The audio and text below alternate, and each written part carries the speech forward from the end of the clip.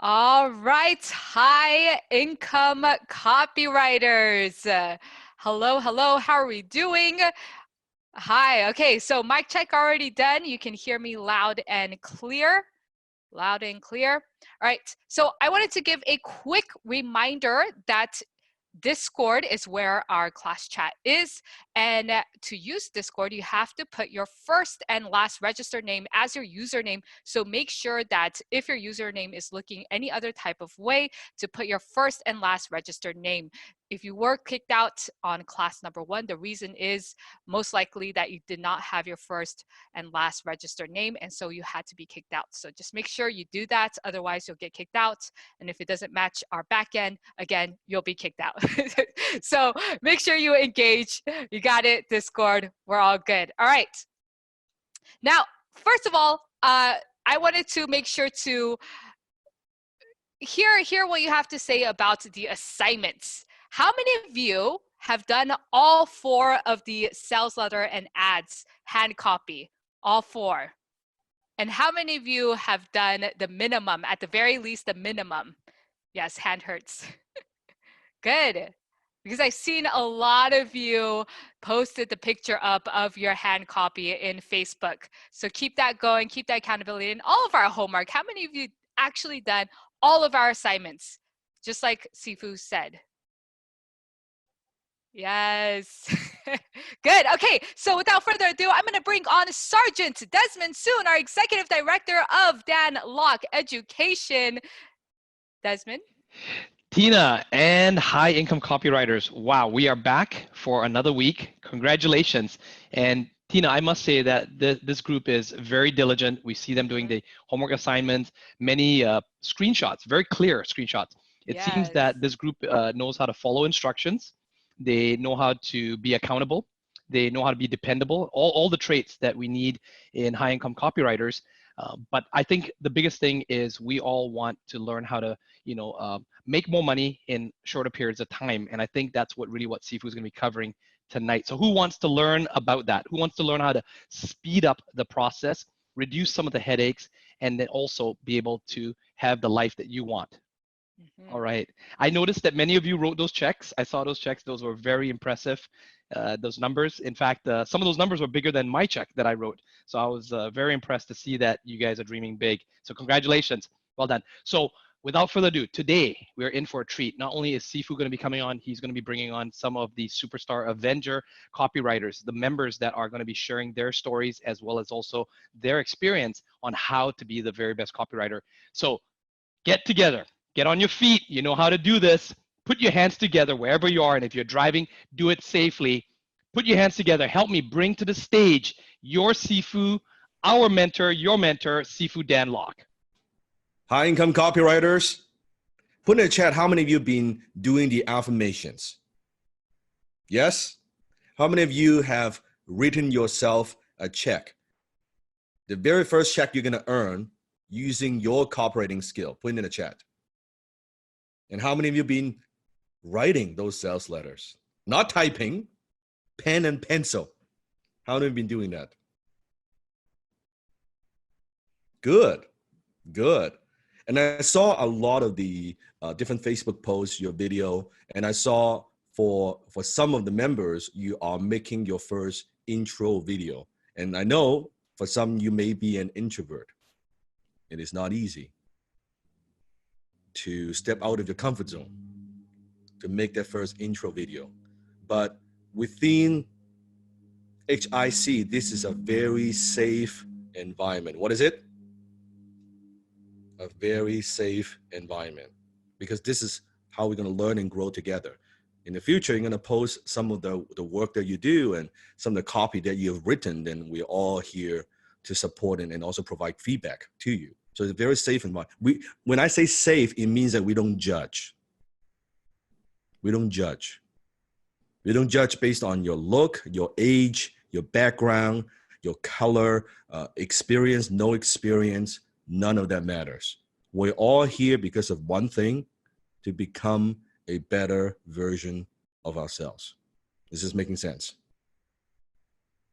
Good. So today, week 2, we're going to talk about 7 copywriting secrets and sales psychology, and how and why people buy. As a reminder, everything that Sifu is teaching you is confidential and exclusive for who? Is for your eyes only. What happens in HIC stays in HIC. Can we agree on that? Yes? And I'll do my very best. Last week, I think we went a little over time. I want to see if this week I could keep it within, I don't know, maybe 3 hours-ish that I can go through all the materials, right? 6 hours. Okay, and let me bring on the copywriting team. Now, for some, you may know, for some, you may not know. How many have seen some of the introduction videos done by the copywriting team? Yes? Okay. Now, this is the Lara, our lead graphic designer, who designed this, kind of based on the Avengers, the superhero copywriting team. Let's see if we emphasize this. They are not actually cartoon characters. They are real people. Okay? They are real people. Okay? They are real people. So I want to bring on each one of them and share with you, and have them share with you a little bit of the story and what has copywriting done for them and how they even got into copywriting. So let me start off with on the far left, which is Steven. Let's have Steven come on and share his story. All right. Thank you, Sifu. So thank you for, giving me a few minutes to just share the background. I think this is pretty important because a lot of students in HIC right now, just a couple of years ago, I had no idea what copywriting actually is, right? I've always had a fascination with sales. I always had a fascination with psychology. Turns out I was doing copywriting my whole life without actually knowing it. So see, for your question was, how did I get into copywriting? Well, basically, if we take a couple of steps back, like throughout my life, I was actually pretty lost in what I wanted to do. All I knew was growing up is that I saw my parents fight a lot about money, like a lot. I grew up in the east side of Vancouver. If you guys are local here, Kingsway and Victoria, the Vietnamese area, right? So there's a lot of pho restaurants there, a lot of Vietnamese immigrants. So basically, we lived in this little place, and every night I'd hear my parents fight through the walls, paper thin walls. And somewhere along the lines, I don't know what it was. Maybe I just felt like because they're fighting about money so much that if only when I grow up, if I make enough money, then I will make them stop fighting. Maybe that I would make them proud. Maybe I would be able to have a family where there would be no fighting, right? So from there, I had this seed of desire that just grew over and over as I got older. So whenever people ask me growing up, hey, Steven, what do you want to be when you're older? I'm like, I don't know, but I want to be rich. That's it. They're like, what do you want to be? I'm like, I don't know. I just want to be rich. So long story short, that led me into a lot of short-term thinking, and I got myself into a lot of scams, probably like a lot of you. I don't know. Probably before HIC, you might have signed up for different courses, right? I got pulled into Amway. I got pulled into this random thing where I just gave this guy a few $1,000s, all my savings. And it was just I'm not going to get into it. It was just so dumb. Just trying to make it rich, right? So it wasn't until one day when I was on Google. I don't know if you guys know this story. I don't think I've actually shared it on any of the YouTube videos online, but long story short, I was like, okay, I tried so many things that failed. I tried to start a tourism company, tried different MLMs, all this different, tried door-to-door sales, tried to scam people with their later on, I realized it was probably a scam because I was trying to sell this, how to reduce their electric bill thing. I can't even explain it properly now. I can't remember. But long story short, I was like, I can't do this on my own. I just sat there. I'm like, I can't do this on my own. So I went onto Google. I just typed in Vancouver millionaire, just hoping that I would find somebody to show me what I was doing wrong, looking for that Sifu, looking for that mentor in my life, right? Go down the list. I don't remember where. Somewhere along the lines, I came across Sifu and I just cold emailed him, right? I'm like, hey, like, can you, like, I've seen your videos. I think at that point, Sifu just had a few videos on YouTube, like, I don't know, like under 10 or 20 or something like that. And I'm like, hey, like, I saw your videos. Like, can you show me what, how you made it in life, how you were able to make your parents proud? Because I heard your story. I heard how you came from Hong Kong, your parents divorced, and all that. And basically, Sifu was like, no. I'm like, can I buy you lunch? Can I wash you? Can I like, drive you around to the airport? Blah, blah, blah. Do you play golf? Do you work out? I'll drive you to the gym, all that kind of stuff. So he was like, no. He's like, come to my event. So long story short, I went to the event, started building a relationship. A couple of months later, Sifu was actually the first one who actually got me into copywriting. He didn't actually tell me exactly what he was doing. I didn't know that, he was going to train me to be a copywriter. All I knew was that, he needed some help, right? And I was I really wanted to be closer to Sifu. I really want to help out. And he's like, why don't you write this sales letter? I remember the first client, it was GoBC. Sifu, you still remember GoBC? I remember. Yana. Yeah. Yana, that's right. So Sifu was like, all right, Yana needs a sales letter. You're going to learn how to write sales copy. And the first 2 books he ever gave me, you guys can write this down. These are great, great books because these books blew my mind away. I was just so amazed. I'm like, holy crap. This is like a scientific thing that I can actually learn. And I love this shit. So the 2 books was Launch by Jeff Walker. And the second one was .com Secrets by Russell Brunson. So Launch by Jeff Walker and .com Secrets by Russell Brunson. So Launch, I read it. I just remember I took so many notes. I can flip open the book today. I just wrote like crazy amount of notes on the page. I'm like, holy crap, this is amazing stuff. So long story short, that's how I got into copywriting. Since then, I've just been so blessed, so grateful to have Sifu Dan Lok be my mentor and to show me step by step how to become an amazing copywriter.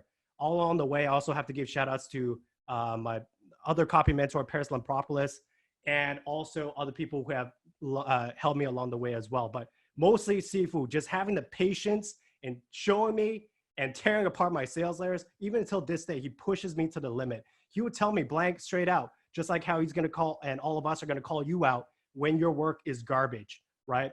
So very, very grateful. Don't want to take up too much time away from the other instructors because we all have, not just myself, but Ed trains with the best. Peter works with the best. All of us are constantly, much like you, also in student mode, learning, absorbing, pushing each other to a limit, handwriting copy, all that stuff. So we're going to get more into it. I'm going to pass the mic to Ed, I believe, who is next in line. Fantastic. Ed? HIC, how is it going, everybody? This is Ed here. I am beyond excited to be sharing my story with you guys today. Hey, everyone.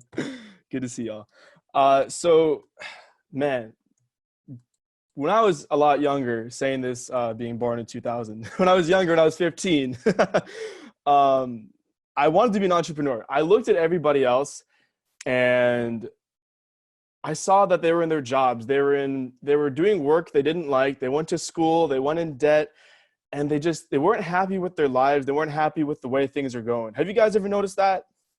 And like, that's all I could think about. I'm like, okay, so what are my options? So I did a lot of research online and I found out that entrepreneurship is a real thing. So when I was 15, I reached out to an entrepreneur in Vancouver and I interned for him for free for quite a while. I was just doing medial tasks here and there. And eventually he moved me to marketing, where actually this is when I met Steven, who you just heard from. And he started teaching me copywriting. So he started teaching me copywriting when I was 15 years old. And we worked together for a little bit. And unfortunately, we parted ways with the client because he wasn't paying us. But Steven said something that I still remember today. He said, Ed, if you keep doing what you're doing, we're going to be working together in the future very soon. Now, I didn't know the power of those words when he said that to me, but now it makes all the sense in the world. You guys are going to find that there are some weird coincidences that happen in your life. You'll look back and you'll go, I'm so grateful that that moment happened. So after I learned copywriting from Steven, fast forward a year or two, when I was 16 years old, I joined an MLM. I lost $5,000 trying to sell this like water stuff. But I was writing Facebook ads every single day. every single day, which is one of the core fundamentals of high income copywriting. So after all that time, sure, I may have lost $5,000. Yeah, miracle water everywhere. I may have lost $5,000, but I had gained the experience of writing ads. So eventually, one of my friends introduced me to Sifu's event in Vancouver, which unfortunately he no longer does, is the Vancouver Entrepreneur Group. And that's when I decided that I could start a freelance copywriting agency. So I would take this high income skill that I just discovered and just start charging money for it. So funny story, I got my first client, but because I was like 16, I didn't have a method of payment. So I closed this guy on paying me $250 to teach him copywriting for a month, but I didn't have any method of payment. I had no PayPal because you had to be 18 to open up a PayPal account. So I had to convince my older brother to make one for me so I could use it to get clients to pay me. So that was the first time I got a client. And then eventually my copywriting skill increased. So I started charging $250 per month, and then I would charge a couple $100 per client, per project, which is decent money for a 16, 17-year-old. Eventually, my copywriting skill increased, and I wanted to join HTC. So I worked all summer. I worked super long, and I got 5 clients to pay me $500, which was just enough to join HTC at the time. And actually, it's funny because in my class, as the last class of the day, I asked my teacher. So we got into class, this geography class. I raised my hand and go, Mr. Hall, I have a business call at the end, like before the end of class. Can I leave 5 minutes early to take it, please? He says, yeah, sure. Okay, go ahead, do your thing. He's really cool. We had a good relationship. And that was my first $1,000 copywriting client that I closed at school. So after that, I closed, because of my copywriting skill, I earned $1,000 a month for consulting. And eventually I partnered up with a 7-figure business owner. I earned 5% royalty, and he paid me $2.5K a month, plus a couple other consulting clients who paid me $1,000 a month. So I was doing $4.5K a month as a 17-year-old in high school. But I didn't stop there. I wanted more. How many of you want more? How many of you want to keep pushing your limits and keep pushing towards where you know you can be? Awesome. These guys are amazing. I love you. You guys are awesome. And so I kept bugging Sifu, please let me join Team Danlock. Please let me be a copywriter for you. Please let me close for you. Let me do something for you. And I kept writing for him for free and offering value and following up and doing the best that I could until he let me join. Team Danlock is the most fun, growth-oriented opportunity I could have ever imagined. When I was growing up, I didn't have many friends. I had a lot of social issues. These people on the team now, they're my family and my friends. I haven't celebrated my last 2 birthdays with anyone else except for my family here at Team Danlock. I wouldn't want to be anywhere else in the world. I wouldn't want to work for anyone else, do anything else, or work with anyone else. Sifu and the team have been a tremendous influence on my life, and I wouldn't be half of who I am today without them. Sifu, Team Danlock is my family and my home. Thank you so much for changing my life. Thank you for believing in me. And thank you for giving me an opportunity when no one else would. Thank you. Thank you for sharing. And you could see the key to becoming a high-income copywriter is you must have been burned by MLM multiple times. That's the key to success. That's mandatory. Okay. Thank you, Peter. Hey, Sifu. Hey, HIC. How's it going? Yes, and I've definitely been burned by MLM before too. You see, there's a pattern here. Yeah, I think we talked about it. Like almost everyone on Team Danlock has been burned by like MLM in the past or something. It's so crazy. Cool. Yeah, so a bit about my story. It kind of all started when I just graduated from university, and I took this backpacking trip through all of Southeast Asia, through like Thailand, Cambodia, Singapore, all that great stuff. And I don't know if you guys have been like traveling, but like traveling, it's so freaking fun. And after I came back, I was just hooked on it. And I just wanted to live like a life of freedom, fun, and adventure. right? That was really what drove me. So like the first thing I did was I just went on Google and I searched, how do you make money online? And I'm not sure, maybe you've been like this too, but you just get pulled into so many different directions, right? And I got pulled into, I think it was like a lot of Facebook ads, some copywriting, some funnel building, some digital media stuff, some blog stuff, some drop shipping, some Amazon stuff. And I just was just learning everything I could, but I was not acting on anything. Anytime something seemed like it was a good opportunity to make money, I jumped on it. And as soon as it was like getting hard, I just stopped. I'm like, this stuff is a scam, right? I'm going to do the next thing. I'm going to do the next thing. I'm going to do the next thing. And at one point, I was just burning through my savings. I was still living with my mom, and I just had to find like a way out. I was stuck. I was at like the bottom, and my thoughts were kind of spiraling down negative, towards a negative way. Like, you know, when you're thinking negative thoughts and you're kind of by yourself, it just eats you up in a different way. And I knew I had to get out of it. So I did something a little bit drastic, but it changed my life forever. I went down, I'm in Vancouver. I went down to the Washington State, went to this little abandoned barn, not abandoned, but it was like secluded barn. And I meditated there for 10 days for a total of 100 hours. So if you guys don't know what this is part of the Vipassana program, and it's free all over the world. You can get access to it anywhere. And if you don't know what Vipassana is, it's basically you go to this location, they take away your phone, they take away your electronics, and you basically just meditate for 10 days. And you're not even allowed to make eye contact with people. So something very interesting happens when you're left alone with yourself and your thoughts for 10 days straight, and you're not allowed to leave. You're not allowed to go on social media to like kind of drown out the pain, drown out the noise. You're not allowed to like go socialize with your friends. You're not allowed to go drink and like just you're not allowed to indulge in any type of escapism. So like the first 2-3 days, I was like in complete hell. All the negative thoughts start surfacing up, like, you can't do this, you're a failure. Why did you think you could even like make it out on your own? Like if you got a job right now, you actually will save so much money. You would be like, okay, like all your friends are asking you, what are you doing? How's the business going? And you can't even answer it. And the first 2-3 days was really tough. But then something kind of happened in the days 4 and 5. The thoughts kind of cleared up. You gain distance from it. And from days 6 to 10, I'm getting more clear on my thoughts, the negative patterns that are happening, and I gain more clarity on my life.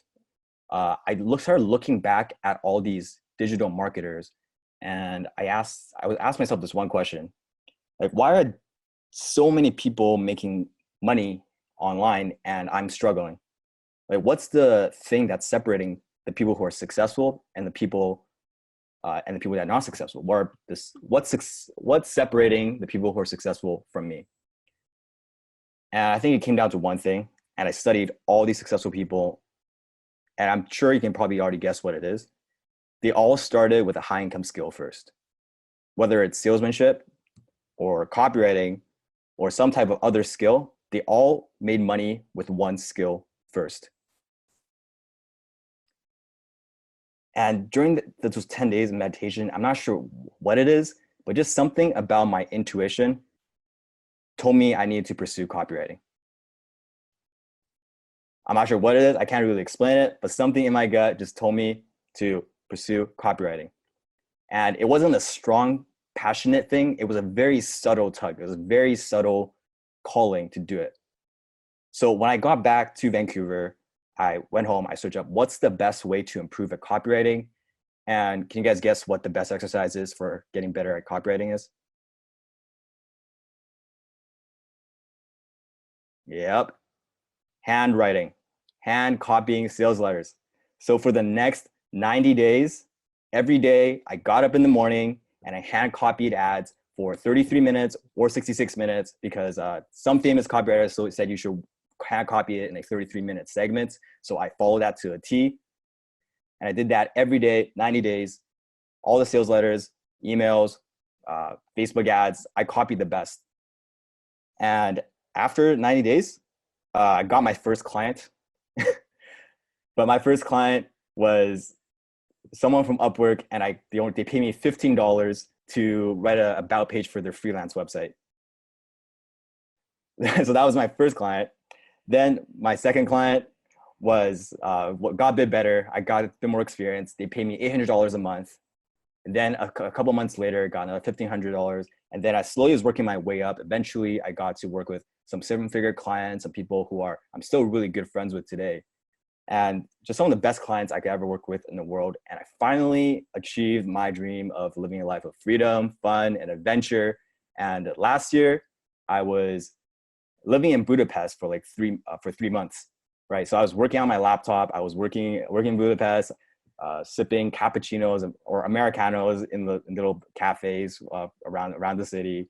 It was super fun, but something unexpected kind of happened when I was traveling, living the laptop lifestyle. After the first month, it actually got really boring, really lonely, and my growth was actually really stunted. Like there's another side about traveling lifestyle that people don't really tell you. And it's that everybody who comes into your life, they're also traveling too, and they leave. So even if you build a best friendship, they leave the next day. It's very hard to surround yourself with people who are growing because it's just hard to build relationships. And it gets boring after a bit because you're doing the same type of work and it's not really challenging you. You're making okay money, but in the end, I was playing very small. I was playing a very small life. I was very selfish. I just wanted to get the best type of life for me, but I wasn't really thinking about like helping the world or growing. And little did you know, I started having a chat with Steven, who I've been friends at that point for about 3 years. And he was talking to me, he's like, hey, Peter, like I'm working with Seafood Dan Lok, and he's doing this, he's doing that. He's got this great vision. Like, do you want to hear more about it? Yes, Adam, Steven brings in a lot of people to this team. Like, Steven's such a boss. So I was chatting with Steven, and he shared with me the vision, and he asked me, like, would you be interested in like joining the team and seeing if this is a good fit? And without a doubt, without skipping a beat, I said, hell yes, let me join. And I joined the team. It's been a year since then. I've been doing the copywriting for the emails, for some of the sales pages, for some of the, actually you've probably read most of my emails if you've read Sifu's emails. And it's been a year. And if you feel like class 1 was drinking from a fire hydrant, working in Team Dan Lok is like your face is right underneath a waterfall, right? You're exposed to the best people. You're exposed to the best in the world. Sifu is constantly critiquing your copy, telling you how to improve it, how to make it go from a 9 out of 10 to a 10 out of 10. And it's just absolutely the best experience of my life. And I'm surrounded with A players like Blake, like Ed, Steven, Tina, so many different people who just won't put up with any type of BS that you're forced to elevate to a higher level and to grow. And it's just been so amazing. And I've been so blessed. And I guess if there's anything you guys need to take away from my story is that just get good at this skill. And when the opportunity comes, you're going to be ready. Right? Great lesson. Yes. Great lesson. That's it. And Blake? All right. How are y'all doing? I think that I might be the only one, Sifu, that wasn't burned by MLMs here. Oh, man. Okay, we got to sign you up. We got to get you an Amway application. Let's get it going. I know you guys got the connections. Maybe you guys can recruit. That's it. We needed some lotion, potion, vitamin, and shit. Yeah, I guess I'll just jump in here. Basically, I'll fast forward a little bit in my life, obviously, but for those of you who don't know, because I know a lot of you guys know me already, from other things that we've connected through, but back in the day, not too long ago, like I'm talking literally 3 years ago, I was working in a clinic as a laser technician. I studied kinesiology. I studied fitness and health because everybody always told me, like, and I'm sure you guys can relate to this, go to school, get a job, and then you'll have an amazing life. Anybody relate to that? Anybody been told that BS before? There you go.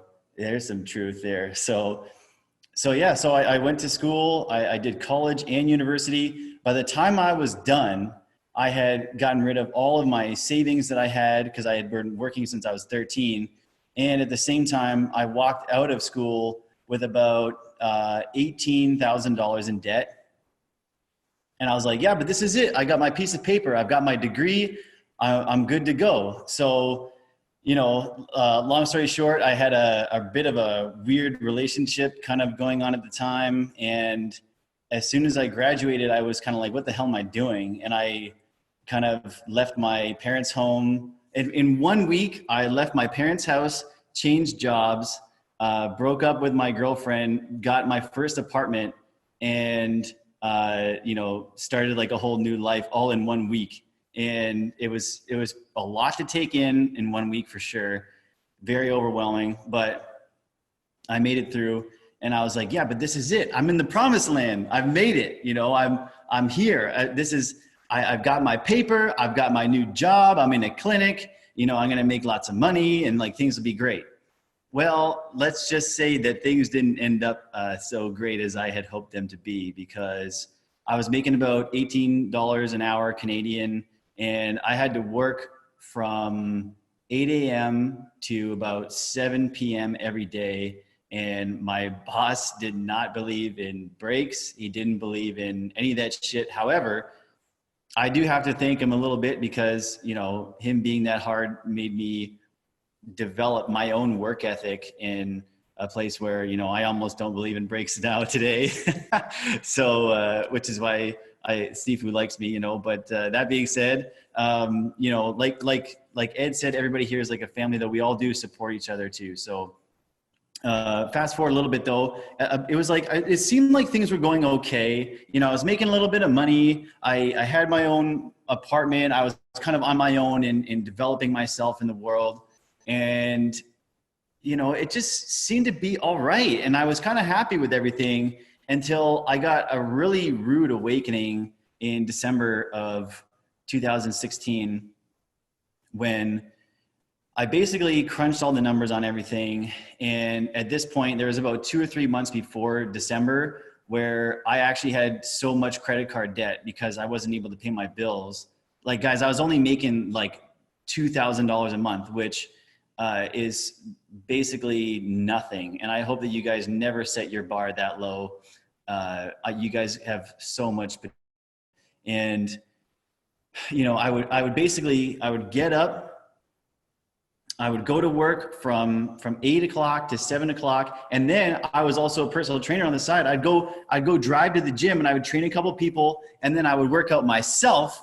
And then I would go home, feed my cat, and then I would crash for the night. And I was going over and over and over again like that. And by the time I consolidated all my debt, by the time I was like all burnt out, just trying to keep my roof over my head, I had actually taken that $18,000 of debt up to about $22,000 of debt. And so I basically had undone all of the payments that I had done for the last 2 years were gone.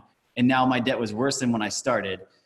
And, when I crunched the numbers that December, I realized that I literally, if I wanted to keep my roof over my head and be able to eat that month, and by the way, this is the first time I ever did a budget because it was out of sheer necessity, I realized that I had no money to buy Christmas presents for anybody.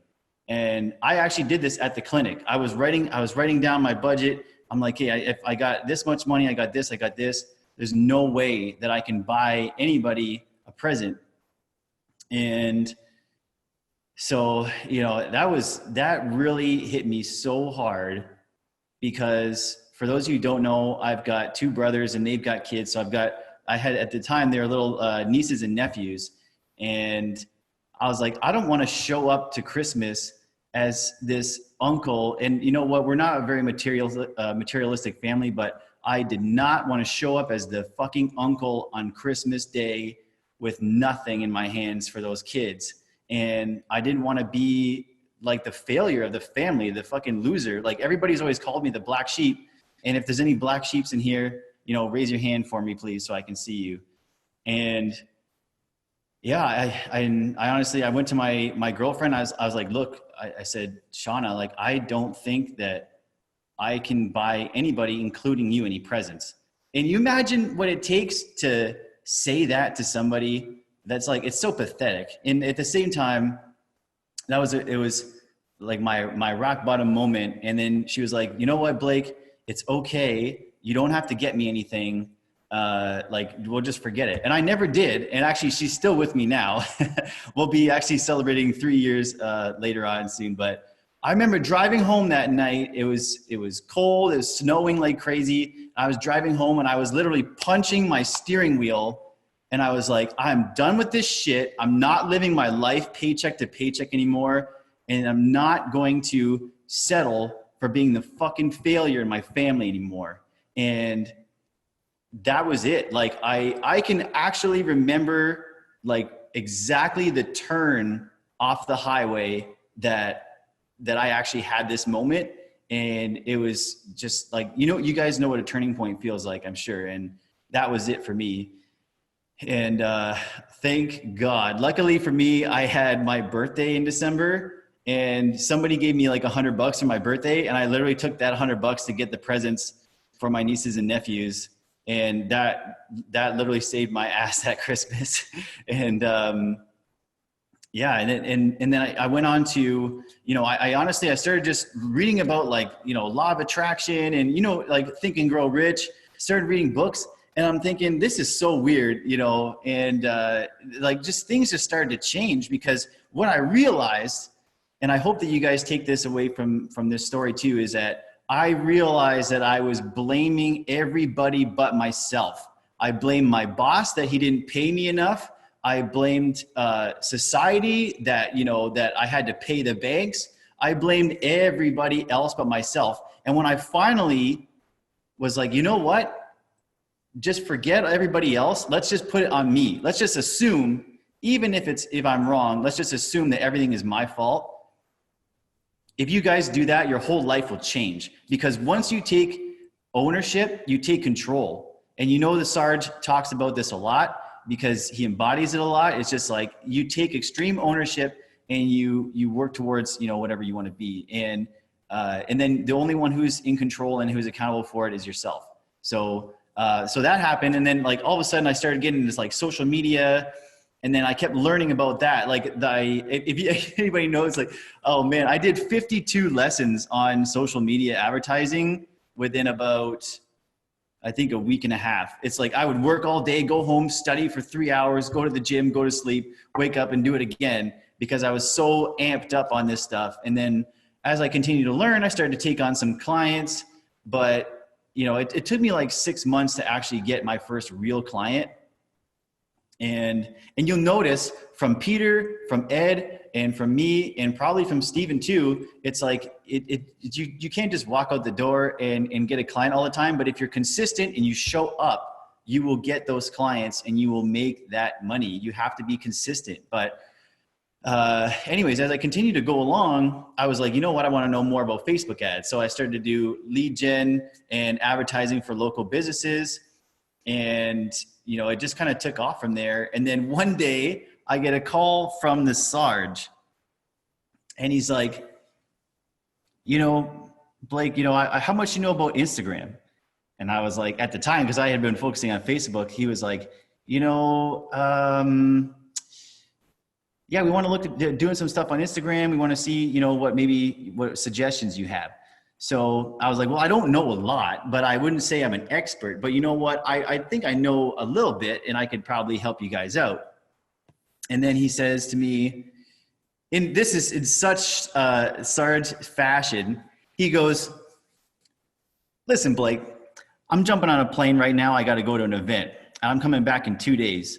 So you got 2 days to put an Instagram strategy together. And if I like what I see, then maybe I'll give you a shot.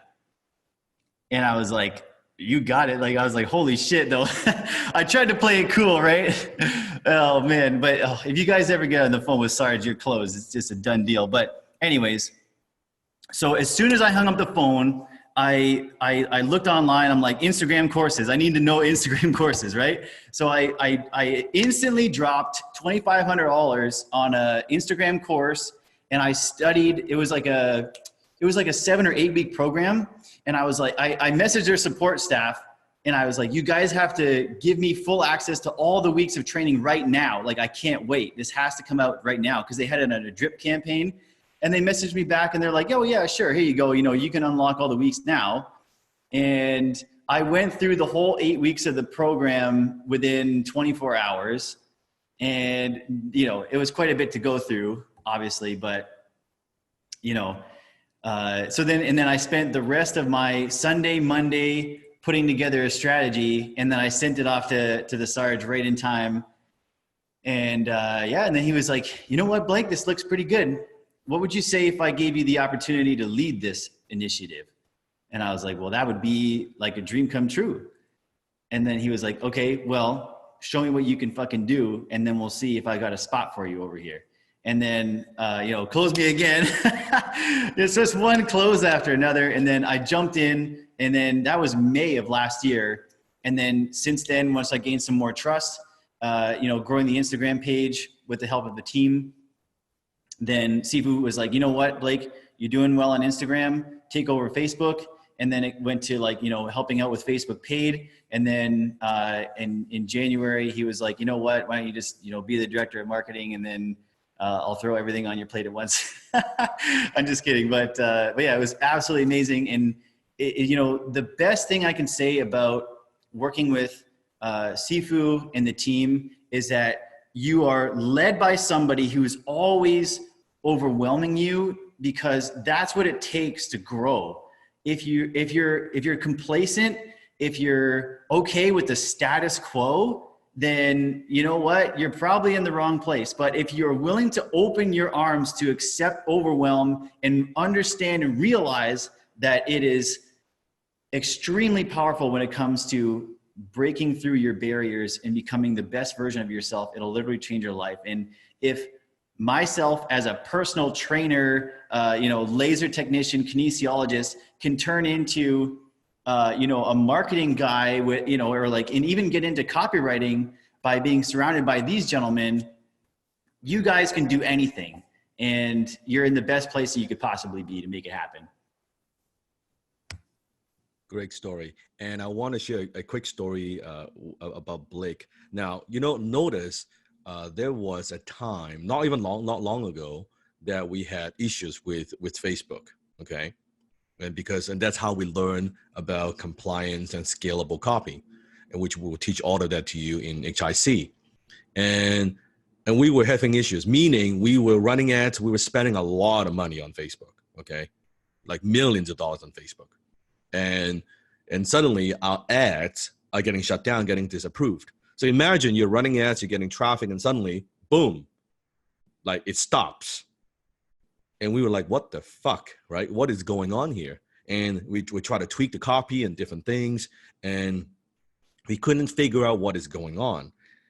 And then later on, through a lot of different tweaks and talking to different experts, and no one has an answer, by the way. No one has an answer, because their accounts are getting shut down too. So we were like, okay, if no one has an answer, we got to figure this out. And because we were following a lot of the typical, right, traditional, proven copywriting principles. But when it comes to social media, a lot of what used to work, and you need their fundamentals, okay? You need those understandings first. But there are distinctions within those principles that, when it comes to social media, they don't work as well, right? Because I'll give you a perfect example, okay? Certain things you could say, you could promise, like one of those like very compelling, mouth-watering headline. Well, some of those you cannot use on Facebook, because Facebook would say, oh, that's too outrageous of a promise, right? You need to tone it down. You can't promise that, or disclaimer, and all these things, which no one was teaching, which I'm going to teach you. Who wants to learn how to do that? Okay.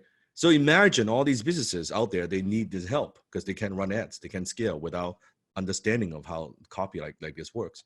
So we were having challenges. Now, Blake, now listen to this, and this is the difference between a winner and a loser.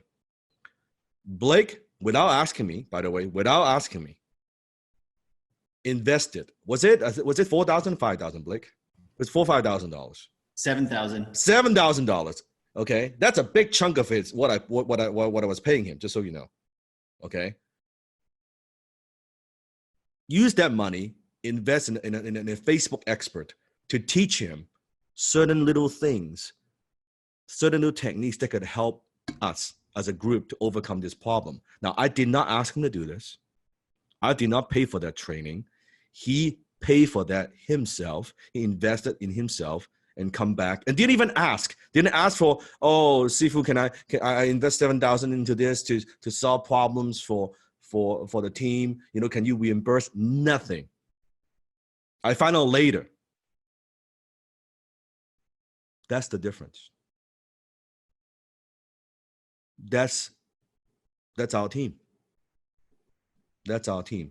How many of you could relate to Stephen, Ed, Peter, Blake stories, or some parts of the stories? Put in the chat. You have a story as well. As you're going through this journey, write down your story. Why? Because someday I might ask you, hey, you know what? Come to class, share your story. I want you to share how you ran from zero to hero. What's your journey like to inspire new students, to inspire others, to inspire the new wave of copywriters? That's what I always like to do.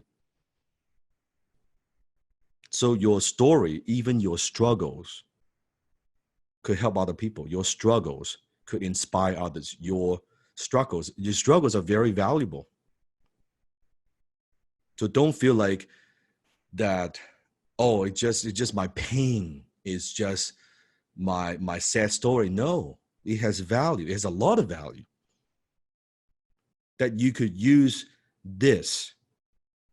We could find value from it, because now all the shit that you've gone through, or maybe you're still going through, it gives us some meaning.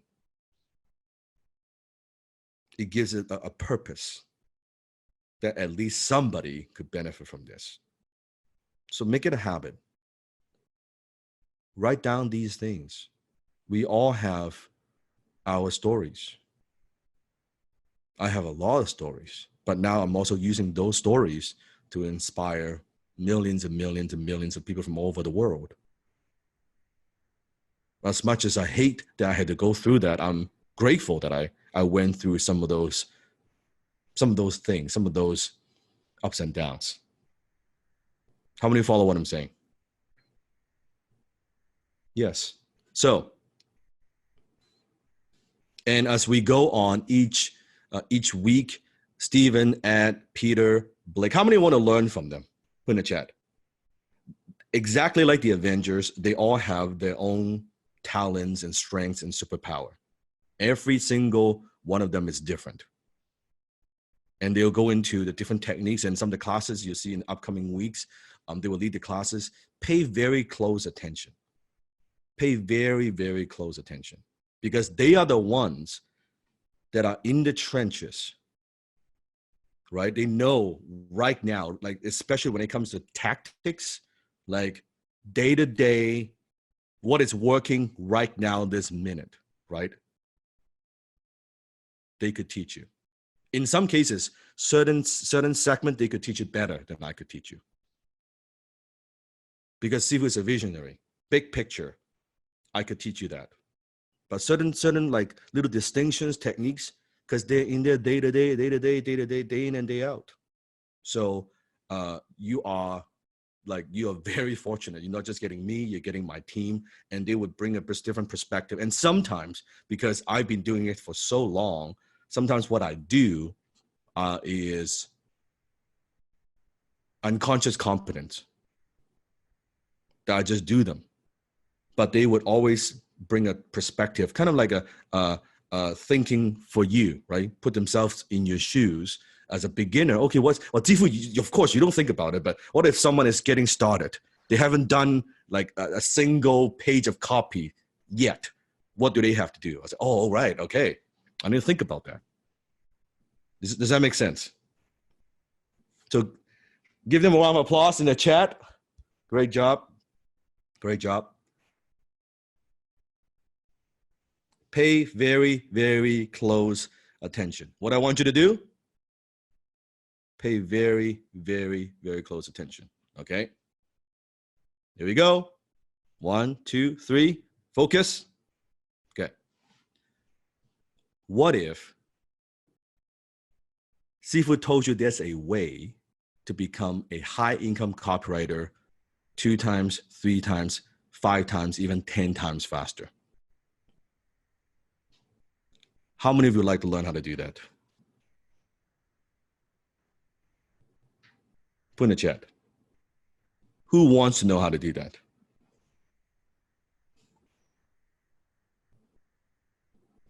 Sales psychology secret number 1. Hand copy great ads and sales letters. How many of you are already doing that? You've been practicing. You've been hand copying, hand writing those letters and ads that we've given you, yes? I remember years ago when Alan was teaching me. And I asked him the question, well, so Alan, how do I get good fast? Like, how do I get good fast? Because I flunked English twice when I was in high school. So this whole copywriting thing, I just like, what's the best way to do this? And I remember he gave me a very pretty profound answer, but it's a very good answer. He said the easiest and the fastest way to become a good writer is by what? By writing good writing. I said, huh. The fastest and easiest way to become a good writer is by writing, not just writing, but writing good writing. Because if you write bad writing, you're going to become a very good bad writer. Like it's so simple, but it's very, very profound, don't you think? Because could you be doing something and you're very, very good at it, but it's actually the wrong thing? Yes or no? Right? Just like the beliefs that we have, even in life, about money, about success, about skill, about education. You could be very good at it, just we picked the wrong thing. So writing good writing. And he said, copying sales letters by hand in print, the brilliant and profitable sales copy in your mind. I'll say that one more time. Because I saw it in the Facebook post. Some of you are asking, well, Sifu, what's the purpose behind this? You want to know the why. I'm telling you the why. Copying sales letters by hand in print, those ideas, concepts, wording, it's like a download, imprints in your mind. This is why I'm asking you to do it. And you don't just do it once or twice and, oh, I got this. And I know, I don't even need to ask. Some of you believe, see, I got it. I just need to read it. I just need to read it. I get it. I mean, I can read it out loud. I don't need to write this. You know, I can't find a pen. It's very difficult to buy a pen nowadays, you know? And no one has papers. Who has papers nowadays? Okay. No. Pen and paper. And I know some of you have not done the assignments. I know that for a fact. Or you've done like, you know, fucking half a page.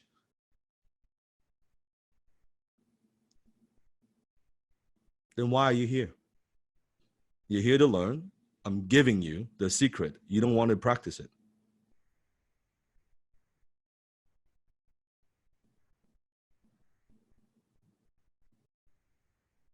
Just like when Alan taught me this, and you'll see it on one of my YouTube video when I was presenting. When he taught me this simple but powerful secret,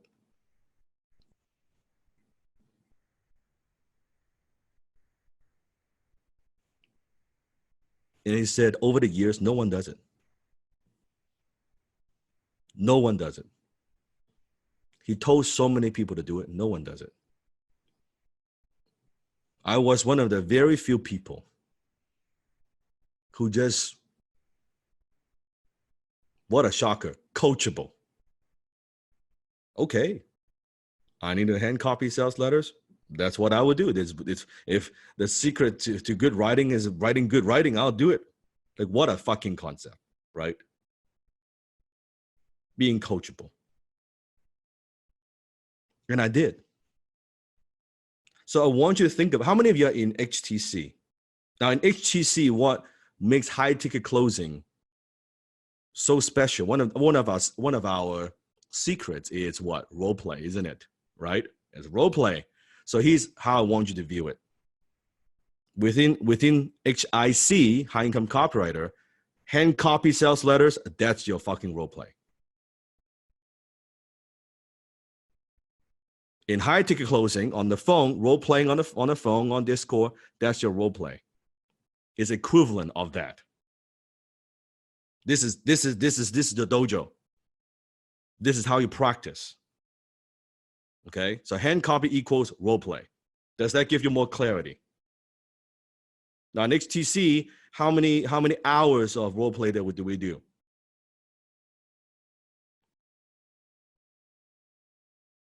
Yes, minimum an hour a day. For some, 2-3 hours a day. When you're learning the skill, it is the same in high income copywriting. So hand copy equals role play. Writing by hand actually activates more areas of your brain than reading, typing, or just saying something out loud, recitling. You need to do it by hand. This is why sometimes I would ask you and I'll give you different assignments. Oh, Sifu, why? Or sometimes even asking how. It's not a fucking question of how.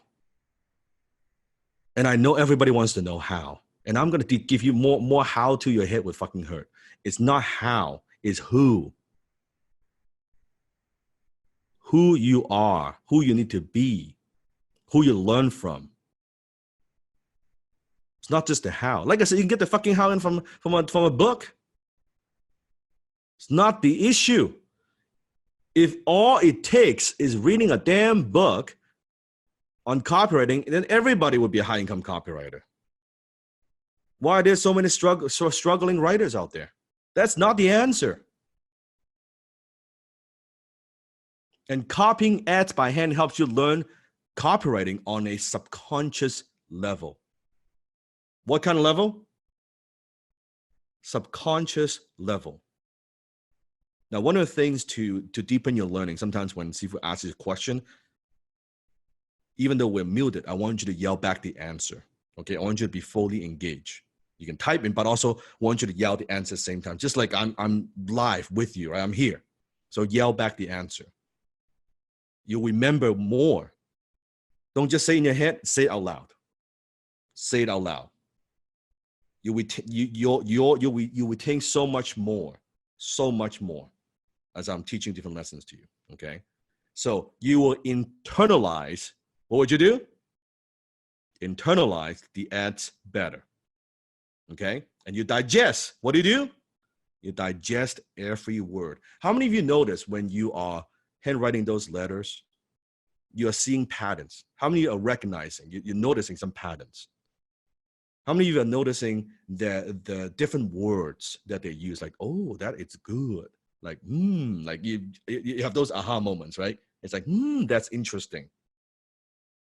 And maybe the first time you do it, you write that paragraph, you don't think about it. But the second or third time, oh, I can see where this is going, right?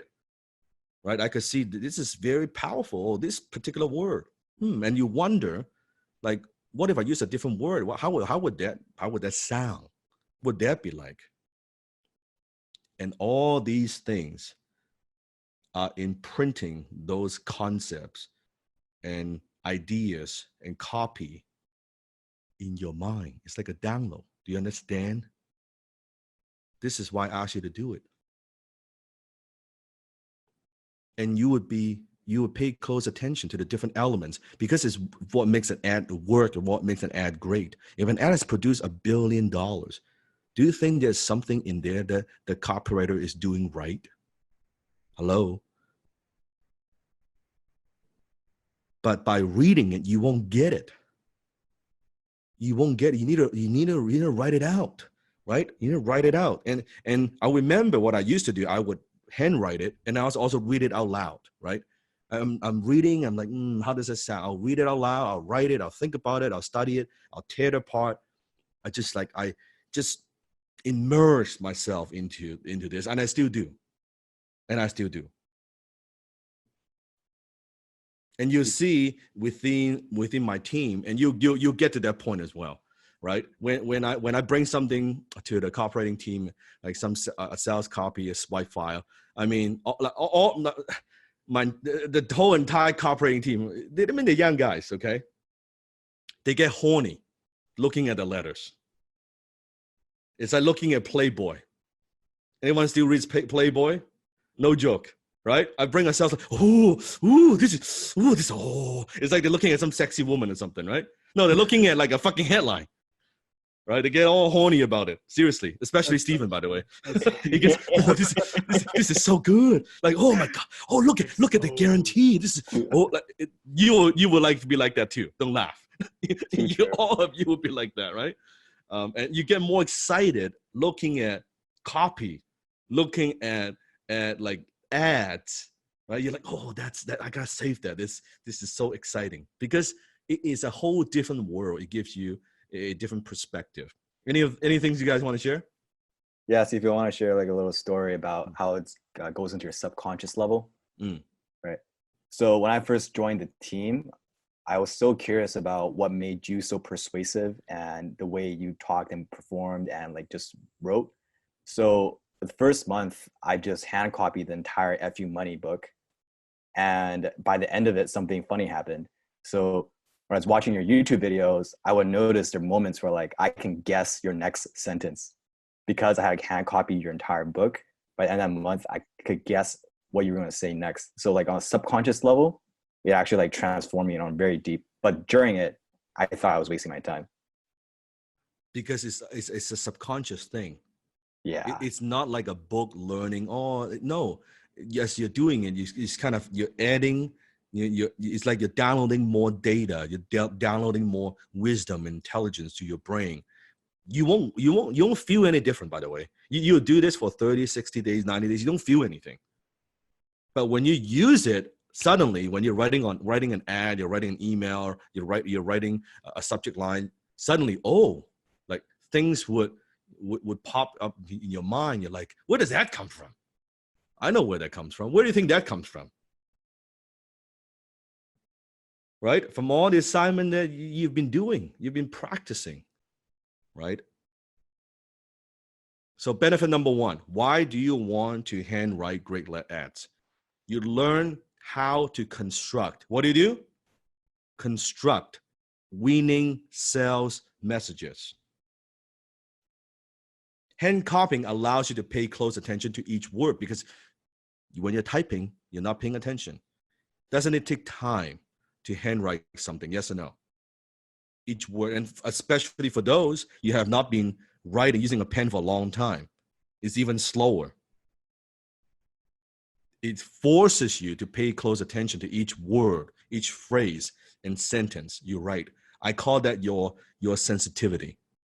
Just like martial art, like in Wing Chun, we have the sticky hand, the chi sao. It practices your sensitivity. It teaches you to be more sensitive about words. And you have a better understanding the ad's strength. And more importantly, you will see more carefully which parts move you emotionally or compel you to act. Give me an example. When the different ads that you have you've been working on, right? You've been handwriting them. Are there different parts that stood out to you? Maybe it's the exclusivity. Maybe, yes, the Wall Street Journal, and maybe it's the storyline. Oh, yeah, remember, I guarantee it. Yes, right? It's like that. You're going to pay me $10. That's good. It's a very strong call to action. For people like you, yes, that's very good. The PS, very good. See, but you see what's fascinating? Your answer is all different. It's all different. Everyone's answer is different. And you will pay attention. You will see which parts compels you to act. Sometimes it may not be the call to action part. Sometimes it could be the story part. Sometimes it could be the benefit. Sometimes it's the bonus. Sometimes it's the guarantee. Sometimes is the PS at the end, like, I don't know, I'm not so sure. You're sitting on the fence, but boom, the PS just like, wow, yes, that is so beautiful, right? So what happens is subconsciously, you are actually breaking down the ad and analyzing it while you're copying. This is not, again, it's not a subconscious thing. It's not conscious, it's a subconscious thing. It's not a conscious thing, it's a subconscious thing.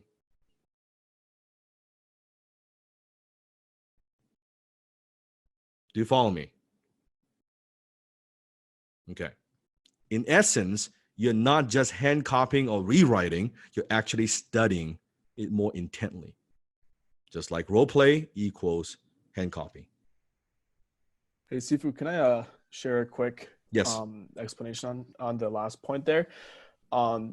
So lately I've been hand copying a lot of sales letters because one thing that I really am focusing on and dialing in on is getting the structure and the flow better.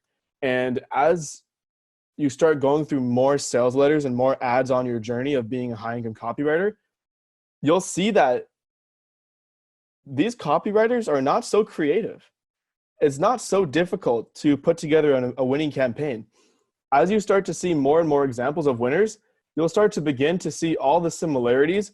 And eventually, like Sifu said, this is the fastest way to become a really high paid, high income copywriter, because you'll start to see all the patterns and all the examples and all the ways that they are similar. And then you start to take those and put them in your own copywriting and put your own twist on them. Like Sifu said, everybody here sees a different reason why they thought that the sales letter worked.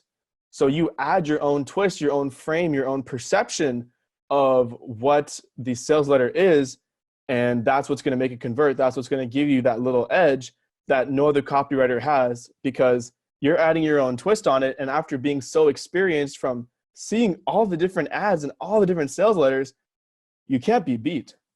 And you'll be able to write sales copy way faster. Is this sinking in? Yes? Now, here's a great quote from Bruce Lee. I'm going to do it. I'm going to do an imitation of my Bruce Lee imitation. Empty your mind. Be formless, shapeless, like water. You put water into a cup, it becomes the cup. You put water into a bottle, it becomes the bottle. You put water in a teapot, it becomes the teapot. Water can flow or it can crash. Be water, my friend. So when you are writing, benefit number 2, you learn how to flow like water. You learn to flow like water. Now, in closing, on the phone, we want to learn how to flow now, don't we? We're not reading from a script. We are redirecting objections. We learn to flow on the phone. It's like playing a chess game with a prospect. Now, in copywriting, it's the same. Your sales copy should flow just like a waterfall. It should flow from beginning to the end. Every sentence's job is to make sure you read the next. What is the purpose of a headline? The purpose of a headline is not to make the sale. The only purpose of a headline is to get you to read the first paragraph, period. What's the purpose of the first paragraph? To get you to read the second paragraph. That is it. And what's the purpose of the second paragraph? To read the third paragraph. It needs to flow. It needs to flow. So what happens is when you handwrite classic, especially the classic, right? It could be space ads, display ads, sales letters, every word, you notice every word deserves to be there. What's the key word? Underlined. Say it with me. Deserve to be there. There's no wasted effort. There's no wasted words. Every word. The copywriter worked very, very hard. See, it's because you work very hard at writing it. That's why the reading is easy. I'll say that one more time. Make sure you get this. Are you writing this down? It's because you work very, very hard at writing the ad. That's why for the reader, reading it is easy.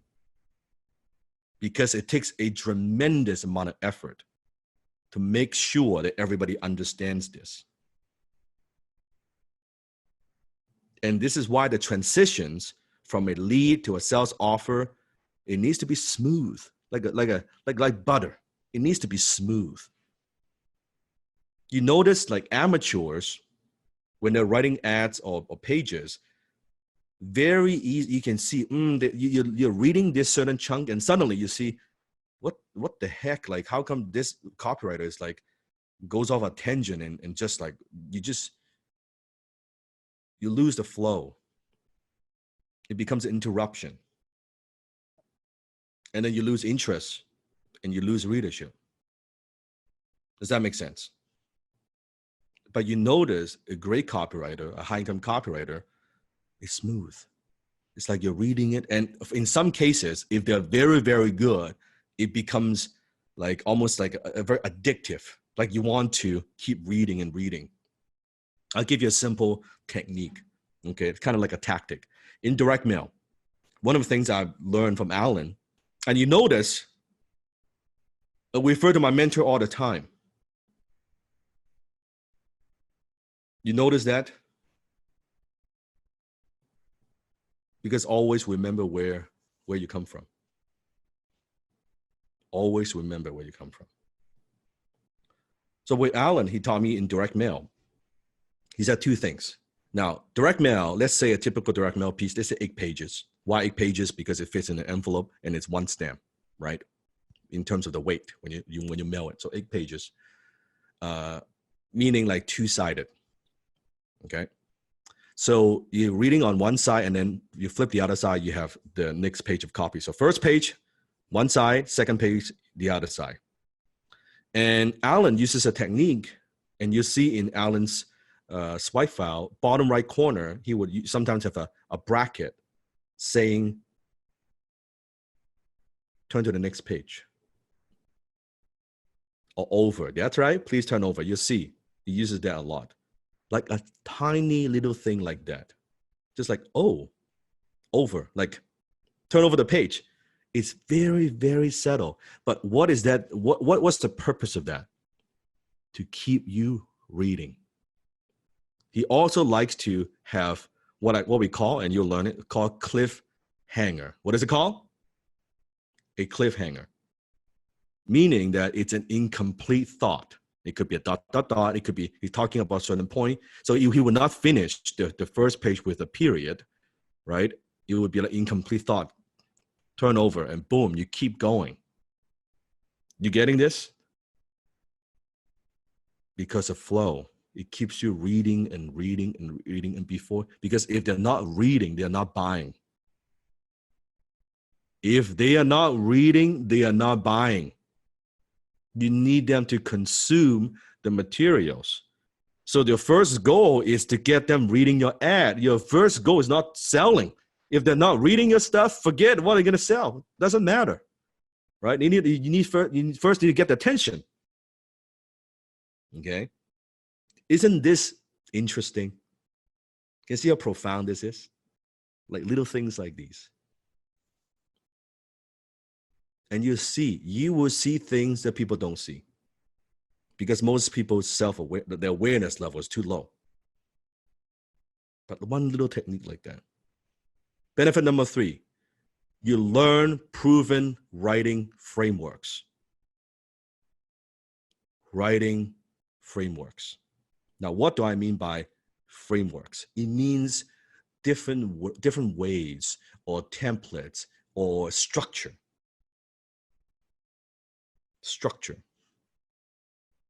So let me give you a framework. Example, problem, agitate, solve. Write it down. Problem, agitate, solve. Now that's a very much a proven framework for marketing, for copywriting, meaning you tell them what the problem is, you state the problem, you agitate the problem, and you offer them a solution. This is like a go-to for copywriter. Tell them what the problem, state the problem, agitate the problem, so there's emotion, inject some emotions, and boom, solve the problem. That's a framework. So as you are hand copying these letters, you pick up these different frameworks. The more you hand copy ads and sales letters, the more you see the same sequences, phrases, and frameworks popping up. What we're looking for, okay? What are we looking for? We're looking for patterns. What are we looking for? Say it with me. Patterns. We're looking for patterns. And you see, oh, here's another problem, agitate, solve. I got that. Oh, here's a little framework for building up value. Here's a little framework for guarantee.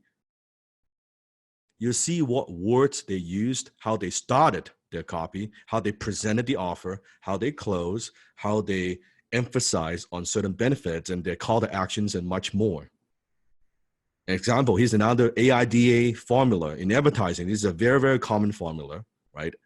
Awareness leads to interest, leads to desire, leads to action. Say it with me. AIDA.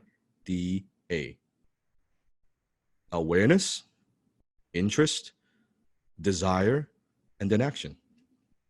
Hey, Sifu, do you mind if I share something? Anytime. All right, cool.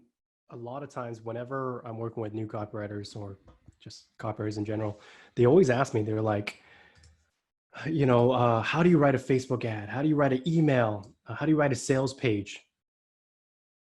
They're like, what framework should I use? Here's the secret. Like, really? You can use like what Sifu is sharing with us right now, AIDA in everything you write. It's not like, if you're writing an Instagram post, it's any different than if you're writing an email post. It's not like if you're writing an email post, it's any different from a Facebook ad. The principles of persuasion and the frameworks of persuasion stay the same. Now, you can play around with it. I mean, like masters, how, what's that saying? It's like first you learn it, first you master it, and then you break the rules or something like that. I can't remember. I'm not the best person at quoting stuff, but when you're first starting out, anything that you write, it's just like, yeah, even a text message. Ada is a girl. No, I thought what Michael Lee was saying that if you're sending like a text message to somebody and you want to get their attention, right? How's that any different than writing an ad? You can use the same framework. I do want to point that out. And by the way, this works also in presentation. If you're doing a presentation, let's say you're doing public speaking, and Sifu uses it a lot. Awareness, interest, desire, action, or I can also do problem, agitate, solve. It's the same framework in terms of communicating a message. It's the same idea. You can use this for dating. Can you see how AID will work in dating? You need to first get awareness and then get interest, right? And then desire, and then you take action. You close the deal. It is the same. Doesn't matter you're selling someone to go on a date, to give you their phone number, right? It's the same. You get so good at this. Well, but Yeah. you probably get more excited looking at copy than Playboy. That's for sure. After a while. Definitely for your Tinder profile. Yeah, forget it. Yeah, 100%. I know I do, Sifu. Yeah. It is a very interesting to witness. I'm telling you. Yeah, you see a bunch of guys like, oh, like you, like, you know, you think, well, they're looking at something. It's they're looking at sales letter. Oh, David Ogilvy. Yes. I say, oh, it's David Ogilvy, man. Like, yeah, that's what they're talking about. It's pretty hilarious. So, AIDA. Benefit number 4. This is probably one of the most important things, one of the most important value, I would say values, benefits I got from copywriting. And that's you learn how great copywriters think. You learn how great marketers think. Because copywriting, you know, I'll teach you tonight, is more than just writing ads and emails and scripts or sales letters. When you're writing, we need to develop what I call the big idea. What is it? What do we need to develop? Say with me, the big idea, right? We need to determine the market's dominant emotion, negative or positive, sophistication level, awareness level, and so much more before I write a single damn word. And when you hand copy old ads, proven ads, modern sales letters, you'll see how great copywriters, they tie it all together. Again, we're looking for patterns. What are we looking for? Patterns, right? And you start noticing their hooks, what we call sales hooks, big ideas. And I'll give you all kinds of examples. Irresistible offers, right? A big plus, by the way, if it's in your industry. You see what's working in your industry, and you can borrow an idea too, or that's been proven to work to sell in the health industry or the financial industry or the investment industry. It doesn't matter. It doesn't matter. Hey, And Sifu, yes. Can I jump in and add a Yes. quick thing here? Thank you. So I've noticed that as I've been writing over the years, if I don't have some kind of structure, or if I don't do enough research into the big idea, the market's dominant emotion, sophistication level, awareness level, and all those other things, the copy doesn't come out quite as good or quite as fast. But if I forget who said it, they said, think slow, write fast. So really take your time before you even put your pen on paper or your hands on your keyboard. Really dive deep into the market, into the strategy, into everything. And then when you write your copy, it should be relatively quick. So really focus your time on researching and preparing. So when you do write, you write quick and you write fast. Think slow, write fast, take your time, think about, and we'll teach you all the techniques, how do you actually think. I'll teach a lot of that tonight, but understand, take some time to think. When you have clarity about the offer, the big idea, the emotions, all these things, that if you have the hooks, once you have clarity on that, writing is actually pretty easy. Because you know exactly, it's like you're writing a page. Well, you know exactly what you're gonna write. You know the offer, you know the pain, you know the benefits that they want. Writing, it's not difficult at all. Because by that time, with enough practice, you would know what words would work. You would know how to communicate your idea with clarity and conviction and confidence. Does that make sense? Yes?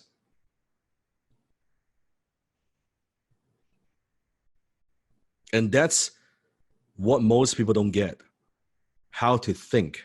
And I think Stephen, all the years, and Stephen been with me for many years now, right? And that's one thing he's always asking, right? And Stephen can jump in and share as well, is how I view things. And to fast forward today, everything that we do, it's because the foundation that I've built, I've established earlier in my career, learning how copy works, how words affect how people see things.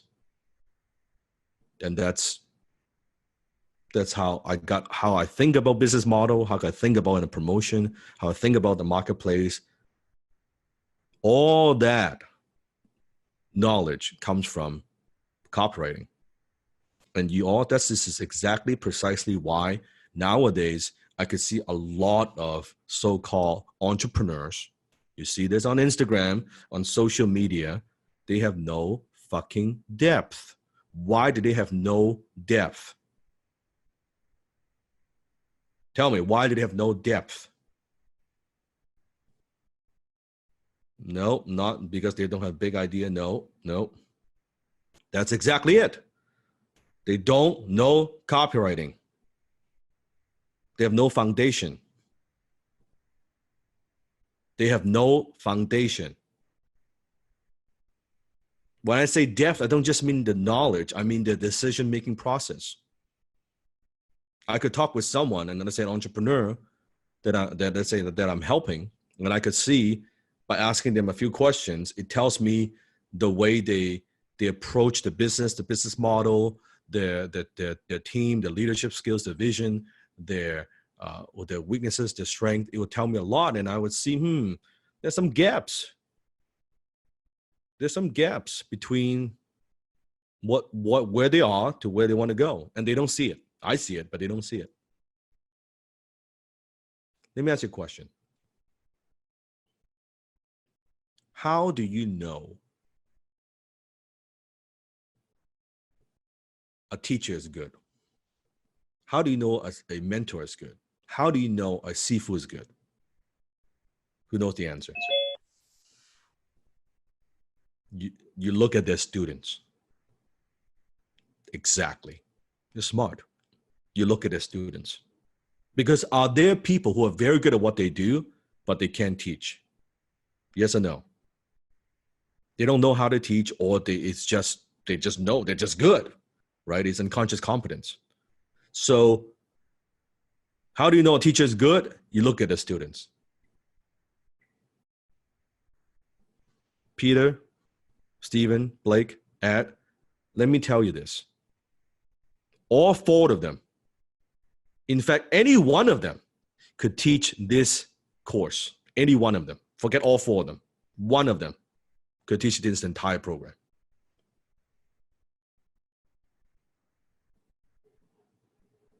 You got all four. All four of them more than capable of teaching this.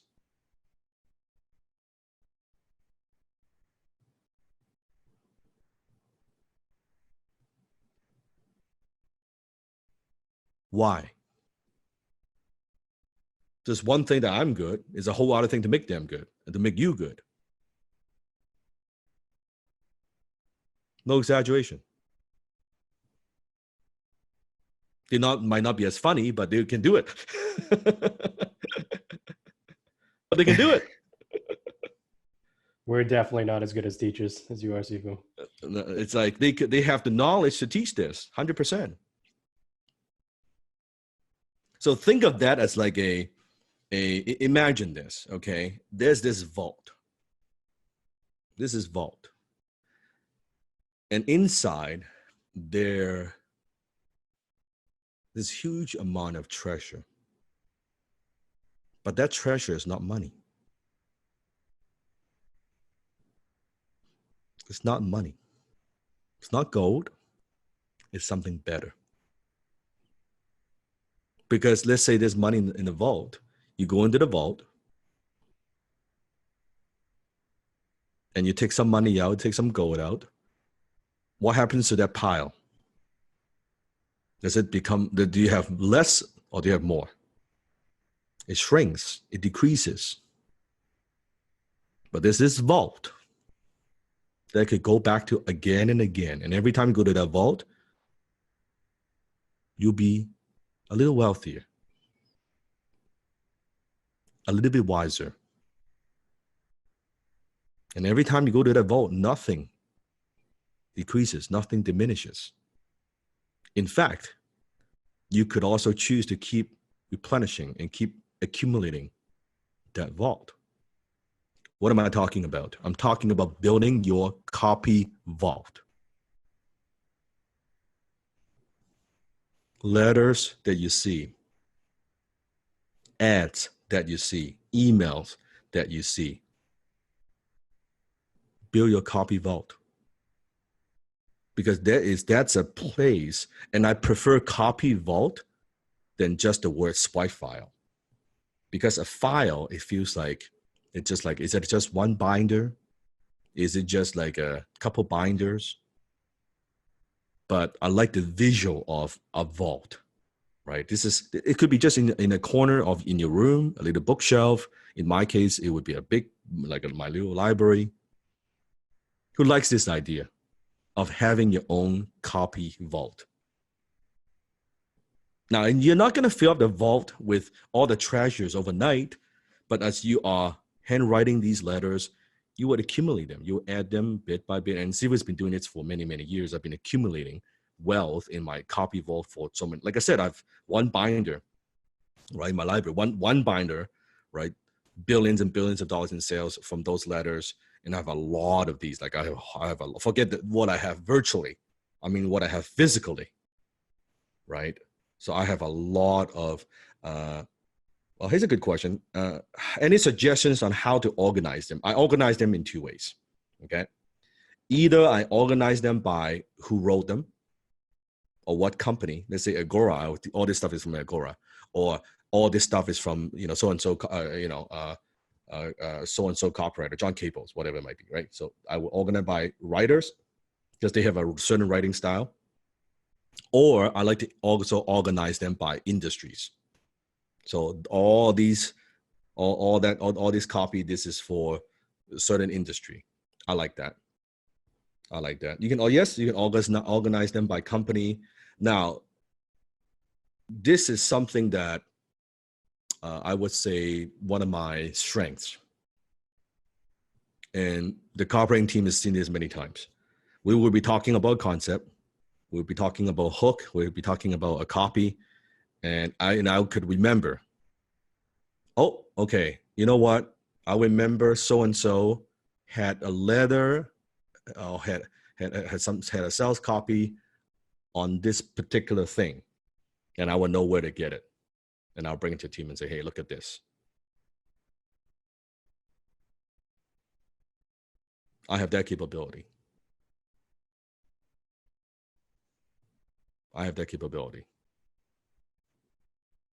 So building your own vault. The father of modern advertising said, any fool can make soap. It takes a clever man to sell it. So when I say copy vault, I say it's not the thing. It's a thing that sells the thing. Say it with me, loud. It's not the thing.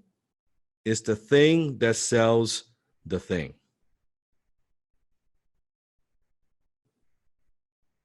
Not the product. It's not the service. As a copywriter, you want to look, you want to study.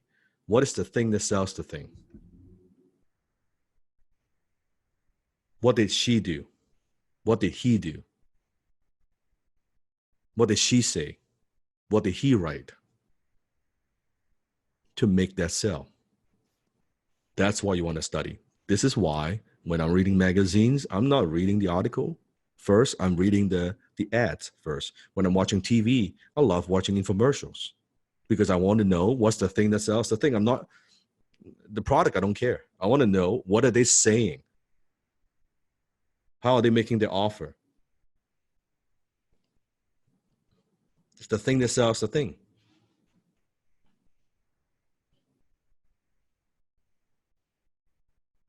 Building your vault.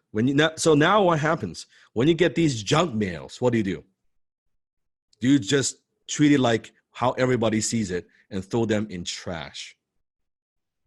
In the trash can? Or would you kind of look at them?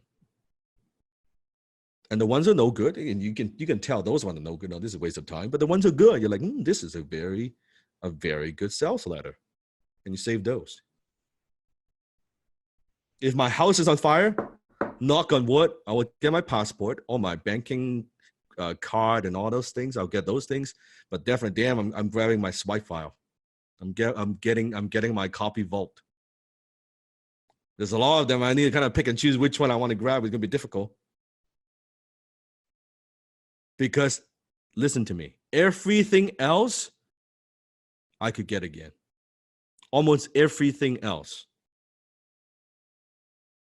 I could buy again. Except something that has sentimental value, like, family things, and I'll grab those. But definitely top 3 or 4 items, my swipe file. That would be the first 3, 4 items in my mind. Which binder I need to grab, right? Or Jenny will probably be out the door. She's saving me.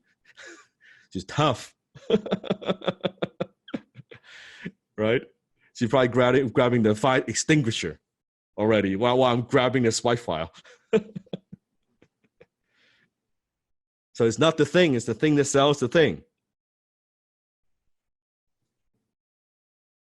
So for those of you who don't know my story and how I met Alan, would you like to know how I met Alan?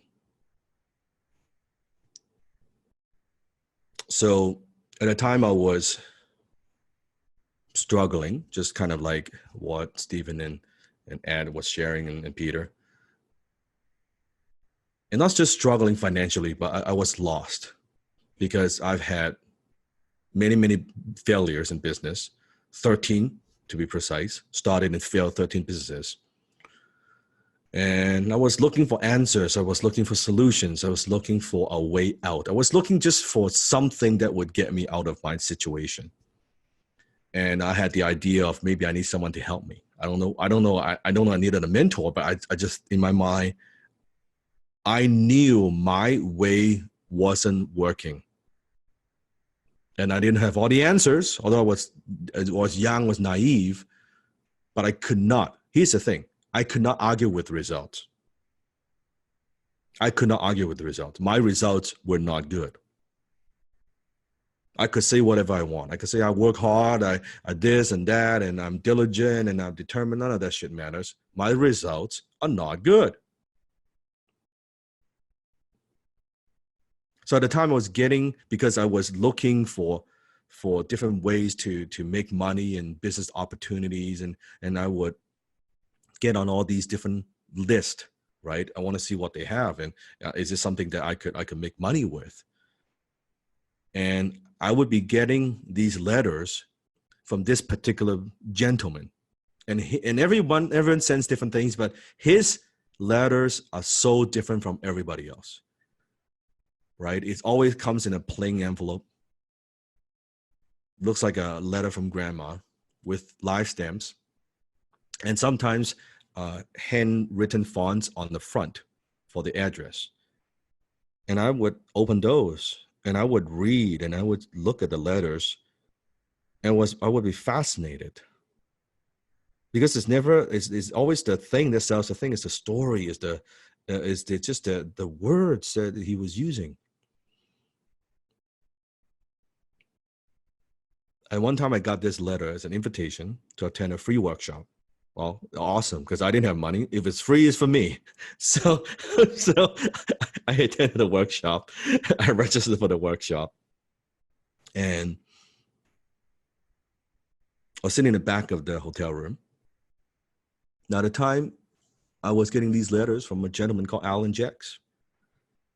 I was sitting in the back of the hotel room, and there was a man sitting next to me, on my right next to me. I saw his name tag. And says Alan Jacks. I look at the speaker. I look at him. I look at the speaker. I look at him. And I said, no fucking way. There is no way. Like, it can't be, right? So I asked Alan. I said, I was like nervous. So I started, are you Mr. Alan Jacks? I said, yes, I am. And I said, oh my fucking God. And I was jumping up and down. I said, I am a huge fan of your work. I said, I love what you do. And he was, first he was a bit shocked, right? And then he was like, oh, thank you very much. Yes, because at the time, Alan runs a financial education seminar company. And one of the largest back then in Canada. And he said, yeah, we do a lot of education workshops. We do very good workshops. I said, no, not the workshops. I love your letters. I said, in fact, I collect, I store, I save all your letters. I have a binder. I 3-hole punch all these letters and I put them in a little binder. And he was like, oh, that's a little weird. Like, you could tell he'd never heard of that before, right? Like, this, like, you got to understand, right? Back then, this is Sifu, like 20-ish, right? Spiky hair, glasses, pimple face, speaking with thick accent, and this guy's raving about his letters. Like, it's a pretty weird thing. You gotta understand. It's a pretty weird, like, visual. All right. And I asked him a question that forever changed my life. I said, "Can I buy you lunch?" And he paused a little bit, and then he said, "What the hell? I gotta eat." And he said, "Yes." So, and then we went down to the restaurant. I mean, because I was yelling. You gotta understand, I was yelling. Oh my fucking god! In the back of the room, the speaker was like, "Shut the fuck up!" The guy wanted to kick me out anyway, so it's good that we leave the room, right? I was too excited. I was too like just like way too excited, like way too much enthusiasm at the time. It was intense. So we went into the restaurant and we sat down. And the first thing I said to Alan is this. I said, "Alan, I'm so honored." I call him Mr. Jax back then. I just said, "Hey, Mr. Jax, I'm very honored," because I want to be polite. He said, No, just call me Alan. I said, "Alan, I'm so honored that you're having lunch with me. I just want you to know that I'm a young guy. I'm just kind of getting going, trying to learn business, and frankly, I had a lot of business failures. I actually don't have a lot of money. So, for this lunch, if you order like a burger or a drink, that should be okay. But if you order a steak or anything like that for lunch, my card probably won't go through. Like, it will probably decline, right?" And he just laughed, right? He just laughed. You can see, right? I was very, very honest, and I think that he loves that, right? I wasn't trying to pretend to be someone who I'm not. Like, I just was very, very upfront. And he said, "Oh, no worry, I'm not hungry. Just I think he ordered Coca-Cola or something, but the simple thing, he didn't order a whole lot." And we talked, and afterwards, and I found out his office, where he's at. And I'm not an advocate of this, okay? And don't do this to Sifu, by the way. But this is what I did. I was stalking him, okay? I was stalking him. So I would go to his home office in Coquitlam back then, and I would go to I want to learn from him, right? Because now I saw him, we connected. I think it's great. And I would now remember my first business. What was my first business? Right? That's right. Mowing lawns, right? So I would mow his lawns, right? I would like mow his lawns and like do gardening work outside, and just like being in that place for like many, many days. And his wife back then would be like, "Who the fuck is this Asian kid? Like, did you have an affair, or like it's like a bastard child? Like, what the fuck is this?" Right? Like, just weird, right? He had to explain, and finally he couldn't take it. Say, "Okay, fine, I will take you on," right? But only under 3 conditions, which is the same rule that I have that I teach to all my students, right? What are the 3 rules? He said, "I will take you on." Yeah, that's right. No opinions, no excuses, and no victims. He said, if you follow those 3 things, I'll take you on as a student. And he did. And that's how I met Alan. Now, Alan is, he's how I would describe him as he's a kind of like a very eccentric kind of a person. He and I are actually very, very different. He has, sometimes he has a temper. Sometimes he's not very patient. And he doesn't actually teach me. Everything he does is more through actions. A lot of what I learn is like through observation. He doesn't sit down with me and say, "Okay, you do A, B, C, and D." He never does that. Okay. He's not doing it. He's not doing the way that I'm teaching you, right? I just He'd just say, okay, do this. Or, okay, these are the books, read those books. Sometimes he doesn't even tell me to read the books. He would just say something very vague and say, okay, you have access to these. You can read them if you want, but don't bring them home. You can read them here. And that's it. He didn't say anything else. He didn't say you're going to read this. You should do this. You have no idea how lucky you are. I'm giving you like a step-by-step plan on how to become a copywriter. Okay. Back then, I just figure it out. He doesn't say anything. He just that's the way he teaches, right? And when I send him stuff, he would critique and he'll rip it apart. Now, when he rip it apart, he also doesn't teach me how to fix it. He just said, this is shit. Do it again. I said, why is it shit? It's shit. Why would I give you any comment on a piece of shit? Do it again. Right? Why would I waste my time on that? So he was pretty tough on me on certain things, right? And sometimes he'll be very, very,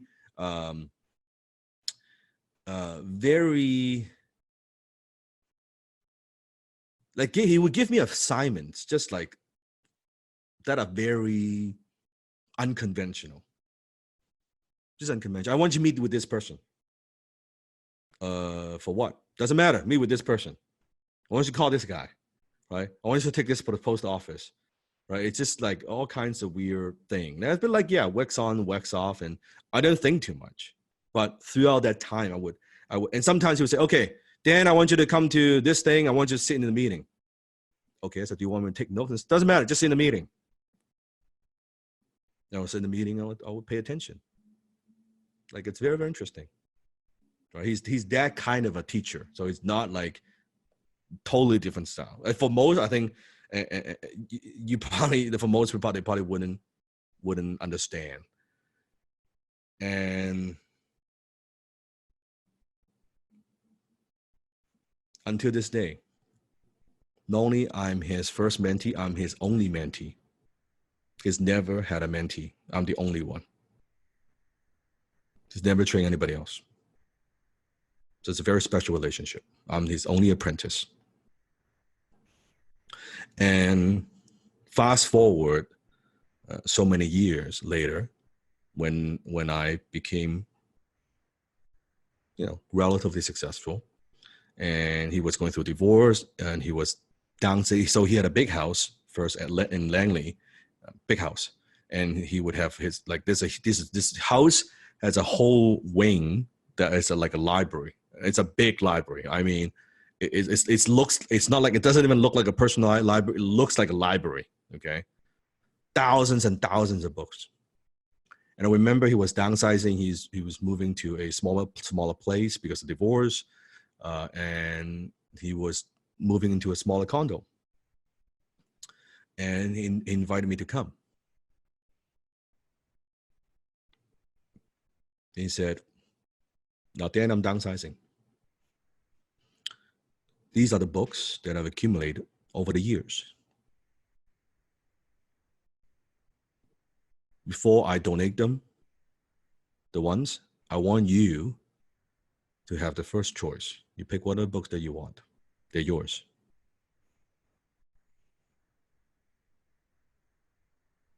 And I picked out probably hundreds, maybe 400 or 500 books.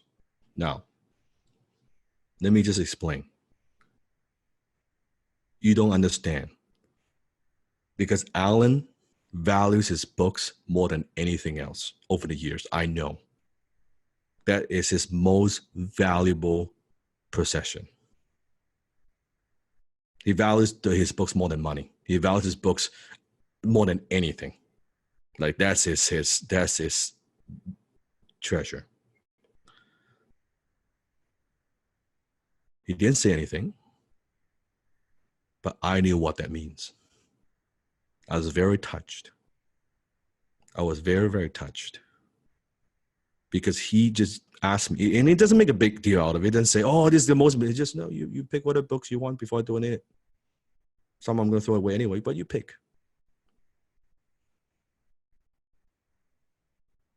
I was so touched. And Jenny was with me. We went to his house. we put all the boxes. We get a lot of boxes. We put in the books, and Jenny was like, "Well, why are you getting so many books?" I said, "I'll explain later." Right? I'll explain later. And I put all those books and I remember at his door, like walking out to the garage, like now it's like the final box, and I picked, like I've got some stuff in my library for Stephen, like who've been to my house. I mean, I've got some good stuff, like It's stuff you can't crazy. even, you can't even. It's so valuable, like books that are so valuable. And I was taking the last box, and Alan said to me,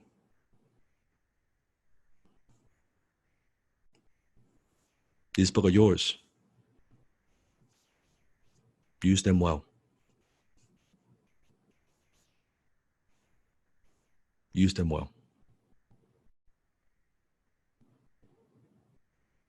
That's the moment I knew that his past, like it's not the books, it's his way of expressing, "I'm proud.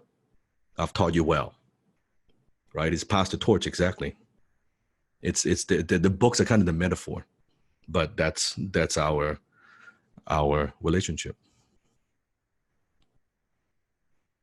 That's our relationship. And very soon, like later, right, like because his Parkinson's disease, like his health got worse and worse and worse and worse, right? This is why I have so much respect for my mentors. I always remember where I came from. It's all these, and I have so many little stories, right?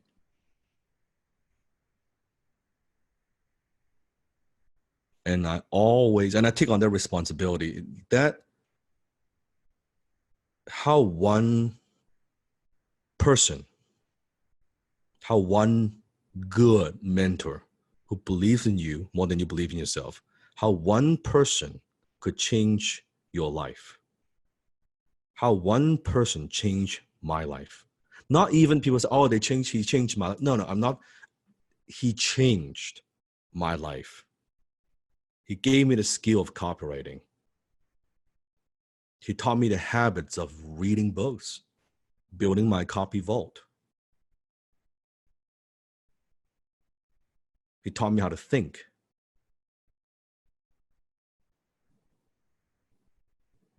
He taught me how precious time is, because when I first met him, his health was fine.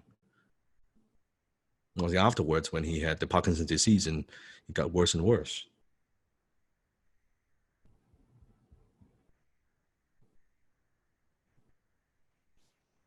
Every great copywriter has a swipe file. They have a copy vault. The legends have it. 6-7-figure copywriters, they have it. So hand copying not only lets you understand these letters on a subconscious level, but you could also look to them for inspiration. You're not going to get a huge swipe file overnight like Copy Vault, but one at a time, when you pay attention, when you see things, you can add to it. So when you're stuck, when you have writer's block,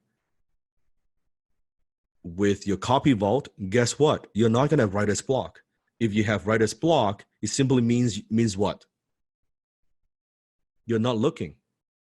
You're not doing enough research. You're not looking into other people's work. And copywriters should have no egos. I talk about this week 1. I'll say that again. One of the biggest mistakes I see copywriters make is once they get decent, not even good, once they get decent, they get cocky.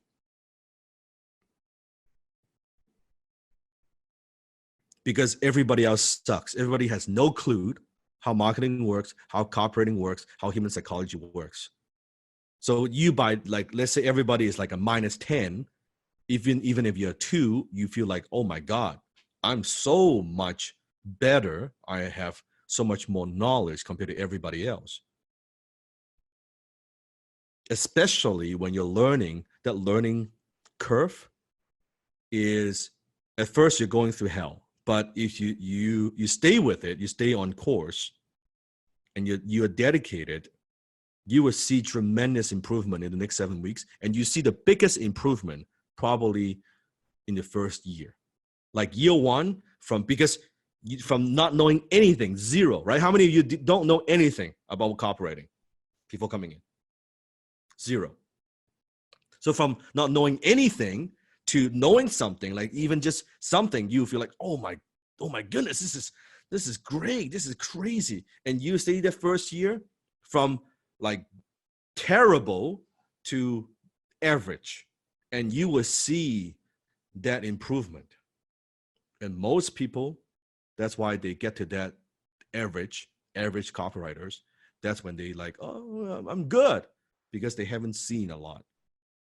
They haven't done a lot yet. And then most would stay stuck at like average. And then when you push through that after year one, I would say after year one. Now, by the way, it doesn't mean like that 1 year you're not making money. You're making money. I'm talking about from a skill perspective. Okay? From a skill perspective.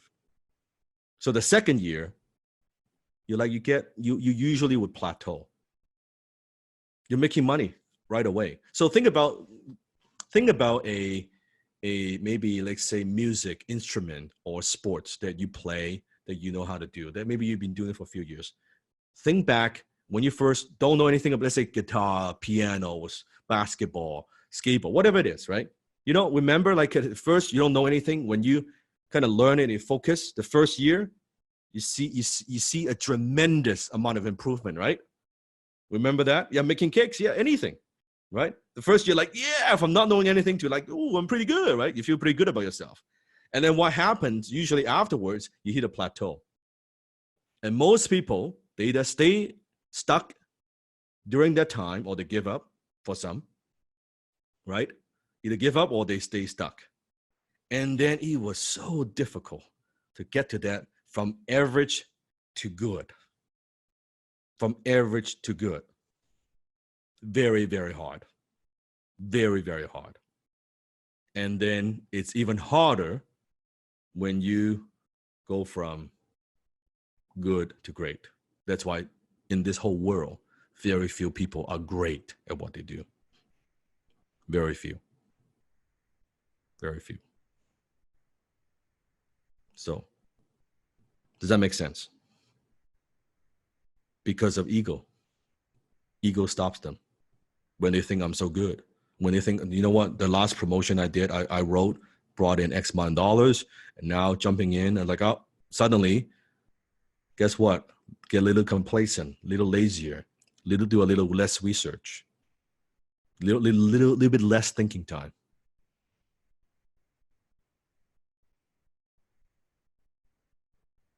That's what happens. That's what happens. And that's when the next promotion they do, the next copy they do, and it fails. Falls flat on the face. And usually, for some, they might learn from it. Okay, I need to be humble. I need to get rid of my ego and learn again. Or for some, they might not even accept it. Then they blame the marketplace. So the earlier you accept this, the sooner you can reach the top. Here's a good question. How do I get the balance from low self-esteem and ego?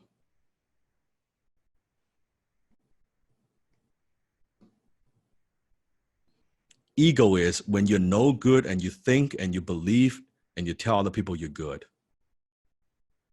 Self-esteem is you know you're good. And your action speaks louder than words. And everybody knows you're good. But you still have that beginner mentality. This is why I said last week, remember? See if we're just getting started. I'm a beginner. I am getting started. Do you understand? I'm not at the end of my journey. I'm in the beginning of my journey. That's the mentality that I have. And that gives me an edge. It gives me an edge. And guess what? When I'm 45, when I'm 50, when I'm 55, I'll say the same thing to you. I'm just getting started.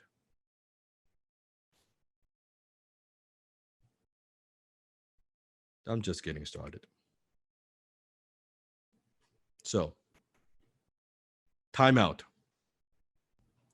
Secret number one, the entire secret number one that I've just taught you, I have used high income copywriting skill. Let me run it through it again. Remember, I said to pay attention. In the beginning, I asked you a question. What's in it for them? Number two, I use comparison. Role play equals hand copy. I gave you 5 benefits, stacking them on. I gave you a quote from famous people, third-party endorsement.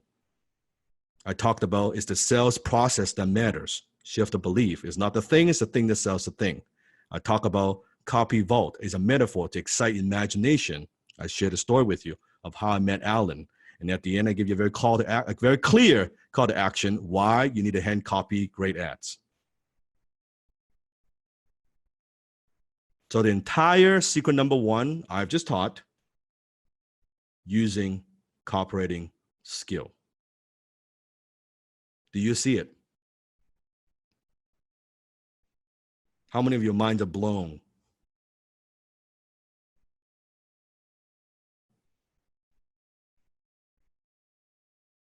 So think back what I've just taught.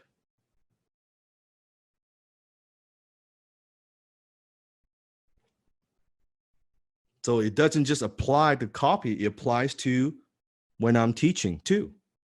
This is why my teaching is effective.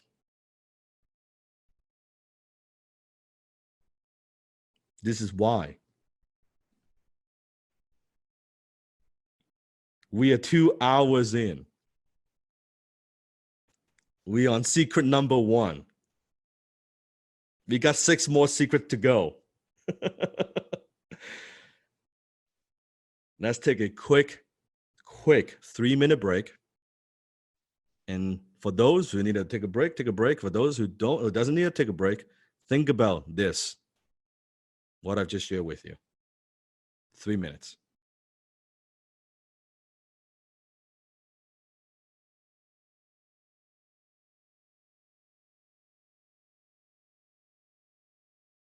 All right, biggest aha moments.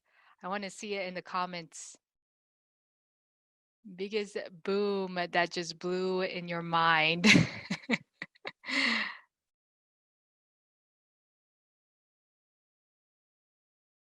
So many. Yes, I agree. Getting coffee, good idea. Always learning. The power of process. I like that. The power of process. And no ego. Copy is not limited to just printing, writing, or advertising or marketing. Staying Yep. humble is the key.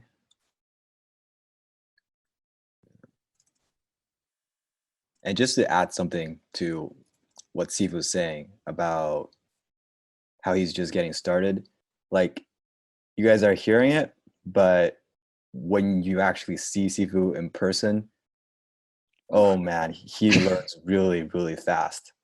He learns so fast, it blows my mind. Like he's going with the fundamentals now, but every week, every month, I see Sifu grow faster than I could ever imagine. I'm just like, I'm never going to catch up. It's just mind blowing. Yeah, but it always starts with that first step, right? It's funny because I was just talking to Sifu last week about his humble beginnings, and I asked him, didn't you have ego in your way? How do you do it? And he's like, oh yeah, I had ego. Right? So of course this is his early 20s, and he's like, yeah, but it's Alan Jacks, like, right? A good mentor who can really tell you like it is, and just stripping down to the core of it. So I really like that, but also being willing to be humble enough to accept that. And so that's something that I learned last week when he was talking about that, and something he just spoke about right now as well with Alan Jackson, his journey. Yeah, exactly.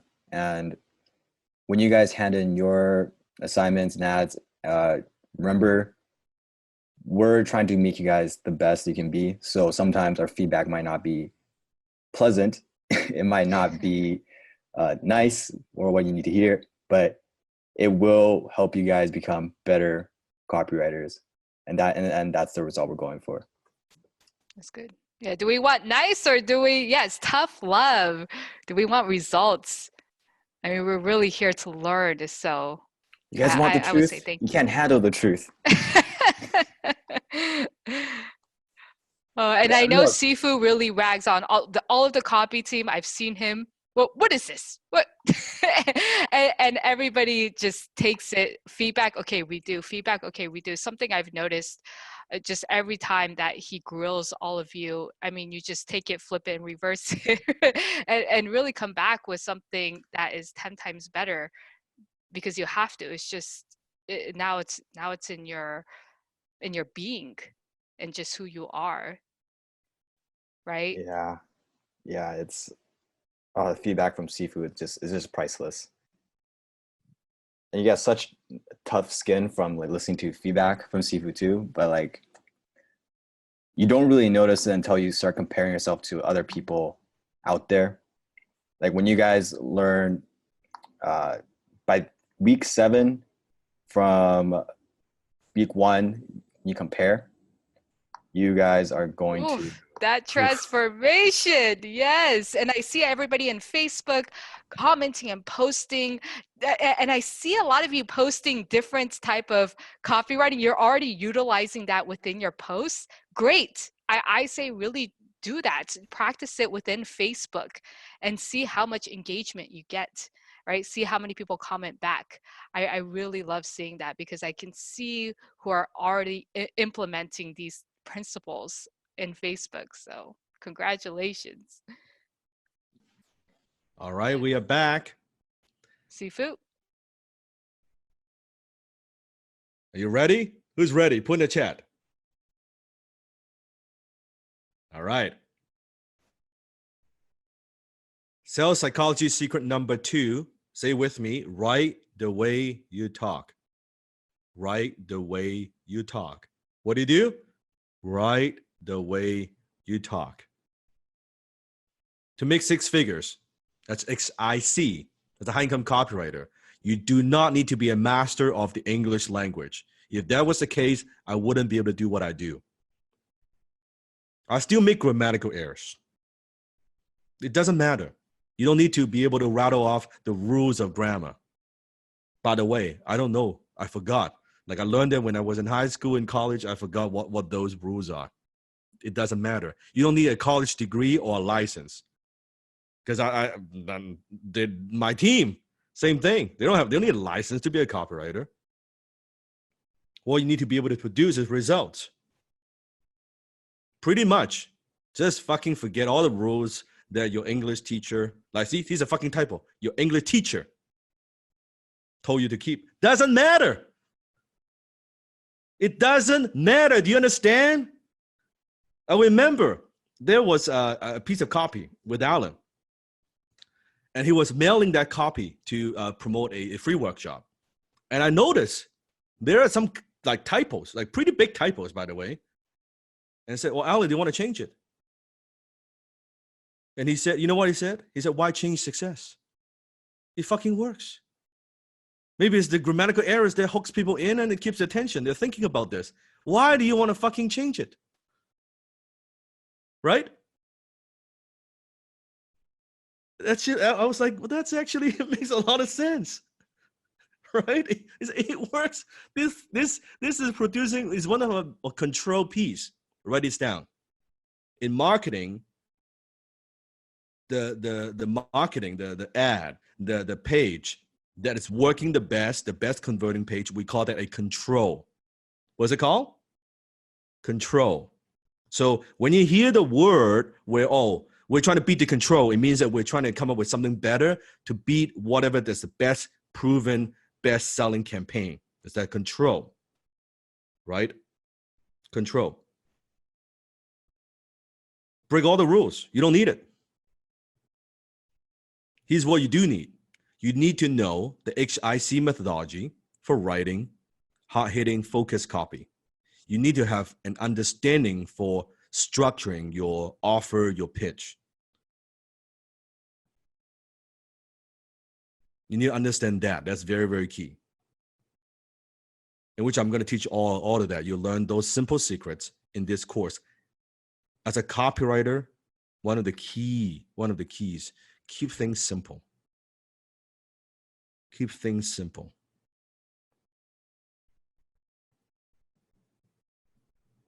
Just use what is proven. And it doesn't matter if you're selling to a fractional jet owner, you're selling a jet, you're selling a highly sophisticated Fortune 500 CEOs, a blue collar worker, a high school dropped out. You write exactly like the way you talk, just like you're having a beer. Over a beer, over a cocktail. Just keep it very, very conversational. The best writing is very conversational. Closing in print is closing. Closing is personal, person to person. It requires rapport. If you talk like a professor, people lose interest. And believe it or not, this is exactly why people who are overly educated, too many letters after the name, it's difficult for them to understand. Because now they've done way too much academic writing, and for them to switch and say, I want you to be personal. I want you to be conversational. It's difficult. They need to unlearn a few things.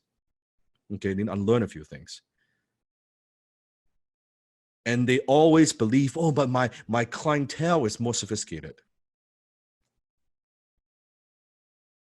Right? My clientele is different. I hear this a lot, especially from like marketer, business owner. Oh, my clientele is different. No, I'll give you an example. Here's Bloomberg. Now, Bloomberg, first of all, Michael Bloomberg, he's a billionaire. Okay.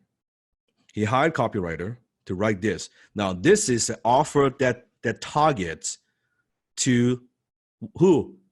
Sophisticated investors. This is not the people working at Walmart here.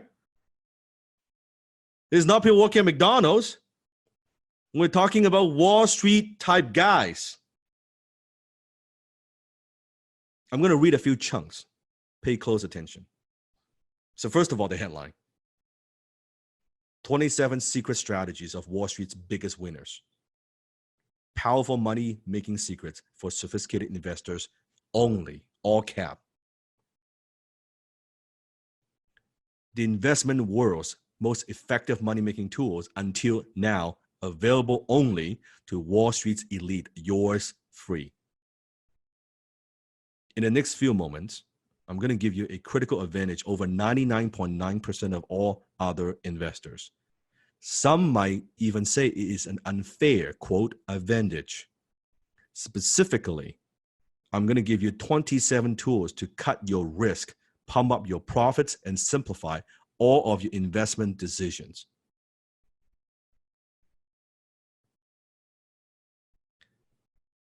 Can you see how conversational that is?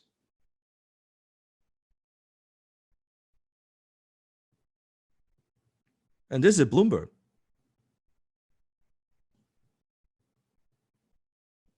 Very, very simple language. And I love this little chunk. I'll go back. I'll read this little chunk. More than 75,000 brokers, money managers, and top investors around the world pay up to $1,500 a month for these tools. But now you too can draw upon some of the same resources free. And then, yes, continue on page 5. You're paying attention, right? Next page. Do you also see how he breaks each paragraph down? Like it's only 3 or 4 lines. per paragraph. You see that? Why does he do it? Easy to read. Exactly. Easy to read. Let me go through another chunk. It's the same ad. 7 reasons why Bloomberg Personal is the world's most essential wealth building tools. 1, 2, 3, 4, 5, 6, 7. Again, very conversational. Very, very conversational. I'll read a paragraph right here. First paragraph. You don't have to be experienced or rich to benefit from Bloomberg Personal. But you have to want more for your investment than a money market fund.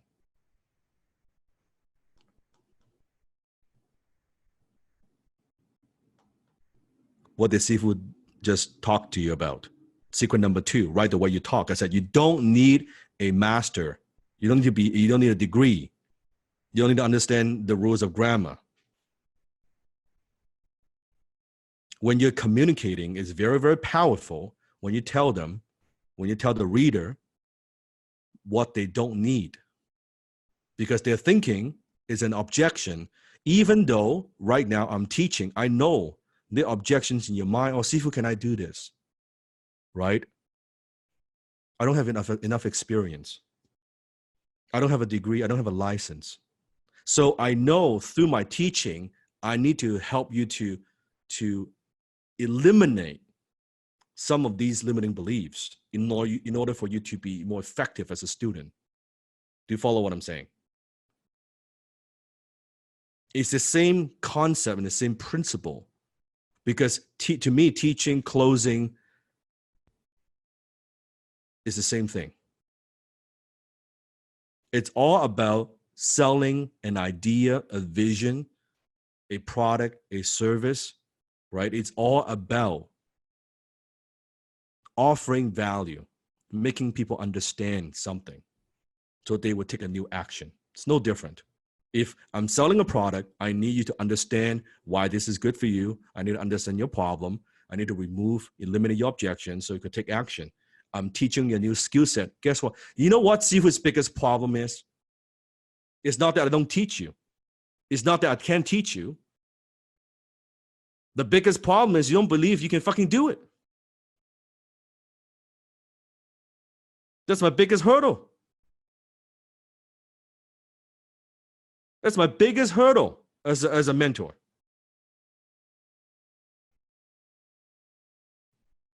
Otherwise, I would just go, why am I spending so much time on mindset? Because skill set without mindset results in upset. It's very simple.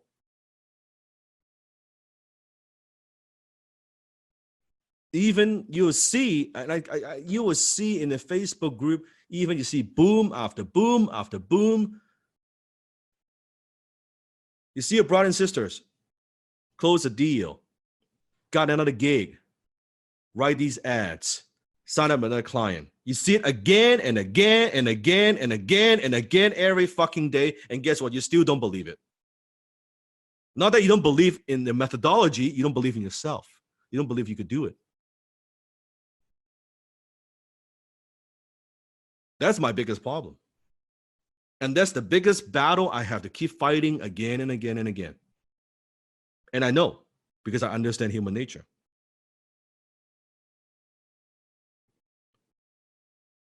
And constantly, I know, because I know when you could get rid of that, go to lower self, when you believe, first you need to believe in me. Then you need to believe in the methodology and then believe in yourself.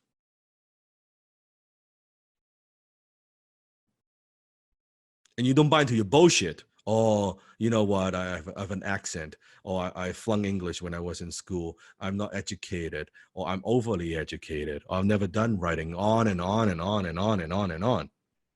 Once I got rid of all of that, now I can teach. Now everything I teach you, you pick it up. You absorb so much better because then you don't have all this big fucking filter, right? Because I'm teaching you something and suddenly you're thinking about something else, and usually it's a limiting belief. So share with me, put in a chat. What are some of the limiting beliefs? Now we're in class 2 so far. What are some of the limiting beliefs you have? Some of the beliefs you have that are disempowering, that are not supportive. Give you some examples. I'm not good enough. I can't read fast enough. I flung writing 4 times, right? How do I find clients? I can't write. Can I do it? Not enough commitment. I'm scared. I don't have time. I'm a perfectionist. See, everybody has got something. That's the problem.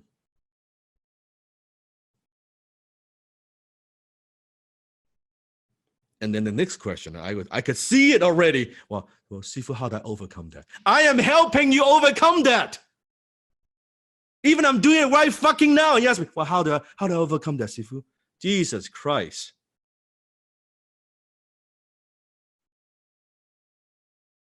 What do you think I'm doing every damn week to help you overcome all these self-limiting beliefs? Every damn week. I wish it's so easy. I could just go into the techniques. It's not like that. It is not like that. Why I need to teach you a new way of thinking, new habits, attitude, gratitude, to create all of those things. Because once you have formed a new belief system, in fact, a new identity of how you see yourself and who you are, because you have an identity right now. You all do. That self-image that you have. You see yourself as whatever it is that you've been doing. The identity, that profession, that job, that whatever it is.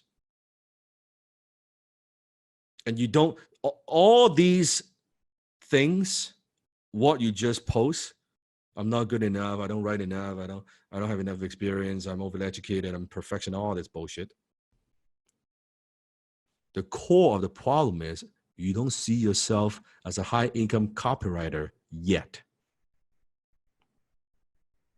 I'll say that one more time to make sure it sinks in. You don't see yourself as a high-income copywriter yet. Because if you do, and think about it, if you actually do, would you have any of those problems? None.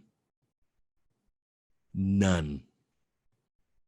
So those are problems are not really real problems.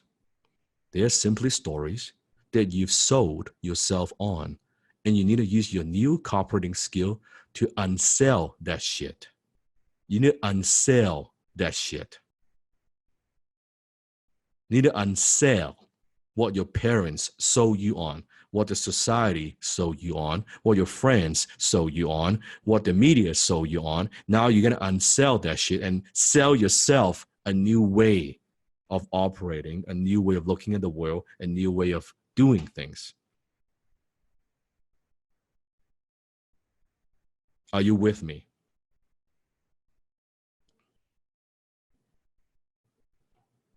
Write this down.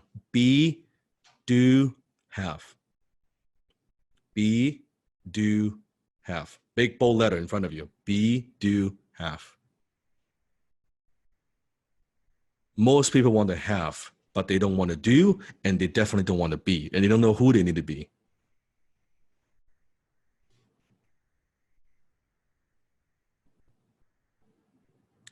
Let's say you want to win the gold medal. You want to have a gold medal. You want to be a professional athlete. You want to be a champion. You want to have that. You want to have the glory, the lifestyle, the fame, the success. You want to have that. And most people would want to have that. But first, you have to do what a pro does. You got to train like a pro. But in order to do that, first you got to be a pro. So it's not have, do, or then I will be a gold medalist. Then I'll be a champion. once I have the gold medal. That's not, is that how life works? Is that how life works? No. You got to first be, do, and then have. And most people, where they fuck up is they have no idea who they need to be. They have no ideas what they need to do. And that's why they never have what they want to have. And all they do is bitch, moan, and whine. And they say, how come I'm not getting results? How come I'm not making enough money? How come I'm not fulfilled? How come I'm not passionate? Why? There's no why. I look at the B, who are you being? You're being a fucking loser. That's why you live like a loser life. It's very simple. If you are in your every cell in your body, and you believe and you know you are a high income copywriter, you first be a high income copywriter first. Then you would do what a high income copywriter does. And then guess what? Then you will naturally, effortlessly have the lifestyle, the success of a high income copywriter. I cannot make it more simple than that. So when you're asking how, like, I'll give you all the fucking how to. I'll give you more how to than you can implement in a lifetime. Don't worry about that. That's not been my problem when I teach students, when I want to create transformation in your life. My problem is always you. Who? It's always the who. And it always goes back to the who. I fix the who, you will do what is necessary. When you do what is necessary, you'll have what you want.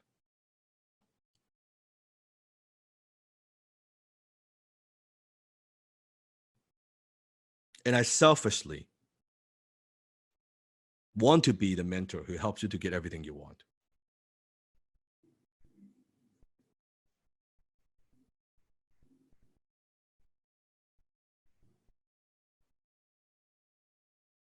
Everyone is put on this earth for a reason.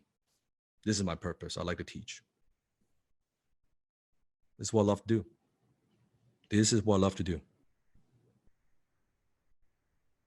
I wouldn't be going 3, 4, 5 hours if I don't like it.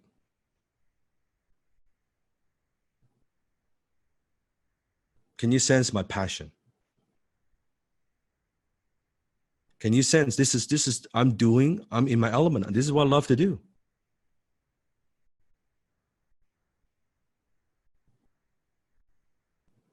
And by the way, this morning, just from the morning till now, I got pretty early this morning, went into meeting, in the meeting, all day meeting today.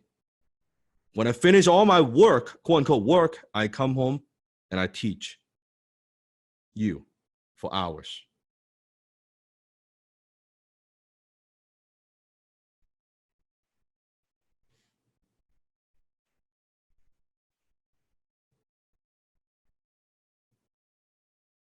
Look at this, the PS, PPS. That's an offer. Just look at this ad. Small blocks of copy, bullet points, signature. Why is there a signature, by the way?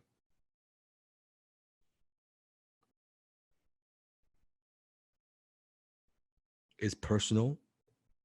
When it's a personal touch, but more than that, it creates trust. It's like I sign off on this. It's like I guarantee this. In society, when we want to sign an agreement, what do we need? We need a signature, right? It's like, yes, I personally sign off on this. It's a very subtle, subliminal thing. Although it's a printed signature, right? However, subconsciously, you're like, oh, it's signed by Michael Bloomberg. You see how all these little elements, when I point it out, how it's like, is this making sense? Are you seeing like certain patterns? Isn't it fun? It's a lot of fun. Copy is a lot of fun. It's so much fun. It's no joke. Soon you'll be getting sales letters and copy vault, and you'll be so excited. You will be so excited. Man or woman, doesn't matter. You'll get horny when you see these things. You'll be like, you love this shit. No joke, right? You get turned on. you'll be turned on by an ad. Not a sexy ad, just like one of these ads, right? Your copy must read as a conversation flows. The best sales copy is copy that sounds like, feels like, and reads like a conversation. Say with me. Say with me, actually. Repeat after me. Your copy must read as a conversation flows. The best sales copy is copy that sounds like, feels like, and reads like a conversation. So what does that mean? Let's get into some tactics. Use short paragraphs. Use one sentence. Use paragraphs or one word sentence. Use easy to understand words.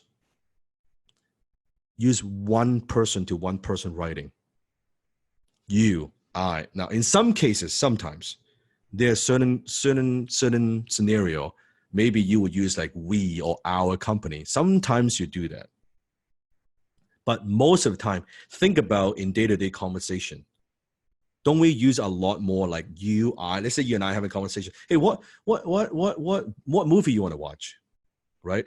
Where should I go, right? What are you doing? It's much more conversational, isn't it? So when you're writing, exactly the same way. It should sound like, feel like a conversation. Because when it sound like and read like a conversation, it's a conversation the prospect is having with himself or herself. If the copy is very, very good, how many of you, how many have read FU Money? You read my book. Okay. How many have read my book and have watched my videos? Both. Okay. How many of you, when you were reading FU Money, you could hear my voice? Even though you're reading it, but you feel like you can hear my voice in your head, like I'm reading, right? You hear me speaking to you. Why? Because I wrote that book in a very conversational tone. I write the way I talk. It is the same. One of the easiest things that you could do, and I love this metaphor idea, is when you're writing something, okay? Doesn't matter who you're writing to. You're writing to a CEO, you're writing to whatever audience, it doesn't matter. Is imagine you are writing to Homer Simpson. You guys know Homer Simpson? That's right. Homer Simpson. Imagine writing Homer Simpson. Meaning, it needs to be so fucking simple. Homer Simpson will understand it. It needs to be so compelling. Homer Simpson, remember, he's got his big fat belly. He's drinking his beer. He's sitting in front of the TV, right? Your copy needs to be so good, it would grab his attention, right? And you're not selling a donut. It needs to be so good that he would take notice and click to buy or pick up the phone or do something.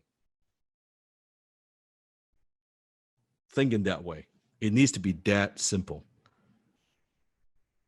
It needs to be that easy to understand.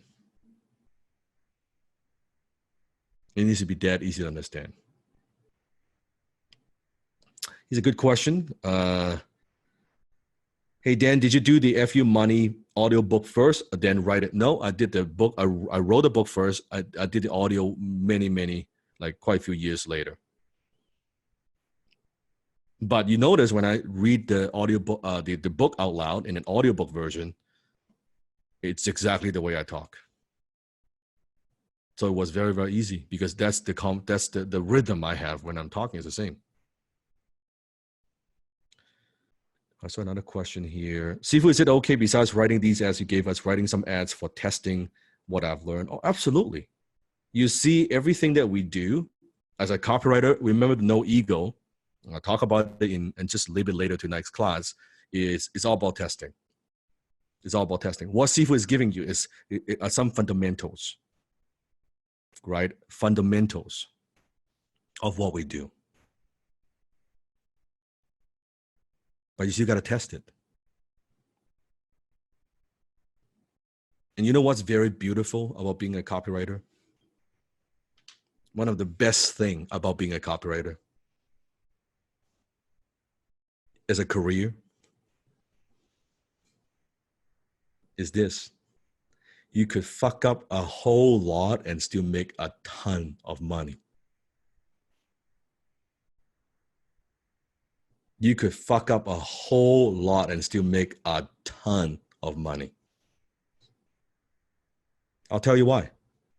Number one, a typical direct mail piece, if you're fucking phenomenal, like you're world-class A-list copywriter, what's a typical response rate for direct mail? For direct mail? Yep. Direct mail would be like 1% is good. If you're doing 2 to 3%, you're like jumping up and down like crazy. Yeah, you're like a copywriting, like a master. That's right. Yeah, like I'm talking like master. So here's what it means. It means you send the offer, the letter to 100 people. You fail 99% because 99% of them don't respond. Only 1%. A 1% response rate is considered a pretty good success. If you're getting a 2%, 3%, you're like, it's amazing. It's amazing. Even world-class copywriters, when they come up with different things, sometimes whatever ideas they have, 1 out of 10, only 1 out of 10 succeeds in terms of the copy idea, the hook. And they still make a ton of money. They could fail 9 fucking times. But they have one control that works, it works. Because it's all about testing. It's all about testing. And when it comes to testing, that's why I like to use the word, and this is another profound lesson I learned from Alan. Alan, as I said, we did a campaign, it bombed. I said this, we didn't bomb. It's testing. It's like kind of the Thomas Edison light bulb story. We just learned what didn't work. Do you understand? There is no failure. There is no failure. There's no failure in copywriting. It's all testing. In some cases, like the campaign, that's just like you spend some time and you think this is going to work, and you think it's going to produce, let's say, on a scale 1 to 10, a 3, number 3 kind of results. Turns out to be 0. In some cases, that's fantastic because then you know you're totally off track. You need to fuck with this and just boom and create a whole different angle and a different, like, you know, this is like we're completely off track. Like, don't even need to waste time on writing from that angle or that audience. Cut it. Boom. Let's test something else. You see, it's even great. Like sometimes what's like taking a lot of time, it's like, it's not so good and it's not so bad. Like, it's kind of mediocre. Those are the ones you're gonna tweak and play around with. Sometimes the complete disasters are the best. Boom, you move on. That's the great thing about being a copywriter. Do you understand you cannot fail? You cannot fail. Because what doesn't work, it's just testing. And when you're working with client, you're not even testing with your own damn money. For those who you run your own business, you're testing with your own money, but you're not even like you're not losing your own money, and you're learning. It's all testing. And when you fail 99% of the time, you win 1%, your conversion, you're good. Now, where else in the world that you could do this?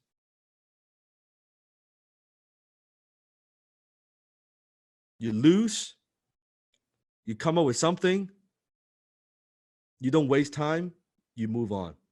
You learn something that works. You learn something that doesn't work. And when you have a campaign that has a 99% rejection rate,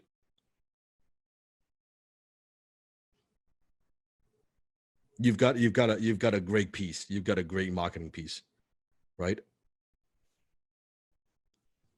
That's direct mail. Online, what would be considered a good online? Let's say a Facebook ad. What would be a good, Blake? What would be considered good conversion?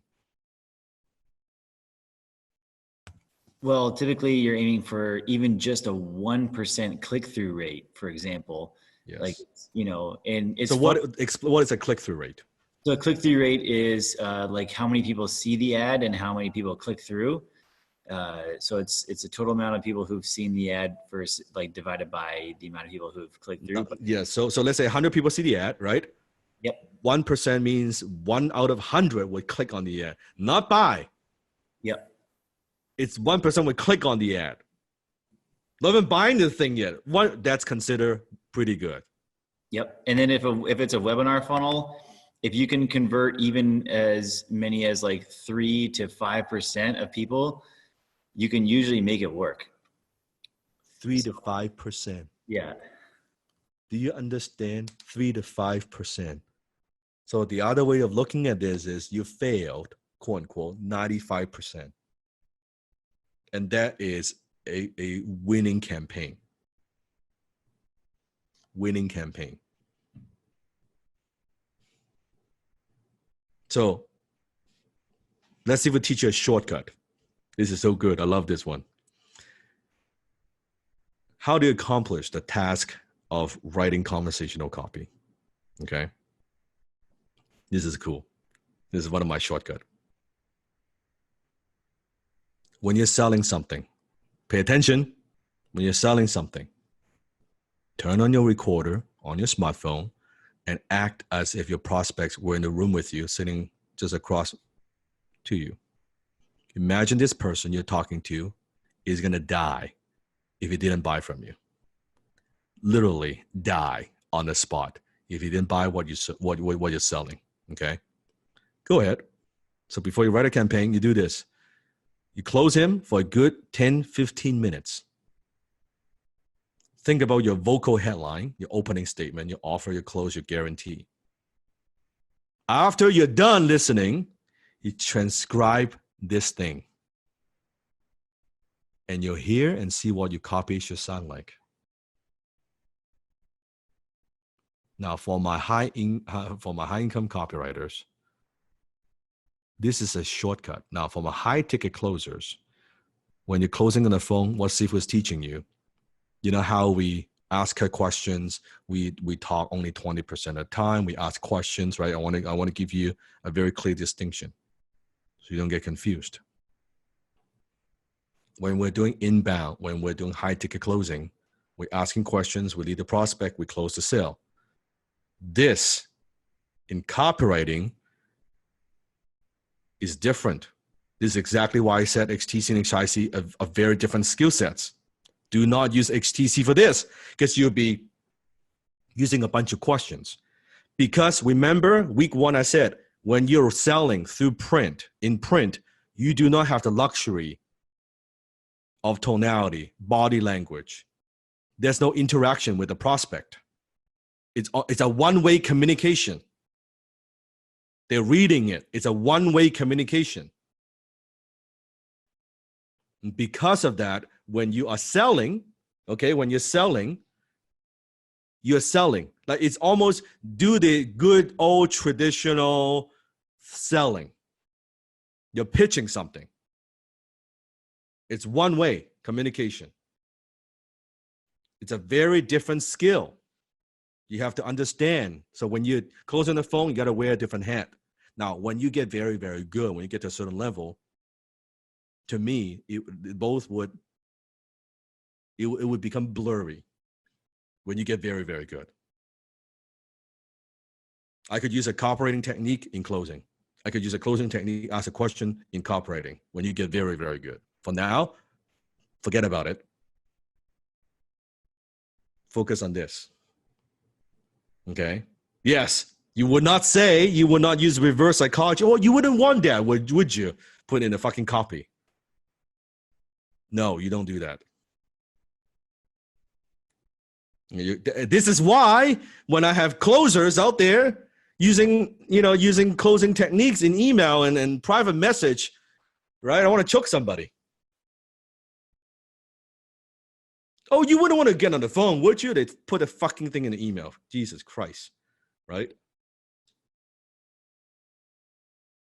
It's not how it works. Do you see the difference? It's a big difference. It's a different skill. Some of the psychology applies, some of the psychological principles apply, but it's a different thing. Just think of it as a different thing for now, just for your own learning. Just think of it. You got to wear a different hat. It's like you're playing, are you playing basketball or are you playing soccer? It's still a ball, but very different rules. You with me? Very different rules. So do this. When you're pitching something, what happens is this process will help you clarify. And when you're reading it, okay, when you're reading it out loud, when you are pitching something, when you listen to it and transcribe it, the parts that doesn't work, you'll hear it. You're like, that's not very compelling. Oh, the transition is not good. Through this exercise, it would help you clarify your offer, your message.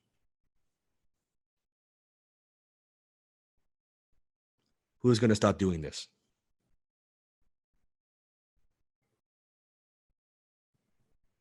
And here's a kick-ass technique that I did. Listen to me, okay? Here's what Sifu did.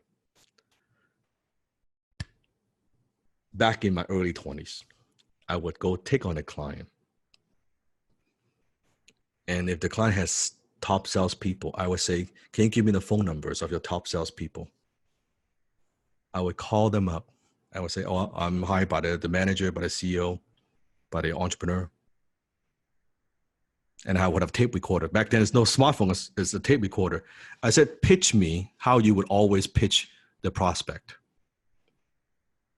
I would record that shit and I convert it into copy. And I presented to the client and he was like, holy fuck, this is so good. How do you know my product so well? This is amazing. I've never seen copy like this. I said, really? Really? Right? I just talked to the guy who's been selling this stuff for 10 years. He's got a proven pitch. I record it, I transcribe it, boom. Massage a little bit. Edit the edges. I've got world-class Why would you think? Why would I even think I would write something better than that? It is crazy. It is crazy. And the client is so happy. You have no idea.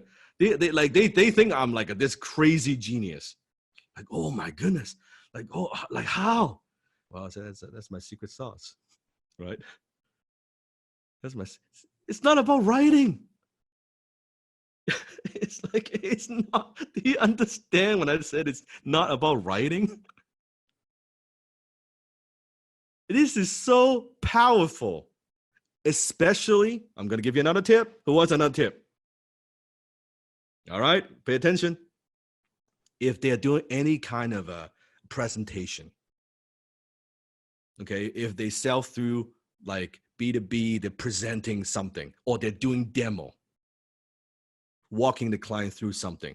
Oh, perfect presentation, please. Can I get a recording of that? Send it to someone to transcribe, take it back, and I would interview different people because different people's got different hook. When you interview, they say they've got multiple guys, 3, 4, 5 guys. You take some of the best hooks, some of the best messages, you put it all together, you put it in a formula, which is the headline. It could be AIDA, I'll teach you all of that. Put in a formula, and then you send it to their list, and back then direct mail, and it works like crazy. And the client is so happy, and that's why I charge all that kind of money. And they were blown away. They were blown away. And then they tell the other people, well, you have no idea how good Dan Lok is. He's just like copywriting whiz kid. He comes in, right? Talk to some of our people. He puts together this offer and then sends to our people. And he makes money. Holy shit. Holy shit. Right? This guy's come like some magic wizard power.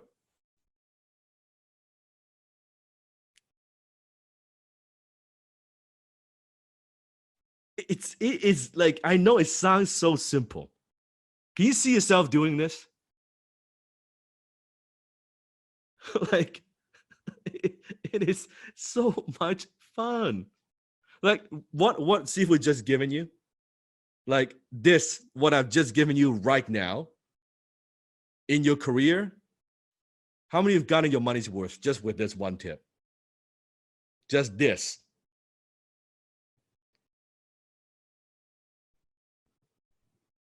There are shortcuts. There are ways to do things.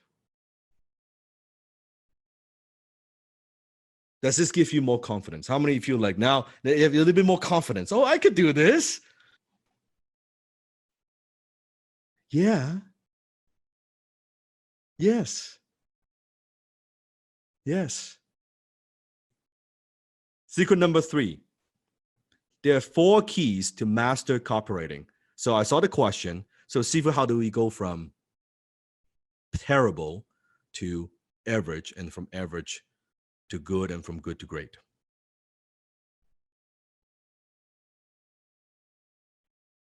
There are 4 keys. How many keys? There are 4 keys to this. Remember, this is what Sifu taught you last week. Who is the keyword? B, do you have who do you have to be a high income copywriter? So let's just refresh our memory here. Who do you have to be? First is what? You have to be a, say it with me, psychologist. You have to be also a strategist. You have to be a researcher, and you have to be a wordsmith, right?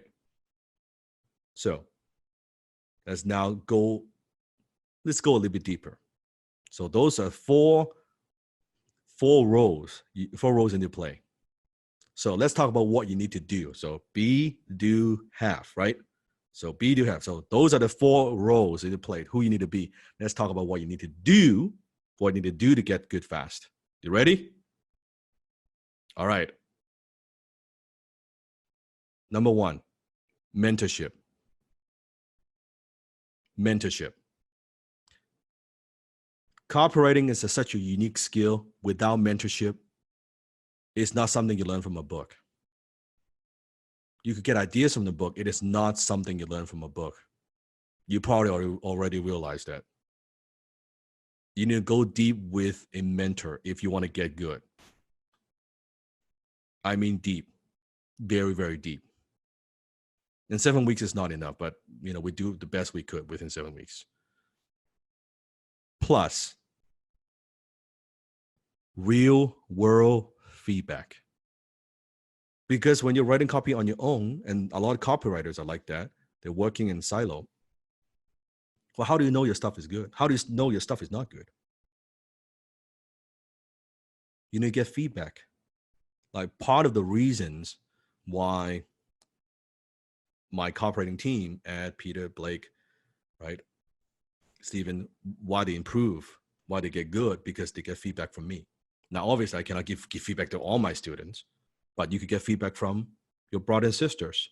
But the best feedback that you could get is real data from the marketplace.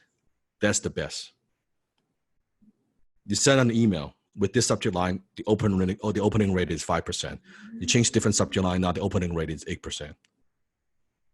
Guess what? You are finding out what works. You're finding out what works. Then also is reading. More importantly is the habit of reading.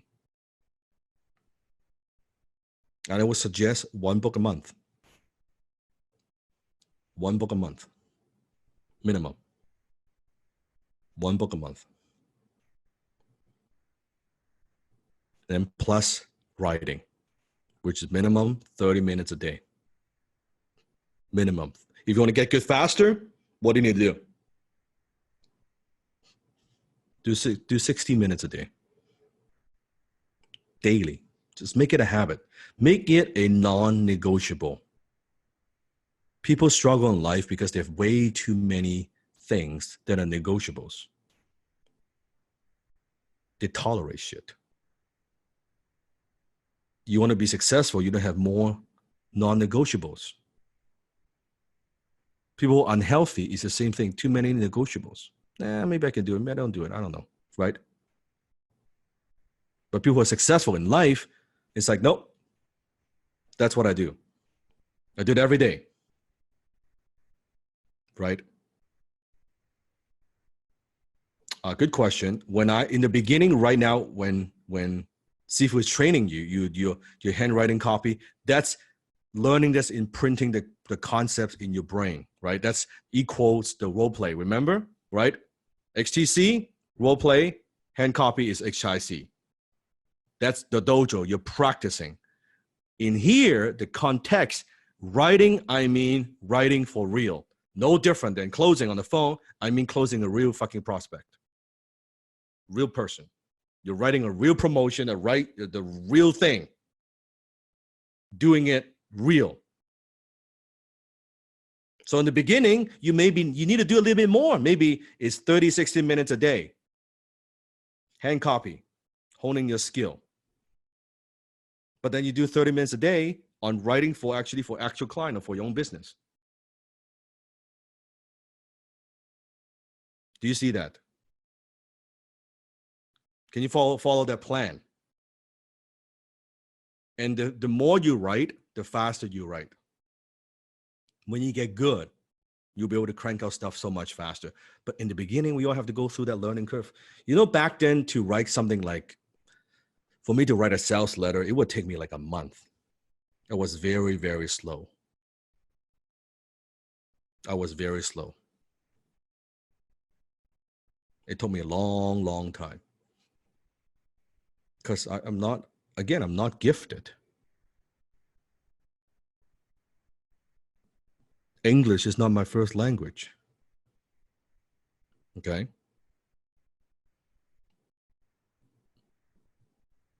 Where does editing come into all of this? I'll cover all of that. Don't worry about that for now.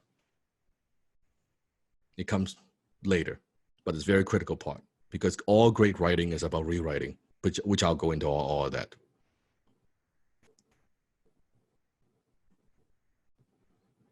So, what are the 4 things you need to do to get good? Number 1, mentorship. Number 2, real world feedback. Number 3, reading. Number 4, writing. Those 4 things. And remember the story that I shared with you about a big name copywriter who used to be big, right now struggle. The story that Ed shared. The reason I believe this particular copywriter stopped growing because these things. Probably he doesn't seek mentorship anymore because he's the big shot, and he doesn't get real world feedback from peers and data from the marketplace. Because if he did that, he would probably transition from direct mail to social, to digital. Wouldn't you think? Like we're doing direct mail, well, no longer, or we're doing newspaper ad. Suddenly it's not working. Before it's profitable, it's no longer profitable. Something is going on. What is going on? He would probably, if he's reading to see what is happening right now, right? Oh, maybe digital marketing, internet, all this internet thing it's a temporary thing, man. It's not going to last. But if he has done enough reading and talking to enough people, he would probably make the pivot. And today he would still be very successful.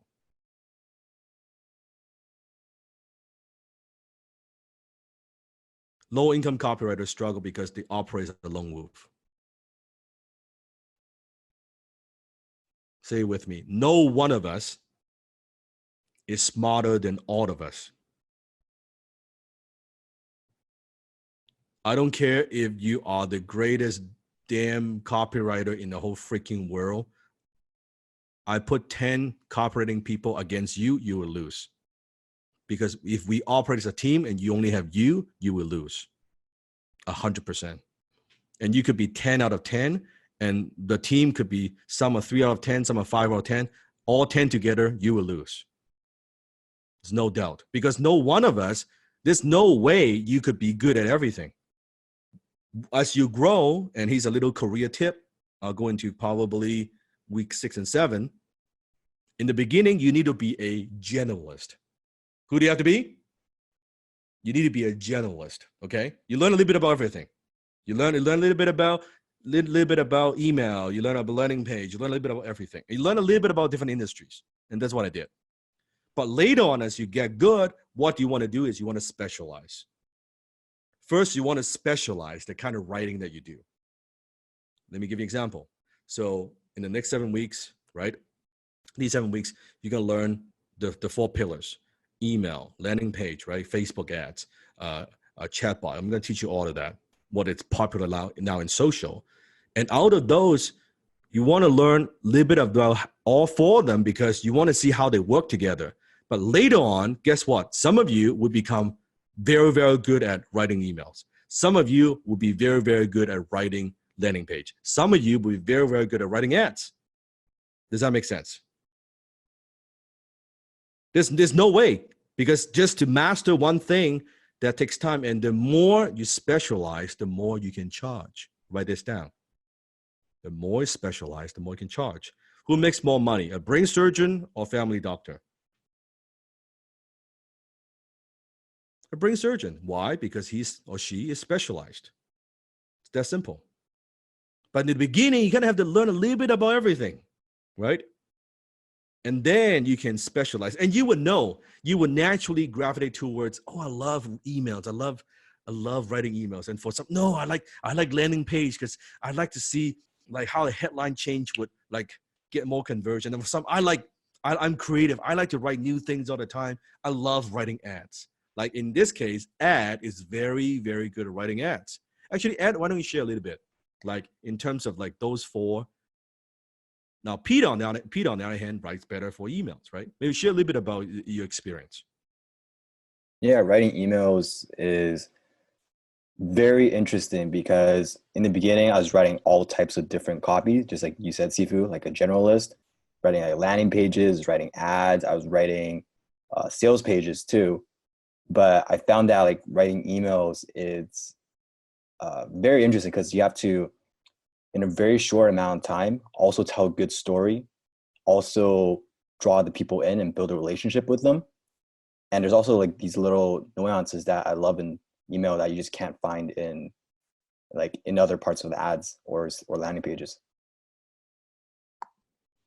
Yeah, and for writing ads, like Facebook ads, it's so much fun being able to split test different headlines and body copy and images and seeing what works and what doesn't. It's a very like feedback oriented, like Sifu said, feedback oriented in real time. You put out an ad within 24 hours, 48 hours, a few days, you'll know exactly if that works or not. And then you can try again. It's like, you know what? I think the headline did pretty okay, but maybe the image was not so good. So you test out the image and you see how that goes. And then eventually you gain up the experience, and eventually that's like one thing that no one can ever take away from you is your experience as a copywriter testing so many different things. And on Facebook, although you have to deal with scalable copy, which we'll teach you more about in this program over the next few weeks, there's so much fun you can have with Facebook ads. Like you can run with it. You can make funny jokes. You can do memes. You can tell stories. You can have a lot of fun. You can dive deep into their pain and provide a solution. There's so many different ways to go at it. But when I first started, there was all sorts of, like Peter, all sorts of different advertising, all sorts of different copywriting that we did, right? Sales pages, emails, landing pages, Facebook, webinar scripts, landing pages, chatbots, everything. But as you start getting better and better and better, you start to see what you kind of lean more towards and what you excel at, and then you double down on those things. Correct. So let me ask you a question. So Peter and Ed, who is a better copywriter? We're different. That's right. That's right. They're different. Depends on what kind of copy you write. So as you specialize in the beginning, and you're not going to specialize after 7 weeks, okay? But later on, as you, maybe a few months, right, you pick something. You naturally, by the end of 7 weeks, you know, Sifu, I like emails. I love the conversational tone. I love the storytelling. I love that aspect of it. For some, no, I like the excitement. I like the feedback. I like to do things. I like, you know, it doesn't matter. But here's what's very interesting. Once you do more of that in the future, you'll even be more specialized. It could be you specialize in writing landing pages just for weight loss. And once you get very, very good, you might even specialize it. I'll only write emails for keto diet. You would get to become that specialized because you will know that market inside and out. Remember, we're not in the writing business. We're in the revenue generating business. When someone hires you to write copy, you're like, you know what? I'm the best email copywriter for keto diet. But I'm very expensive. The reason I'm expensive because I've been studying this market. I know what this market responds to. I know what this market doesn't respond to, right? Eventually, can you become specialist in all pillars? No. What the fuck did I just say? No. One, maybe two. You do not need to be a specialist in all these to make a lot of money, to make six-figure. This is precisely, listen to me, it's very key. It's very key. Listen to me. This is exactly why no one, none, one person smarter than all of us is impossible. Because think about, let's say you are a damn good copywriter, and yet we have a team of 10. I have one copywriter, just does email. That's all he does. I'll run, just do landing pages. I have one just on private messages. I have one just on email. All these. It's like you're playing, like it's like a football, you know, American football. You're one person against a whole fucking team with different skills. Who's going to win? I don't care how good you are. I don't care how strong you are. I don't care how fast you are. You're not going to win against a team.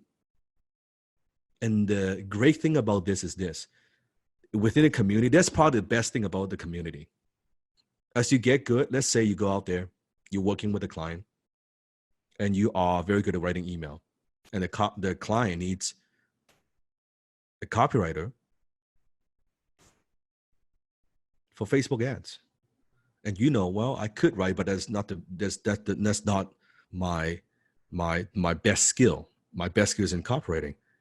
You bring it back to the community and you share the opportunity with your brothers and sisters. Then you have 2-3 of your brothers and sisters within HIC working on the campaign. Do you understand? You help each other. You work on it. You teach each other. You critique each other. Because guess what? Your email needs to work with the landing page. Needs to work with the funnel. The funnel needs to have consistent message with the Facebook ads. This is how this works. It's all connected. This is why it's very egotistical to think, oh, one copywriter, I can write for any industry. I can write any kinds of copy. You're a fucking idiot. It is stupid and egotistical to think that way. There's no way in hell. But when you have a family you can plug into, that you can refer clients to them, they can refer clients to you, you all work on a campaign together, you're having fun, you're celebrating, you are all growing and learning and getting smarter together. And this is a whole different way of approaching copy, because copywriting, as a copywriter, traditionally, it's a like a lonely lone wolf type activity. I'm here to change that. This is not how it works. This is not what works in the real world. Can you see like how you have clients who need something you could refer to your brothers and sisters? Can you see how they have something? They have an opportunity, they have a client, they can refer to you because that's what you're good at. And it's great. It's a very, very abundant mentality. It's not like, oh, I get a client and then you lose a client, or oh, it's my client. I'm so protective. No, it's not like that.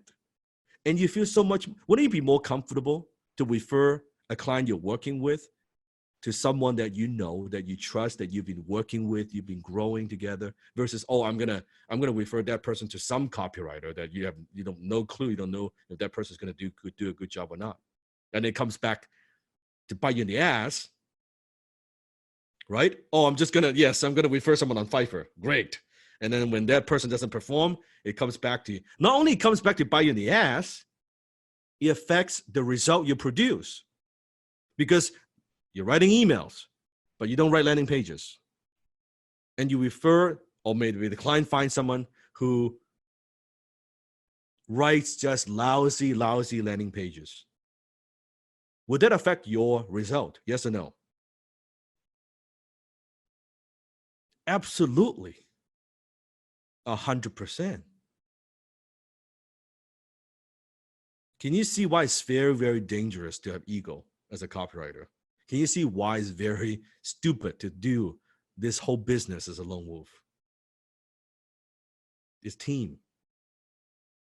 And it's so much more fun. Look at the four of them, right? It's fun. And we're growing and we're growing and we're growing. It's much more fun to bounce ideas off each other. And hey, I'm reading this book and I'm learning this. And have you seen this? Because writing is already lonely enough. You are behind your little laptop, you're behind your computer, and you're thinking things on your own, you're writing things on your own. I mean, isn't that lonely enough? Let's everything else. Let's have some human interaction here, right? Let's have some connection here, right? Like, writing is an individual thing already. It's an individual thing. So everything else, let's do it as a team. Make sense?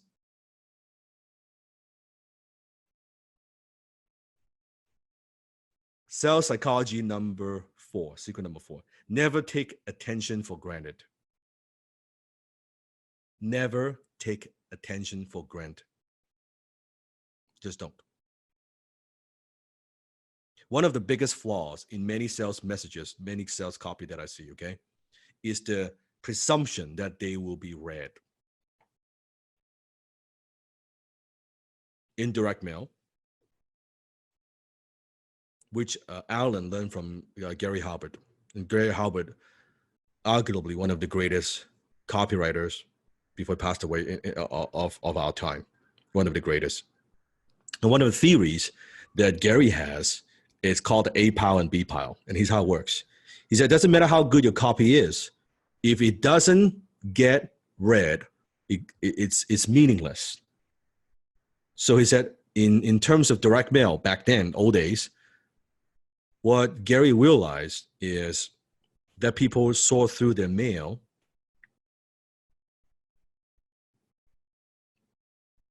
next to the garbage can. He calls it A pile and B pile. Meaning you have A pile and B pile. The A pile is all your statements, personal letters from friends and family, important things. B pile is all the marketing, advertising stuff that gets thrown away. Right? So he came up with the idea. Well, the first thing I need to do is not just having a compelling letter. The first thing I got to do is to make sure that my letter doesn't end up in the B pile. It needs to be the A pile. No different than now, by the way, same idea when you are getting an email. How many have a Gmail account? Yes. It's the same thing. The thing that gets into your personal account, that is called A pile. And in fact, you have the B pile and you have a C pile. C pile is the spam, right? And B power is the promotions and stuff like that. It is the same thing all over again. The same principle applies. So when you're writing email, the first thing you got to make sure is you end up in the A pile. And the best way to do that is make sure your email message doesn't read like an ad. So the biggest flaws when it comes to copywriting is copywriters, again, overconfident. Oh yeah, people read my stuff. No, they're Homer Simpsons. They don't read shit. They don't want to read it. They don't like to read it. They don't trust you. They don't like you. They know who the fuck you are. And they don't want to do anything. Start with that. Start with that. When you're writing something, start with that. Have that mental picture.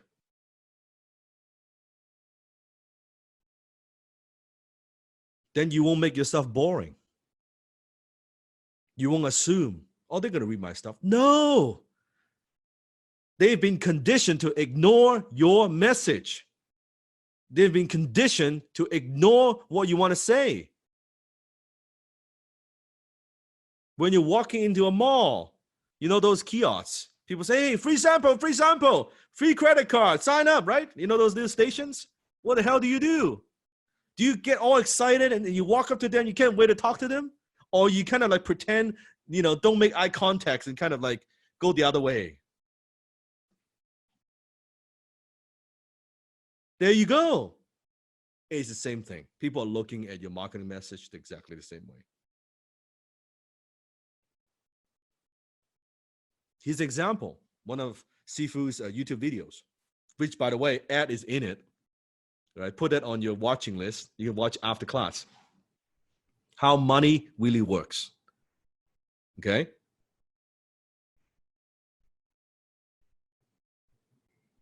The first 1 minute of the video, the first 60 seconds is designed to grab people's attention.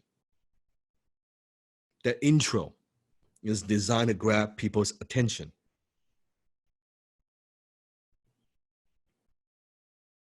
One of the reasons why our YouTube channel has grown so significantly, because I never assume viewership. I never assume they want to watch what I have to say. I always assume they don't want to watch it. They don't like to watch it. They don't have time to watch it. They've got a lot of choices. It's between me and a prank video. It's between me and a cat video. I'm competing with all of that. So I have to do something outside of the box, right? I have to do something that's a little bit unusual. Tough to compete with a cat video, I'm telling you. It's tough competition here, right? Right? It's tough. But that's the reality. So people have to be compelled to read. People, they have other things to do. Don't you have other things to do? A lot of things you could do. And human beings, people, ruthlessly discard things. Like if they don't have to read it, they don't want to read it. If they don't have to read it, I just said something very profound. If they don't have to read it, they don't want to read it, and they don't read it. Even when you're writing to an audience that has great affinity, meaning they know you, they trust you, they like you, they know who you are, that is what we call responsive. They're already good customers. Say with me, do not dare to assume they will read. Do not dare to assume they will read. Do not dare to assume they will read. So what do you have to do? Doesn't matter whether by gigantic, irresistible promise, right? You gotta get that curiosity going, right? Sometimes you have to manufacture fear, extreme fear, right? Delivery of major news, gimmicks, the money gun, that's a gimmick. Other strategies, you need to stop them. Boom! Just stop them in their tracks. Get them reading and keep them reading. That's the first job as a copywriter. Not making the sale. You can't make the sale if they're not paying attention. You cannot build trust if they're not paying attention. You need to just grab, like your words, you need to literally reach out and grab them and say, hey, pay attention to this. And you need to think about what is effective to them. And different market is different. Different audience is different. Does this make sense? Who's getting this? So here's an example. Here's an ad for a little DVD set running in martial art black belt magazines, teaching people how to disarm like guns. Okay, but look at the headline. World famous street fighter will give you a free gun just to prove he can take it away from barehanded as easy as candy from a baby.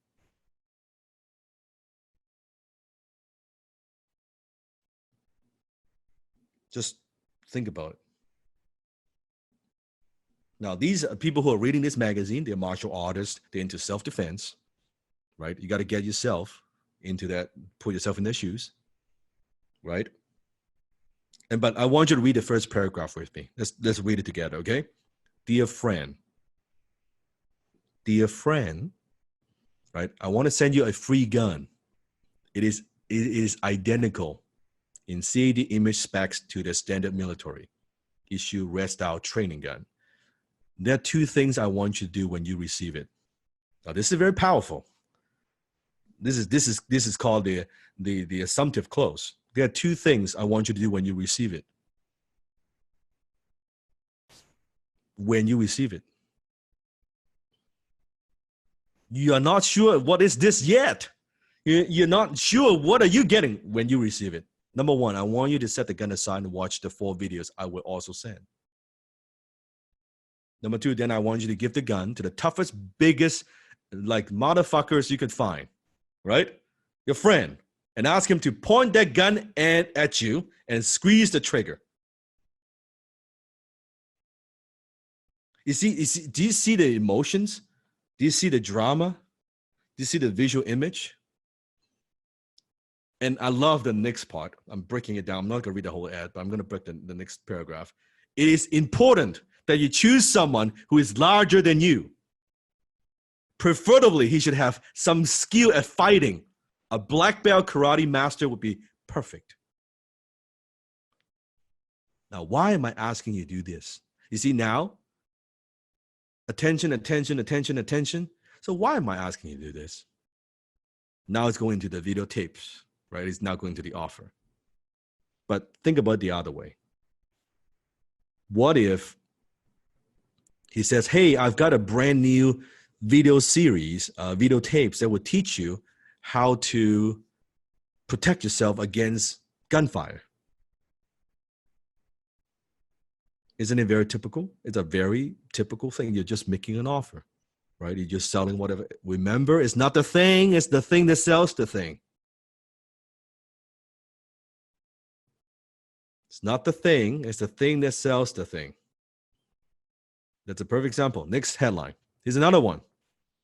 I like this one. Why my skinny doctor laughed at me and I actually threw my dress at him.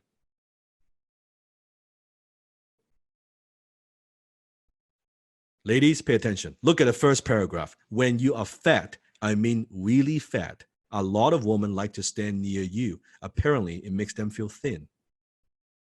You want to talk about emotion. Like that first paragraph, like, ooh. Right? Like, boom is like a punch. Like, damn, that's it. Like, it cuts through like a knife. And I love the next paragraph. My name is Jesse Travis. You don't know me from Adam, but I'm a real person. And talk about objection. Who is this person? Well, you don't know me from Adam. Boom. By the way, can you remember the headline? They laughed when I said, I'll play piano when I started to play. Remember the headline? This is a reverse of that. This is a reverse. It's the same idea, but reverse. This is now, it's the reverse. They laugh at me, it's humiliation, it's embarrassment. Now this is anger. I threw my dress at him.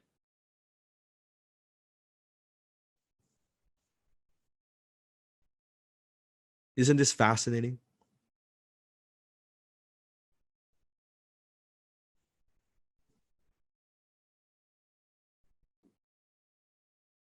Look at this. Small paragraph, bullet, bullet, bullet, bullet.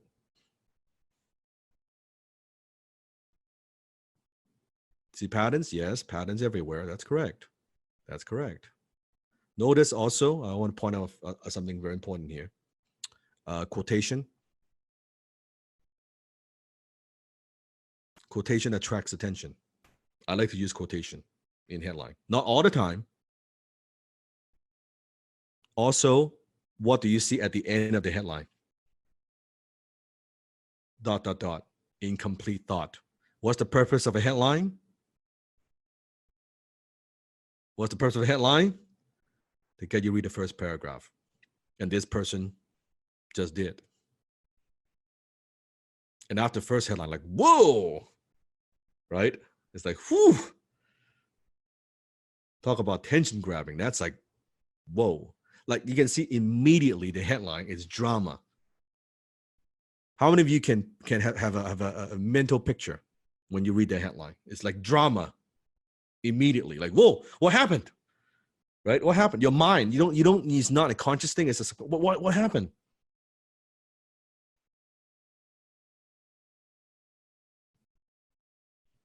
So don't assume readership. Don't assume viewership. Now, however, which we'll get into in a few weeks, some of these things in direct mail back in the old days, you could be that sensational. Now, when it comes to Facebook or certain social media platforms, sometimes you cannot be that sensational.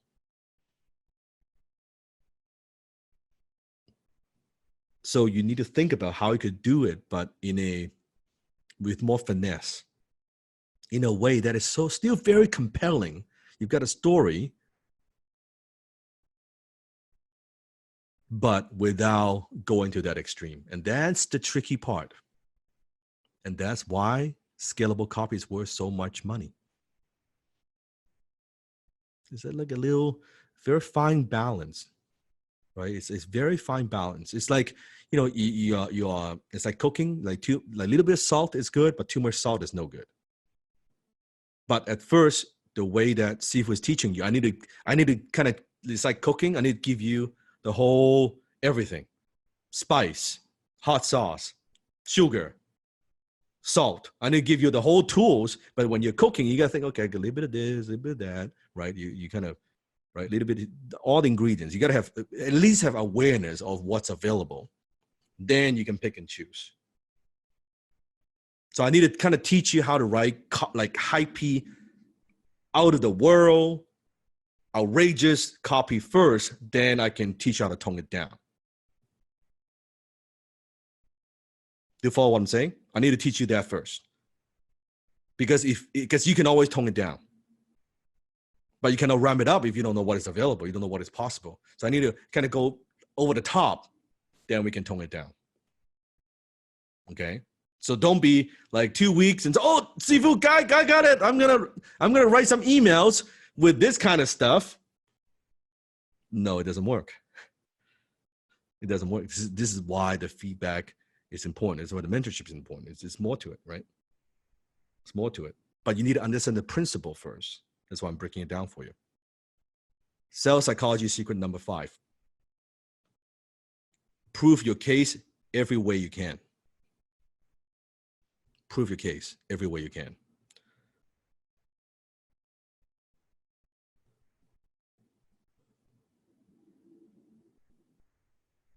Write this down. What other people say about you is infinitely more powerful than what you say about yourself. What other people say about you is infinitely more powerful than what you can say about yourself. I'm going to give you another. This applies to dating too, because I know we have some singles. How many of you are single? There you go. You get paid and see we're teaching how to get laid.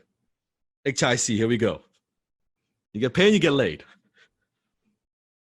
Or you find yourself a supportive partner, a meaningful relationship.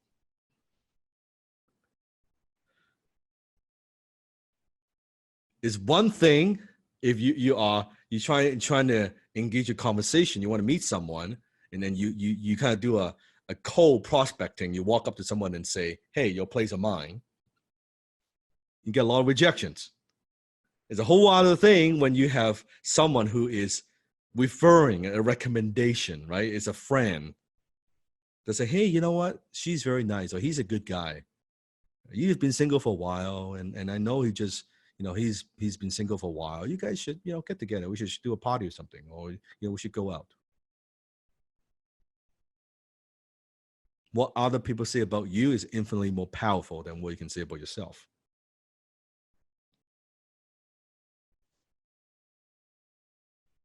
So I want you to think about, in terms of writing copy, that you're building a case. So building proof and overcoming skepticism. So I always like to use this example. So imagine you are building a case, like almost like you're a lawyer. You're building a case to present to the marketplace. Think of the marketplace as that's the court, right? That's the judge. You're presenting a case why a prospect should buy from you. Now, if you're presenting a case, do you want to have like just one piece of paper as evidence? Or do you want to have a lot of evidence to help you prove your case?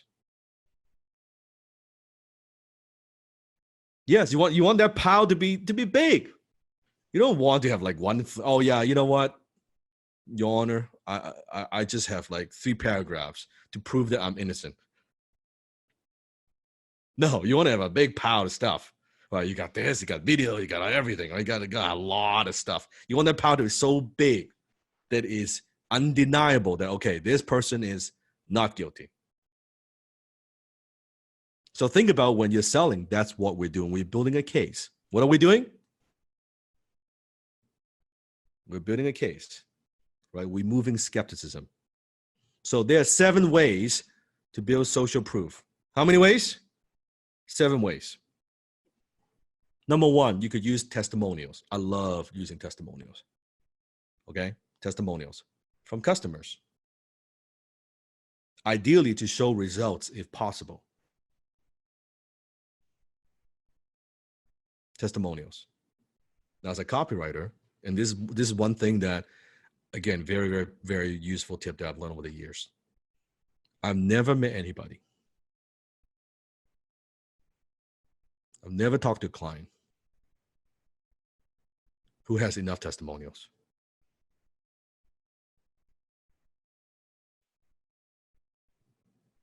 Ever.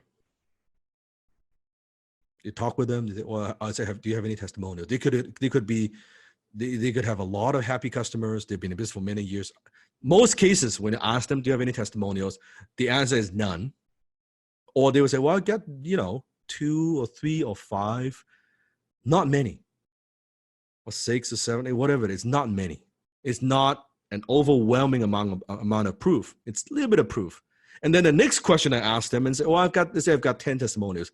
Okay, so where are you using them? And guess what they say? Well, I'm not using any one of them.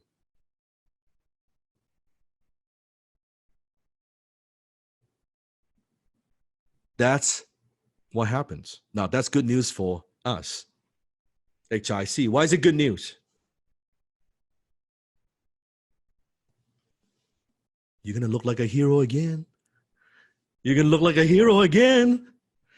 You talk to the best customers and you get some testimonials, or you just use the testimonials that they've never been using in your copy, and boom, you produce results. You make them more money. Can you see how these shortcuts are so powerful? Like they are so obvious, but they're not obvious at the same time. Like common sense is not common practice. Second, Testimonials from industry experts. Testimonials from industry experts. Give me an example. What are some forms of industry experts testimonials?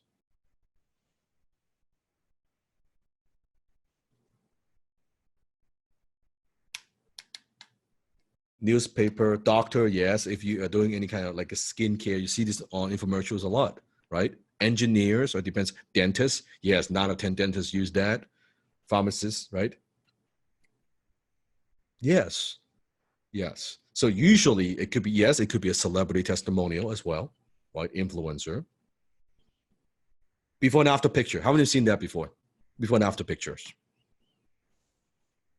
In fitness, isn't it? Right? Fitness, skincare. Like in skincare, super common. You see this on Instagram a lot. Before and after. Weight loss, makeup, before and after, a ton. Because a picture is worth 1,000 words. A picture is worth 1,000 words, and a video is made up of thousands of pictures. I just taught you something very profound. I don't know if you caught that. A picture is worth 1,000 words. A video made out of what? Thousands of pictures. That's why it's called, in film, the term is called motion picture. Motion picture.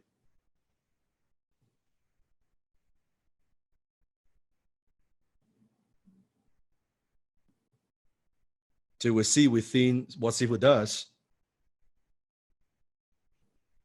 Video testimonials, video testimonials, video testimonials, and video testimonials. We have a lot. Thousands. Not dozens.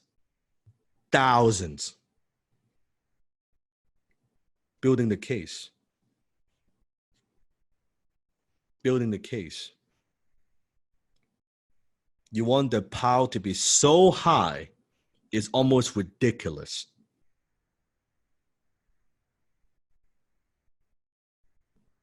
You want it to be ridiculous. You don't want it to be like when, well, so do you have any success stories? Do you have any testimonials?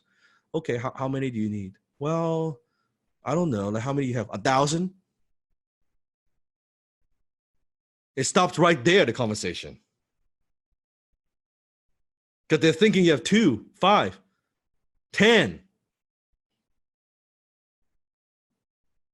So many. Industry expert. Sifu has a testimony from Brian Tracy, and Brian Tracy, arguably one of the legendary sales trainer, right? Who kind of like a pioneer, right? A definitely a master who's impacted millions of people. And he's saying, learn from Dan Lok. He's perhaps the best in the world today. That's an industry expert testimonial.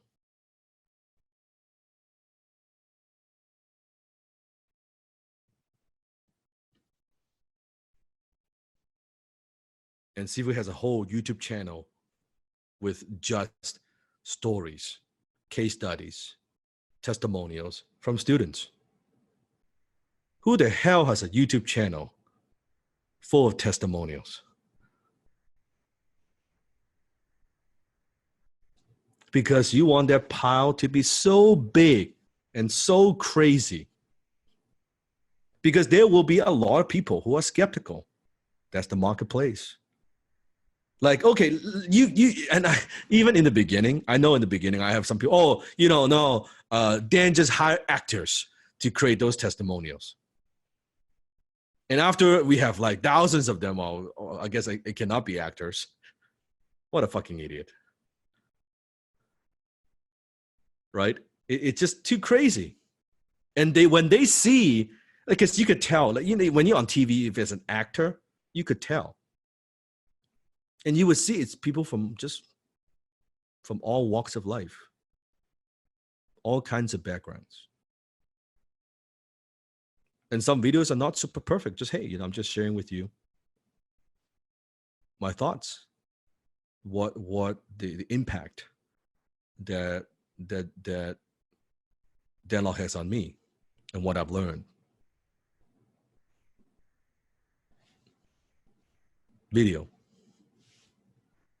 testimonials. When it comes to testimonials, and I'm teaching you these things, and you can also, when you talk to your clients, educate them why we need testimonials. Number one, always get testimonials at every chance you get. You will never have enough testimonials. I don't have enough testimonials. I want a testimonial to be in the tens of thousands. Tens of thousands. Within the webinar, and Blake, maybe you could talk about this, right? Within our webinar funnel, at the end of the webinar, so the webinar is about 2 hours long, right? But the entire webinar is 3.5 hours. Why? Because when a webinar finishes, we have a testimonial reel. That's a fucking an hour and a half. It's 90 minutes long. The testimonial videos are 90 minutes long. And we look at the data, we could see a lot of people watch the whole thing. The skeptics.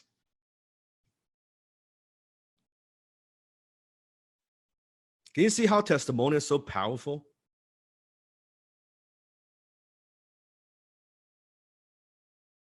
And never, ever stop gathering testimonials. The more personal, the details, the better. When I say personal, have you ever seen those testimonials on the internet? Like a little testimonial, but it doesn't have a picture. It just have like John and the initial. Have you seen those before? Like a little written testimonial, just like the first name. What's the problem with that? What's the problem with those testimonials? Seems fake. It seems fake. Who is John? Who is Sally? So when you are gathering testimonials, when using testimonials, the more personal, the better. Name, full name. If you have the city, great. If it depends on what you sell. If you have a profession, that's great, right? The more personal, the better.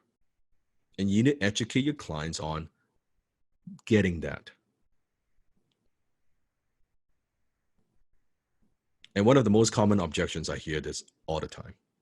Oh, but I don't know, like, Sifu, how do I gather those testimonials for the clients? They're afraid to ask. Guess what? All you have to do is ask. All these years, like I get this all the time. Oh, what's the secret?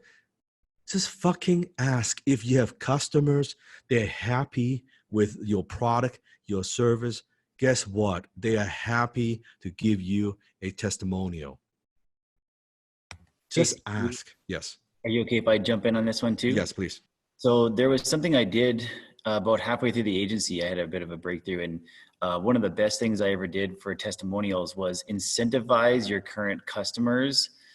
Number one is incentivize them to have a reward for a testimonial. So it's like, for example, if you give me a testimonial, I'll give you a sunshine period or something like that, or a sunset period where you'll get like 10% off of your retainer from me every month. Because it's like, would you rather, not get a new client, or just take off 10% of some other client to get another fully fledged client under your roster for a 3-month period? I don't know if you still recommend that or not, Sifu. And then the other thing is, always ask them, like, right when, if you do have an incentive offer, then you could do it where it's like you whenever you send your invoice, because then it's like, oh yeah, here's your invoice. And if you're thinking about anybody, just remember you can get 10% off, because then they're thinking about the money, right? Just an option, but definitely not necessary. So you could offer incentive. You could have give them a little gift. To me, the gift is more. I don't want to call that a bribe because it shouldn't be. Hey, because you give me a testimonial because I'm giving you a bribe. It's more because you actually enjoy the benefit, you've gotten value from our company. You're giving us testimonial, and that is more like a gesture of showing your appreciation.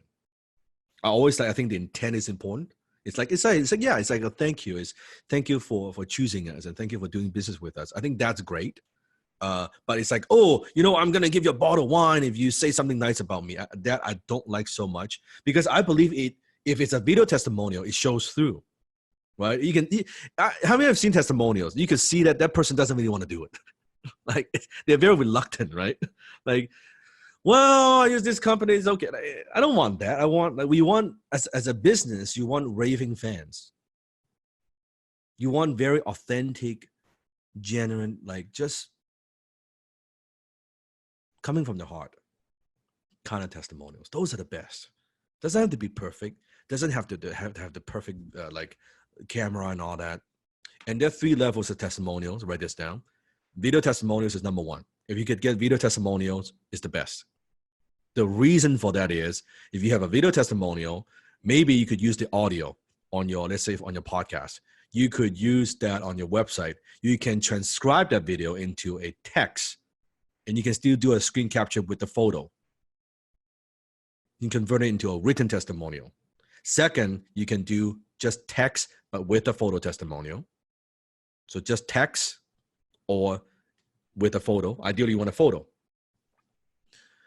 Third, you could use what I call an endorsement letter. Example, many years ago, there was a speaker that I know of, and he's a professional speaker. Now, most speakers, professional speakers, they have what we call a speaker kit.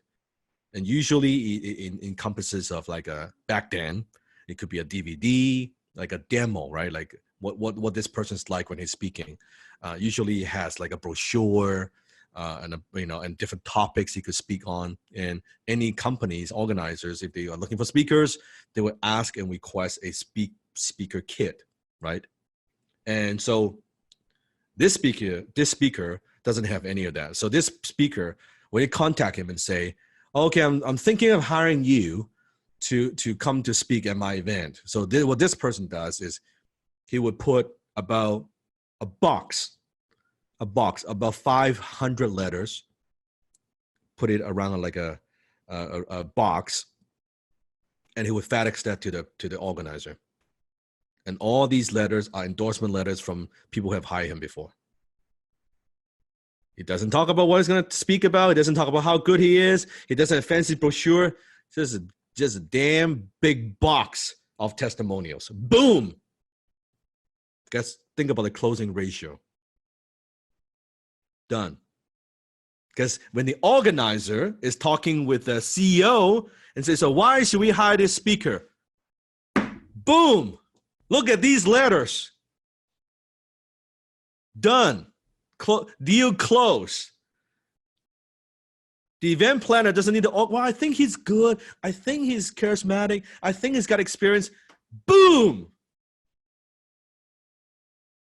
That's building a case. So let's recap. Video testimonial is the best. Written testimonial, ideally with photo, very specific. Third, endorsement letter. And B2B, by the way, LinkedIn, those recommendations, that's, to me, recommendation is a form of endorsement letter on LinkedIn. It's the same idea. Nothing has changed. LinkedIn is just using technology for that. So get testimonials for every benefit that you offer to each market. Now, this is profound. Again, this is important. I'm giving you a lot of golden nuggets. You're picking this up. How many of you think it's a good idea to listen to this class again? For sure. You get more out of it the second time. Testimonial. Done properly, instead of just putting a bunch of testimonials, which you could, like the way I do it, it's overwhelm the market with proof, because the market that I'm serving is skeptical, the B2C market. However, there are times when you could use testimonial, depends on the funnel, to handle objection. So think about landing page. I'm giving you an example. Let's say, what are some of the objections that people have that would prevent them from buying? It's too expensive. Price. Okay. So let's say you have 2, 3, 4 testimonials on price. Right within your copy, we're talking about the offer, talking about the price. Suddenly you have the testimonial from one of the customers. You know, I never thought about buying this expensive treadmill because I thought all treadmills are the same. But you know, when I got this treadmill and I'm working out every day, and this is very, very different. First of all, it has no noise and it's very durable. And now my family and I, we're enjoying this treadmill. We're using it every day, and I've lost, 20 pounds as a result. I'm just making this up. Okay. Boom. And you have 2, 3, 4, 5 of those right at the spot where you're talking about that. Now you're using testimonial wisely, right? You're using it very intelligently, very strategically. Very strategically. Let's say you're serving a market where, let's say you are selling a stock investment type software, like a day trading type stuff, okay, software. And one of the objections people have is, oh, I'm not technical. I don't know how to read the charts. Let's say that's an objection, right? You get a testimonials, and it could be a testimonial from someone who is like 60 years old, 65 years old, little old lady, and say, and it has to be real, like as a real customer. I don't know anything about computers, and they can confuse me. But when I use this super duper trading software, right? All I need is a green arrow, and green arrow I will buy, and red arrow I will sell, right? And just look at this. I spend 10 minutes a day looking at my portfolio, and now my portfolio has gone up, 20% last 3 years, whatever it is, right? Boom. That's using testimonial wisely. So you could use testimonials to pre-sell, lock in a sell, or follow up. I'll say that one more time. You can use testimonials to pre-sell, lock in a sell, or follow up.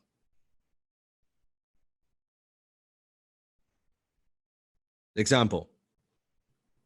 Before, let's say you are selling digital marketing, and you're talking to a potential client.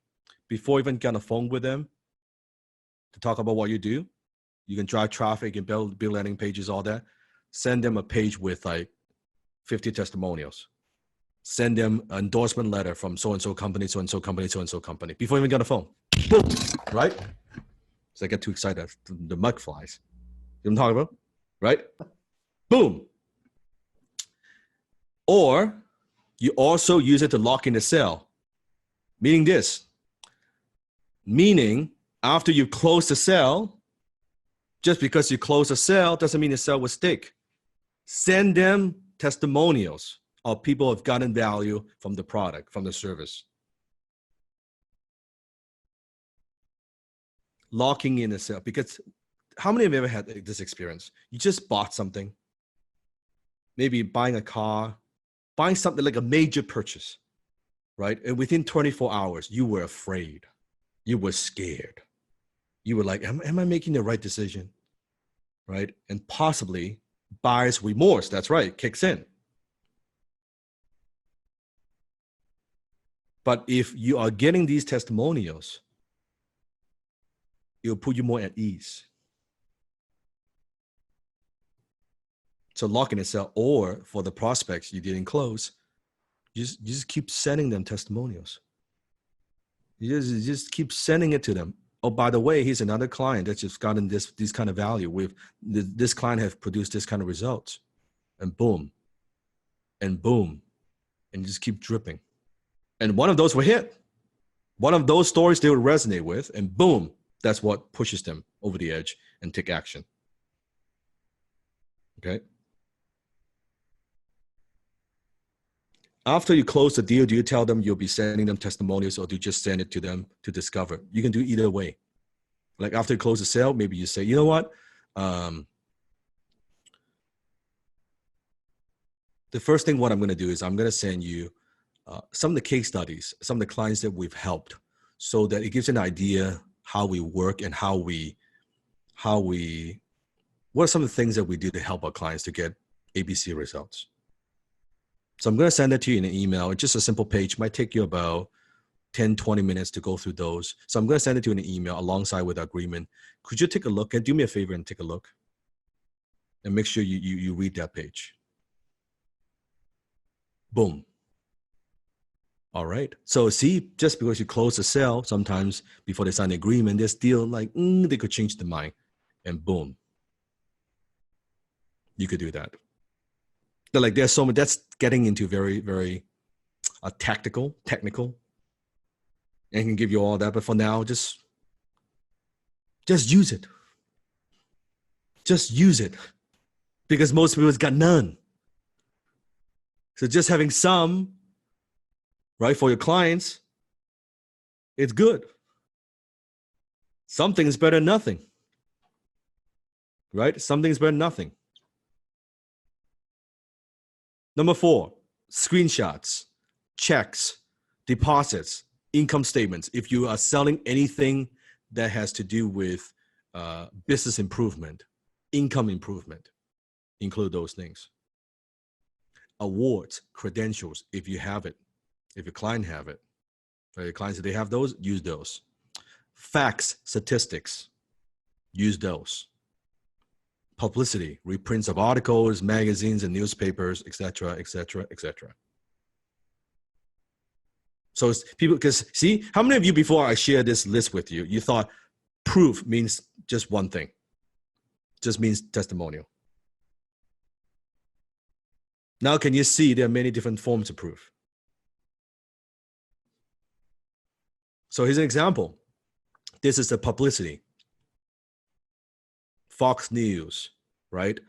Forbes, Business Insider, articles written by me, written about me.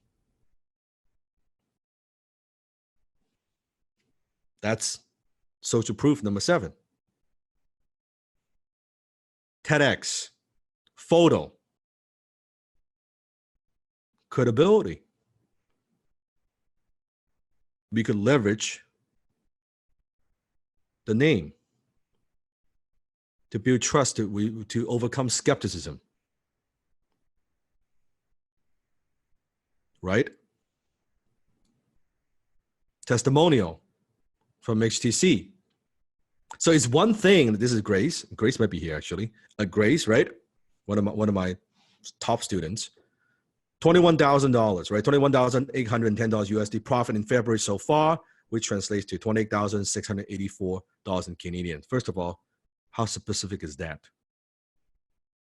But more than that, boom, here's a little deposit.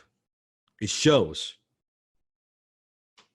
Yes, Grace is like, I recognize that check. There you go. So it's one thing to say, oh, this, but this is, it takes the testimonial to a whole new level. Can you see this? Imagine you're writing copy, right? To have this throughout your copy. Here's another example. This is the Stevie Awards, which they recognize international business, different categories. More than 250 executives worldwide participate. Stevie Awards, right?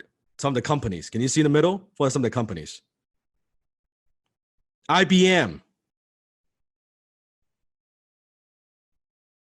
Thai Life Insurance,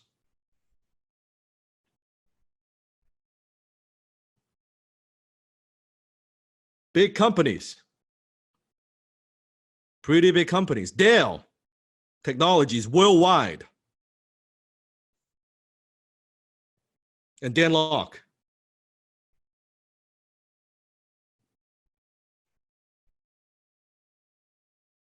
Gold Stevie winner, Dan Lok Education, Entrepreneur of the Year in the Media Entertainment category, Executive of the Year, Internet News Media category. Executive of the Year, Advertising, Marketing, and Public Relations.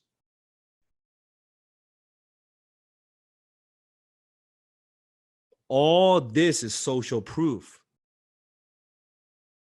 We're building a case. We're building a case. And this will not be the only award we win. We'll keep winning. We'll keep winning. We keep building that pile. You want it to be a mountain. You want it to be ridiculously high. Just that alone, if you change nothing else for the copy for the clients, you've just helped the client to gather more proof, build up the case, gather testimonials, or even just use the testimonials that they have a little bit more wisely. Do you see how you could help them generate more revenue? Hey, Sifu, can I jump in on that one? Yes. Awesome. So I was talking to one of my friends who's working at a high level with copywriting, and he was doing a promotion on, I think it's like on an e-commerce site that sells dog leashes or something like that. And they literally tested putting rated 4.9 out of 5 stars on Amazon by over like 1,000 users. And that bumped their conversion rate by 20-30%. So imagine making 20 to 30% more money for your client by changing like 5 words. So reviews. So another form of testimonial, because I use testimonial, it keeps it more generic, but another form of testimonial, it's a case study, review. To me, they're all forms of testimonials.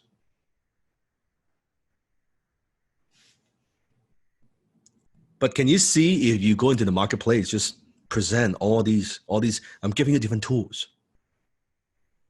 Ali's asking, do I need a lot of testimonials for low ticket products too? What do you think?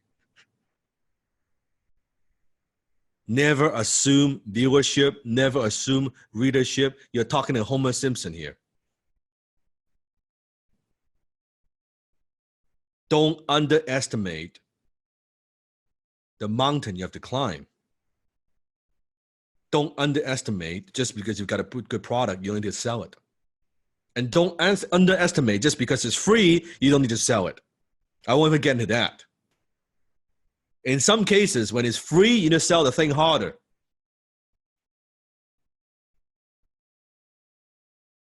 Just because it's a free download, a free webinar, a free PDF, a free sample, you need to sell that harder. Sifu, can I jump in on that one too? Yes. Awesome. Cool. People will look at you and go, why are you giving this away for free? What's the ulterior motive? What's in it for me? What's in it for you? And there's like, even if something is free, there's so much BS online nowadays. Even if it's like a free product, like let's say you're giving out free skincare samples for your clients, people will be extremely skeptical why you're giving away free samples. Yes. Is there something wrong with it? Yes. Is there like an ulterior motive? Are you going to sign me up for this like automatic billing thing that I can't get out of and you're going to screw me for the rest of my life? Are you going to use my shipping address? Are you going to sell my information? There's so much stuff out there that people have been burned by and heard about that you can't ever have too much proof. As long as it's within reason, the more proof, the better. And the more angles you can tackle people's skepticism using testimonials and proof and social proof and reviews, the easier the sale is going to be. Don't ever underestimate the mountain you have to climb. Like Sifu said, don't underestimate. Yeah, don't underestimate. Just go in, prepare. Don't assume readership. Don't assume they trust you.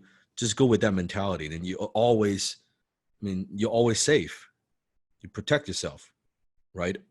So awards that if your client has awards, good, use those for sure. Use those. Not just awards that you win. Example, this is Closers in Black, which is our annual event for all my high ticket closer students. We have an award ceremony. So from the award ceremony, so now it's also a demonstration of the photos, and not just me winning awards, but my students hitting different milestones, accomplishing, bigger, better things, closing certain amount of money, right? Like that's another form of, yes, Jeff is here, yeah, right? That's another form of testimonial. It's a very powerful testimonial because one of the biggest hurdles I just shared with you before in the marketplace, first, people don't believe you. They don't believe you. They don't believe in your product. They don't believe in your company. That's all the skepticism in the marketplace. But the biggest hurdle you have to overcome, the biggest reason people don't buy is they don't believe they could do it. They don't believe you'll work for them because people have low self-esteem. Yeah, I know this exercise equipment will help me lose weight, but I don't think I'm going to use it. I know I'm not going to use it. That's why I've been overweight for so many years. I know I'm not. I know it doesn't matter how you talk about how great a machine is and how great this is and how it doesn't matter. I don't believe it'll work for me. So you have to assume, and that's the fact, in the marketplace, the average person has very low self-esteem.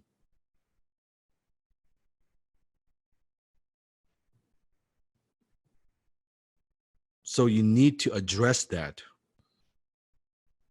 You absolutely need to address that.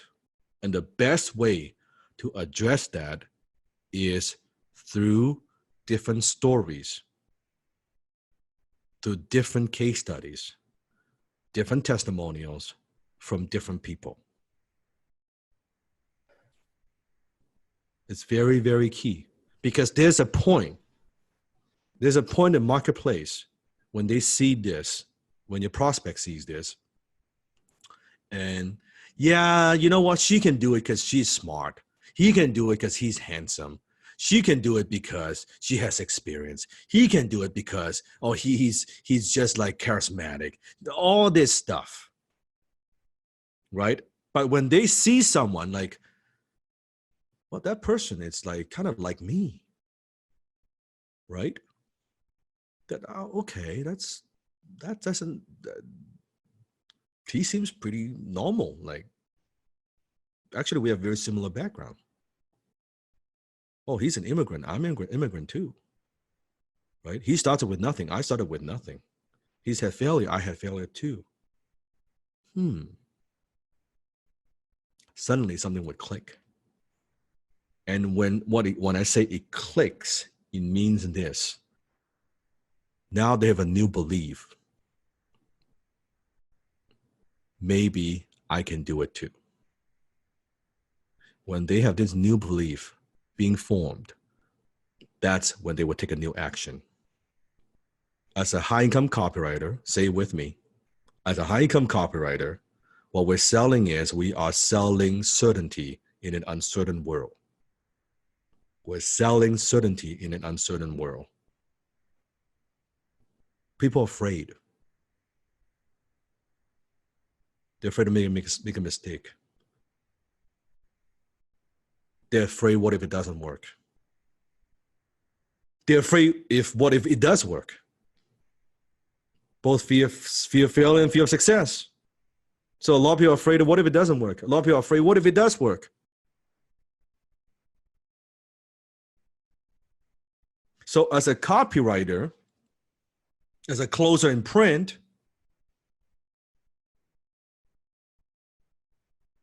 your job is not just selling something. It's not just selling a product. You're selling them a new way of looking at the world. You're selling them a new lifestyle. In some cases, depends on what you're selling. I mean, you are selling change. You're selling them a new life. When someone buys a weight loss product, if someone follows through, that's a new life. And I don't mean just getting into better shape. That person, you don't know, because maybe overweight would someone who's overweight, would that lead to other health problems? Yes or no? And when that lead to other life problems, if that person ends up being in hospital, even death, would that affect his or her family? Yes or no? That's why I said to all my students, closing is the most noble thing in the world. It's one of the most noble professions in the world. Closing in person, closing in print. It's the best thing. Because you are closing someone on doing something that they would not have never taken the action if it wasn't for you. None of you will be here. None of you will be in this class learning this if my team and Sifu didn't use our cooperating skill to close you to be here. And if you're not here, your life will not have changed. You will not have been learning these new insights and distinctions. Do you see, this is why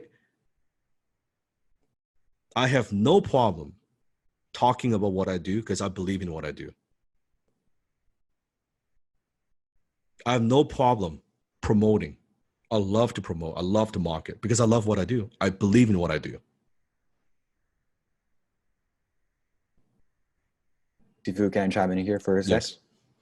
Yeah, so this lesson is very similar to something we teach in HTC, which is closing is not something you do to someone, it's something you do for someone. And this was a big mental block I personally had to get over in the first part, because I had this block in my mind saying, oh, I'm using these tactics to persuade, kind of like doing something to someone.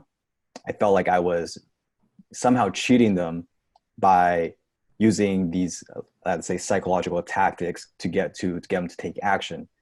But in reality, if they don't take action, then I'm really doing them a disservice, because then their life stays the same. They're not going to be able to better their lives. They're really just going to be stuck in the same old paths. So that's like a mindset I had to personally get over. So if you guys feel like you're using these tactics and you're manipulating people, really, you're not. You are helping them get into a better life. Do you know the difference between manipulation and influence? Put in the chat. What's the difference between manipulation and influence? That's right. I love it. I love it. You're so smart.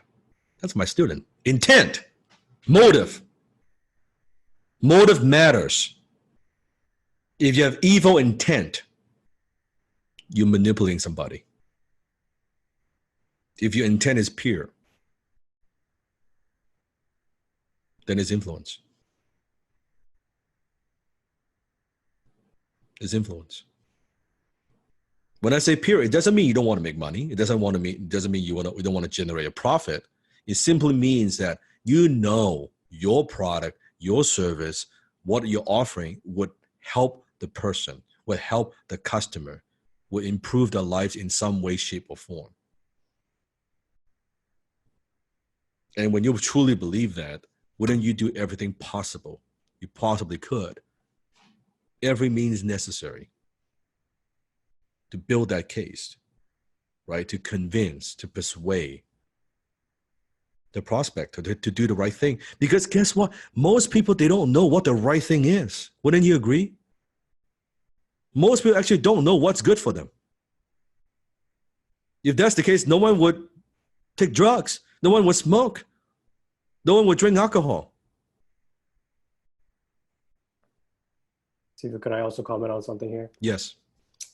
A lot of time that fear of selling, you generally brushed on this, but the belief you have yourself in the what you're selling has a big transference of emotions through your copy. So like whenever you're writing something and you don't, like in the past, like I've written stuff where I didn't really understand it. I didn't truly believe in it. That affects your copy in a major way. You have to truly believe that what you're selling is going to change their life. And a lot of times you'll know when you really believe in your product, because by the time you finish your writing, I'm sure Peter, Ed, every copywriter can relate to this. You're sold yourself. You're like, sign me up. This is going to change a lot of lives. And then you're good to go. So I just want to comment on, like, if you really have that fear, maybe you actually don't believe in what you're selling to begin with. And do you know why you don't believe what you're selling? Why People- don't you believe what you're selling? What's the truth? Because you don't believe you. You don't believe in yourself.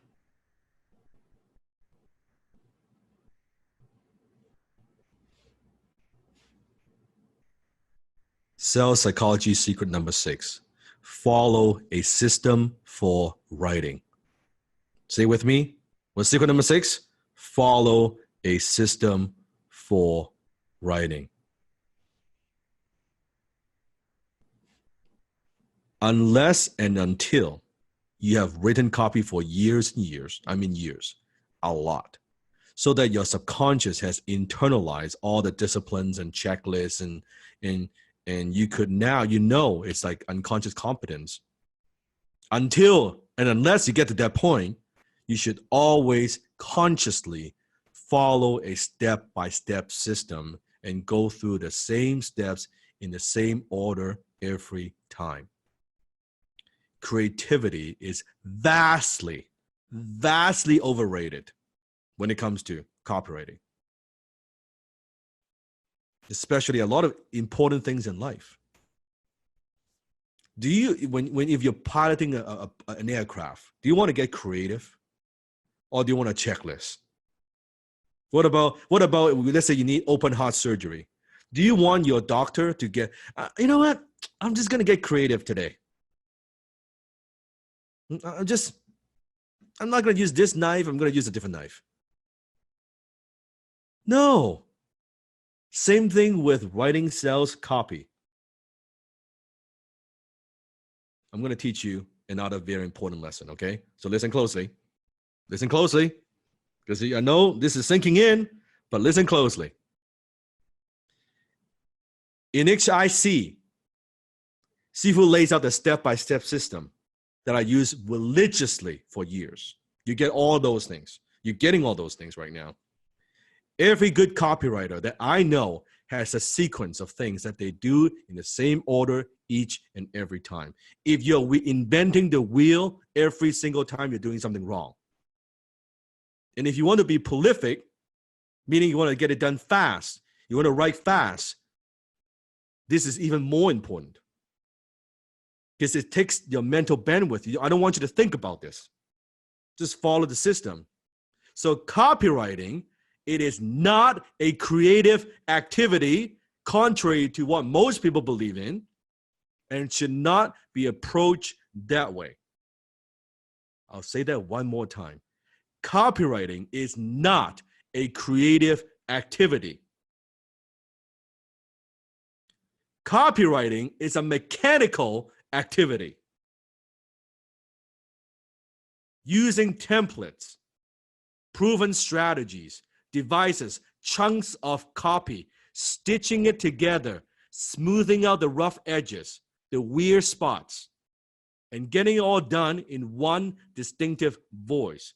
That's copy. Because in a creative activity, let's say you're painting something, right? You want to start off with a blank piece of paper. This is the last thing you want to do in copywriting. It is a mechanical activity. It is 1, 2, 3, 4. It's checklists. It's templates. It's not about being creative. Why the hell would you want to stare at a blank screen writing a headline? It is dumb. Go through the templates. Okay, here are 100, 200, 300 proven headlines. Okay, I like number 5. I like number 10. I like number 20. I like number... Okay, let me pick 10 of those. Okay, put in here, fill in the blanks, and take the marketplace, what you think would resonate with them, and you fill in the blanks, and boom, boom, boom, boom, voila, done. It's that. It is like that. It is not a creative, and I know for some, you want to be creative about this. You want to be like, oh, Sifu, I don't want to follow the checklist. I want to express my creativity. I want to do something different. I'm not going to do the headline. Yes. And I'm not going to talk to one. I'm going to be academic about this.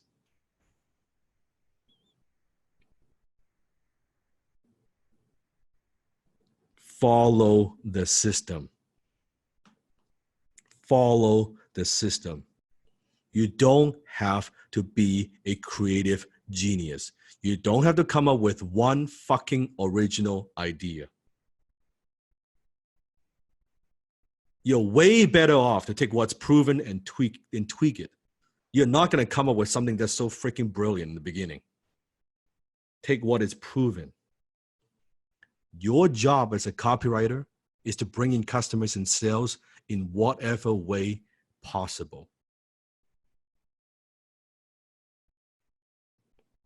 Your client doesn't care. Did you spend 20 hours writing that email or 20 minutes if it brings in the revenue? Do you understand? Oh, here's a good question. I saw a good question. Wait, I see a good question.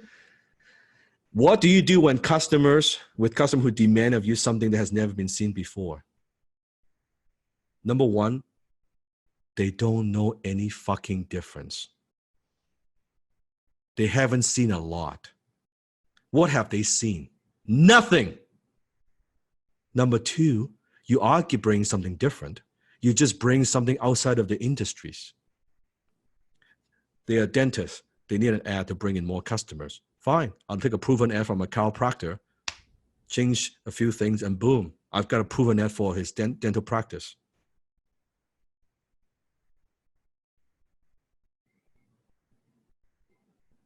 There you go.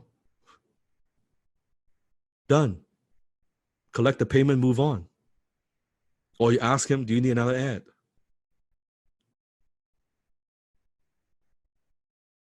Like Steve has been doing this for a long time. Your clients can tell. They can't, unless they're like me, that's why it's not easy to join my team. Because I look at your copy, I can see I can tell. For almost all the business owners and clients and companies you work with, they can't tell the difference between chicken shit and chicken salad. Can't tell the difference. It's a headline. They don't even know what the headline is.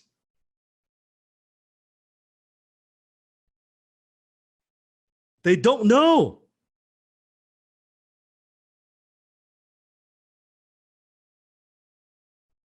They literally don't know. I'm not joking. They don't know. We are in it because I'm teaching you. They don't know. And quite frankly, they don't care. I've never had one time, clients ask me when I was writing a lot of copy, where you got the idea from? How did you come up with the headline? How did you come up with the hook? They're just happy, hey, is it done? Great. We can send this out. Oh, here's how much revenue we brought in. Can you write some more? Oh, that didn't work. Well, I think we need to tweak this. We are not in the writing business. We're in the revenue generating business. And copywriting is not a creative activity. It's a mechanical activity. And guess what? You are not the genius. I'm not the genius. There's only one genius, and that's the customer. Your customer is that creative genius. Your customer, if you pay attention, will tell you everything you need to know. They will make you the best copywriter that you could possibly be. You could argue that with the marketplace always wins. You could say they should respond to this headline. They should respond to my ad. Well, they don't. Change it. There's only one genius. This is why the entire HIC is very customer focused.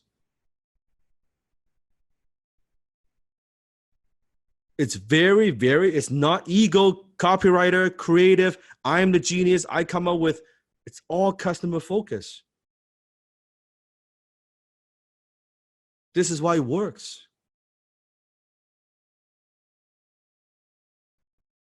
This is why it works. Hey, Sifu, can I jump in? Yes. Awesome. When you are writing a promotion or ads or emails or anything for a client or an influencer, the best thing you could do is if they have an existing buyers list, so people who have purchased their product or service, you get on a phone with them, you interview them, you find out why they bought, what they were currently experiencing, what their life was like, and just interview them really deeply on basically their whole process. An interview could take anywhere from 15 minutes to an hour. You do, let's say, 5 to 10 of these interviews, you will be very, very clear on exactly who you're talking to. You find out the repetitive key phrases that they're using. Let's say you want to make a new landing page, which we'll get to in a few weeks, I believe. Let's say you may want to make a new landing page. You want to make a new headline, and all 5 people that you talk to, they said something about how they wanted to make more money so they could spend more time with their kids. So instead of trying to be a quote unquote creative genius and try and come up with a good headline, why don't you just take exactly what they told you and put that as the headline, and then you keep selling to the same people or a similar demographic? You don't have to be creative. You don't have to be brilliant. Just take what they're saying and give it back to them. Just put it back right in front of their face. Sifu, is it okay if I tell a quick story? Go for it. Awesome. Many, many months ago, I was hanging out with this girl, and she was basically saying how much she did not like school and how she was really confused about her future.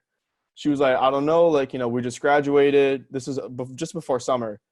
I was just graduated. I'm more confused than ever. I don't really know what to do with my life. I'm like, whoa, hold on. I pulled out my phone and I pulled out my notes app. I'm like, sorry, could you say that again? So she repeated it, and she's looking at me kind of weird. And I verbatim took exactly what she said about how most students, high school students who graduate from high school at this time, they feel more confused than ever. I put that as the first few sentences of a Facebook ad that we ran, and it was one of our highest converting Facebook ads we've ever done. I didn't do anything crazy. I didn't do anything ridiculous. All I did was I just put the words of the prospect back in front of them, and so that they feel understood. Do you guys think you can do that? Do you think you can talk to average everyday people, find out what they're saying, have conversations with them, and put their words right back in front of them and sell them whatever product or service they need that they will use to get to the next level of where they want to be in their health, their wealth, their happiness, their fitness, or whatever? Are you guys seeing how powerful that is and how easy that is?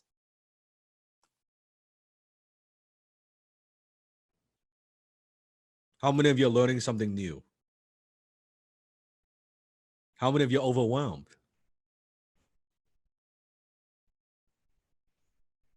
How many of you are getting amazing value? Well, remember, Sifu talks about how copywriters, we fail a lot. Yes? While I have failed at trying to finish this damn class in 3 hours, 100%. Massive failure right here. We are like, what now? 4 hours and 30 minutes in. I'm not done. I probably have another, maybe an hour. Maybe an hour. Maybe an hour. My goodness. How are you doing? You doing good? Doing good? Aha moments? Breakthroughs? Deep understandings? Nice. That makes me happy. That makes me happy. That's what I want to hear. So I'm going back to the formula again. Who do you need to be? You need to be a, say it with me, psychologist, strategist, researcher, wordsmith. I've taught you the 4 things you need to do to master copywriting. So now I'm going to give you the HIC blueprint. Remember, follow a system for writing. This is one of the key systems that we have. 4 steps to writing killer copy, which, by the way, I have not even taught my copywriting team. They don't know this. You'll see. After I teach this, I'll have them jump in and comment. They don't know this. So here's a typical scenario. When a client hires you, you sit down to write an email, landing page, an order page, an ad. You make a list of that tells people how neat the product is, how long they've been in business, how great the support is, how great the service is, how trained their staff is, how compelling this thing is, all of which are focused on the client and not on the customer. And then no one buys shit. No one takes any action. A very typical scenario for a copywriter.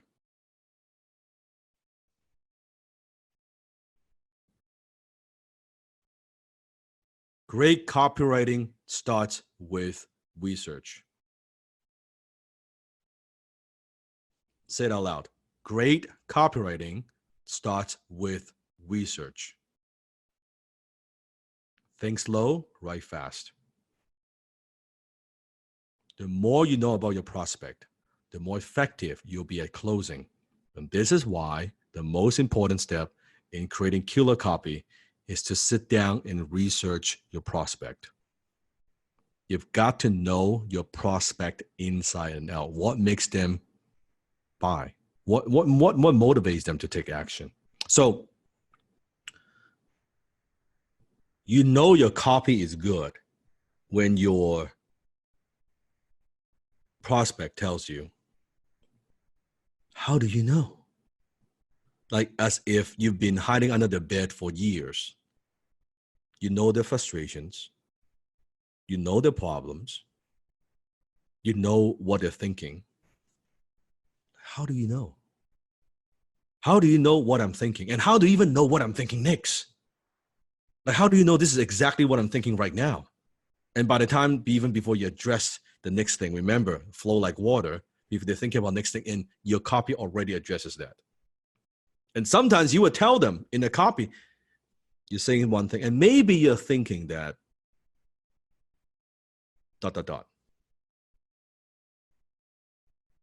Maybe you're thinking that this won't work for you. Maybe you're thinking that you've tried this different diets, different weight loss programs for so many years, and you feel like you've already given up.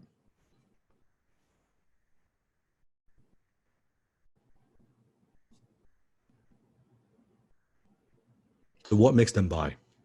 Now here's the 4 steps. Here are 4 steps. Or should I just teach this next week? We'll just end it here.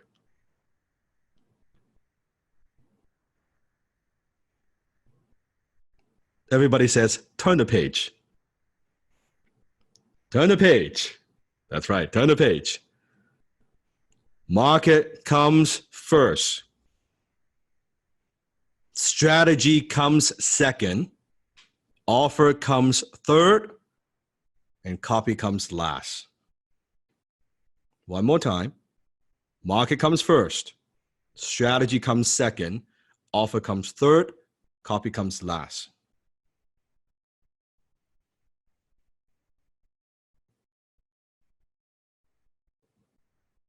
Copy comes last. It's not about writing. You need to write. It's a mean to an end. So how does that fit into the formula? Boom. Psychologist, market. Strategist, strategy. Researcher, your offer. Wordsmith, your copy. It is as mechanical as this. Market comes first in the order of importance. In fact, if I could get the first two pieces right, the rest is so easy. The rest is so easy. So you think when Sifu taught you the formula, I'm taking it, I'm giving you the 4 steps. So vertically, I shared the 4 types, the 4 hats you have to wear. Horizontally, I teach you the 4 ways what you need to do to get good. Now I'm giving you, take it back to vertically and giving you the steps. So it's the who, it's the how, it's the what in one formula. In one fucking formula. Now, how do I come up with this? Because copywriting, my copywriting skill taught me clarity. I'm very, very clear. What do I need to teach and what do I want you to learn?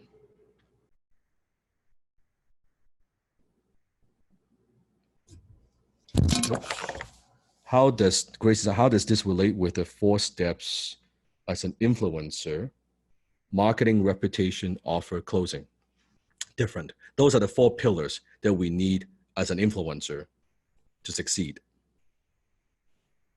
This is strictly on how to become the best copywriter that we could be, which is part of the bigger picture if your goal is to be an influencer, right? Within this context. You know why my mic is falling down? Because it's heavy. I need to adjust this somehow, I think. Yeah, maybe that's better. That should be better. I think it happens every time you do a mic drop, Sifu. Mic drop, yes. It's a mic drop. This is a real mic drop moment, okay? So I'll have my team chimes in. Peter? Yeah, no, I'm just like a little bit lost for words, Sifu. Like I've never seen it put like this so eloquently. Because like, I don't know if you guys know how lucky you are to have it laid out for you like this. Because when I was starting out, I'm not sure if you guys tried learning copywriting before this class.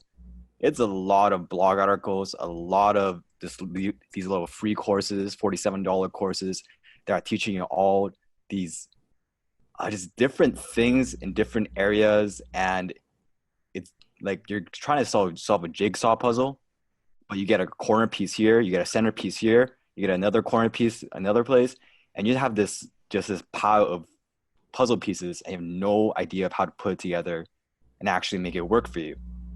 And the way Sifu put it just now, it's like, this is all you guys need to become a great high-income copywriter. And I hope you guys are not taking it for granted, because holy geez, if I had this, I probably would have cut up like a year off my learning curve. That's what I have to say, Sifu. The 4 steps. That's it. Every single thing you write, those 4 steps. Follow the system. Follow the system. Don't get creative. Follow the system. Market comes first. Strategy comes second. Offer comes third. Copy is last. It comes last. So what it means is, another way of looking at this is, copy follows offer, offer follows strategy, strategy follows market. Hey, Sifu, can you elaborate a little bit more on the strategy part? Yes, I will talk about that. It's coming up. Awesome. It's coming up. Awesome. So let's talk. Yes, go ahead. Thank you. One more. Okay, go for it. Hey, it's mine, Peter. Can we go back to the other slide? By the way, like Peter said, this is fucking incredible. I wish we had this a long time ago. Sifu, why have you been holding out on this, man? Shit. So earlier in the comments, I saw someone ask, if an ad doesn't work, how do you know what to change? Let this be your guide. Look at first the market. If you look at if you're speaking to the right people. First of all, if you've even chosen the right person to talk to, right? Second of all, if your words match the people who you are trying to talk to, right? Then go to the strategy. Is it the funnel that's the problem? Is it how you're selling it, right? Is it how you're messaging the audience? Are you strategically trying to be more authoritative? Are you strategically trying to be like kind of more subtle? Like how are you, what's the strategy? And then if that's all fine and dandy, you go next to the offer. Well, you know, is this really an irresistible offer? Is this something people actually want? Is this explained in a compelling way? And then finally, look at the copy, look at the wordsmithing. And if you guys go through those 4 steps, being a high income copywriter will be a lot easier, and you'll have a lot more clarity as to why certain campaigns may or may not work. Some people think it's all about, oh, it's tweaking that one word in the headline. Okay, sure, maybe, but I think Sifu gives a great example of this. It doesn't matter if you tweak a word in your headline if you're trying to sell steaks to vegans. It's just not going to happen. Yeah, and to add on to this, so if I were beginning as a copywriter, I don't think I would see the significance of this yet, just because I don't have the experience yet. But after having a few years of copywriting experience, like when you look at how new copywriters look at copy, they focus on the tactics. They focus on the words. Like, for example, I was going through a course where people were sharing their best insights from the top sales letters. All the new copywriters, they would point out things like, oh, he wrote number 9 using the letters instead of the number 9. Oh, when he put a quotation mark, he put it after the comma, not before the comma. And they would focus on all these little things inside the actual copy, which really do not matter, because copy follows the offer, follows the strategy, follows the market.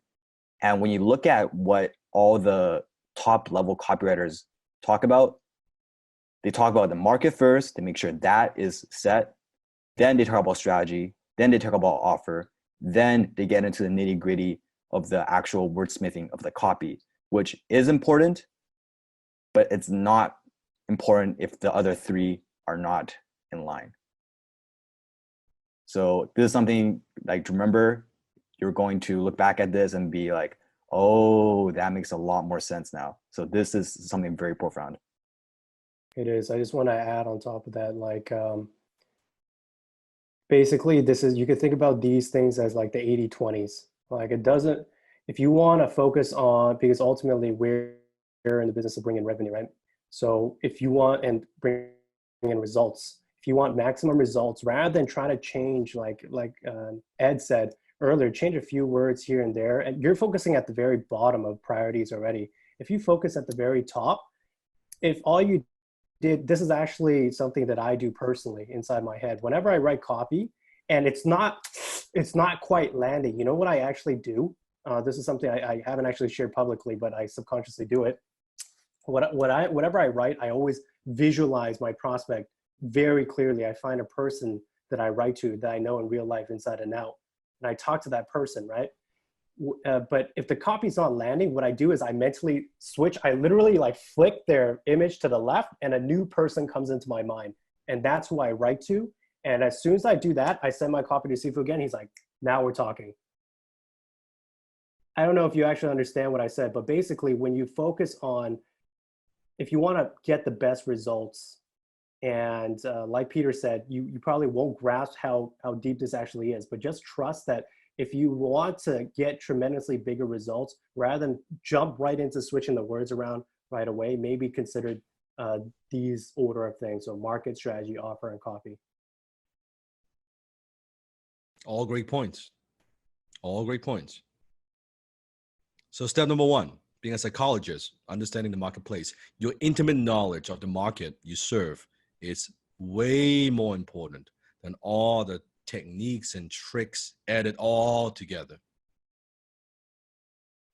Copywriters who make the most money are those with the most intimate knowledge of the people they're selling to.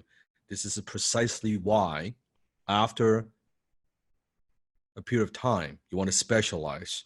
You want to specialize your copywriting. You want to specialize the niche you serve, because the longer you're in that niche, the more understanding you have of what that market wants, and you'll be able to produce better results.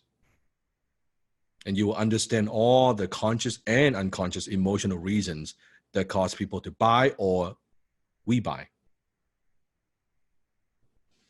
So when you understand, I'm just going to give you some questions to think about. Now, you don't have to answer all these questions when you go into the marketplace, but I want you to think about the depth of this, okay? So don't get overwhelmed. Just think of it as like a checklist. Understanding who you're selling to, who you're writing to. What keeps the market awake at night? What are they scared of? What are they suffering from? What are they mad at? What are they angry at? What is the painful daily experience that they have to live every day? What trends are occurring in the market? Does the market have its own vocabulary? What do they secretly desire? Is there a bias to the way they make decisions? Are there age, sex, race, etc., biases? This is before you write a single word. You see why most business owners fail?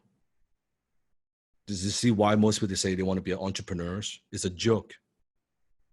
I can sit down with 10 entrepreneurs. I ask them these questions. Guess what? All 10 probably don't know the answers.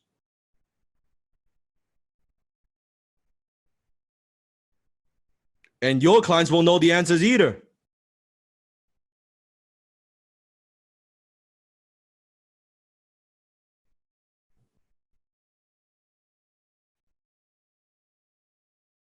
They won't know. They won't know. So let me give you a real life example.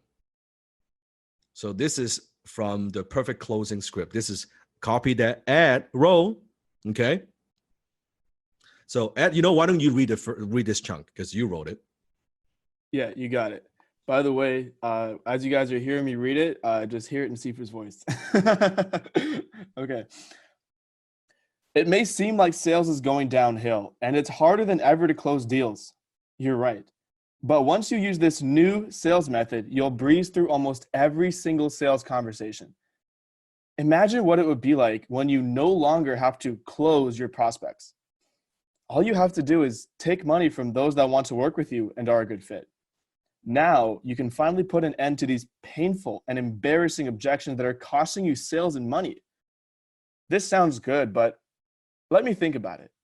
Your prices are too high. Let me run this by my partner before I can make a decision. I'll get back to you. I need to do some research. This new way of selling is killing it for those that use it. The problem is hardly anyone knows this powerful new method. So this chunk of copy, did I talk about anything about how great the product is? What are they going to get? No. This is all designed to establish connection, that I understand their problems. How many salespeople you think they hear these objections?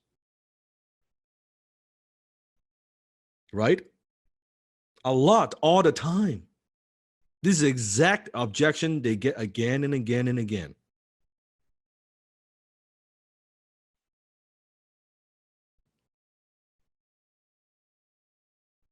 As a copywriter, if you want to close more sales in print. Human beings. It's human nature. When you can describe the prospect's problems better than they could, they automatically assume you have the solution. I'll say that one more time, in case that didn't sink in. We've been here 5 hours. If you could describe your prospect's problems better than they could, they automatically assume you have the solution because they feel understood. People don't buy because they understand what you sell. People buy because they feel understood. People buy not because they understand what you sell. People buy because they feel understood. You got it? Step 2, strategist. Your overall marketing strategy must come before copy, before even your offer. Now, strategy, Stephen was asking, could include everything from the hook, the most powerful, persuasive, big idea that makes you stand in the marketplace, that separates you and your company the most powerful way. Strategy also means have a solid understanding of all available media you can use to reach the best prospects in your market and knowing which ones work best and why. That's strategy. It in the most simplistic term is how the hell are you going to use your copy? Where are you going to use it? Where and how? Now, the way I approach strategy, don't get overwhelmed. Stay with me. Paying attention. You okay? Doing good? Now, the way I approach strategy is completely different. That is only part of my consideration. Because the way I approach strategy is much broader. Example, I will look at the business model. I will look at relational capital. I'll look at lifetime value of a customer. I'll look at optimization. I will look at it from many way different points of view. So it's not very linear. Now, as a copywriter, you don't need to do that. As a copywriter, just focus on where and how you're going to use the copy. So what I want you to understand, even from a strategy point of view, there are many levels. But you don't need to learn all those levels. You do not need to do that. You just need to understand all the available media and the big idea. I think that's the extent. You don't need to learn more than that to do very, very well as a high-income copywriter. But knowing strategy is deep. It's a very, very deep thing. Because it's all about thinking. It's all about connecting the dots.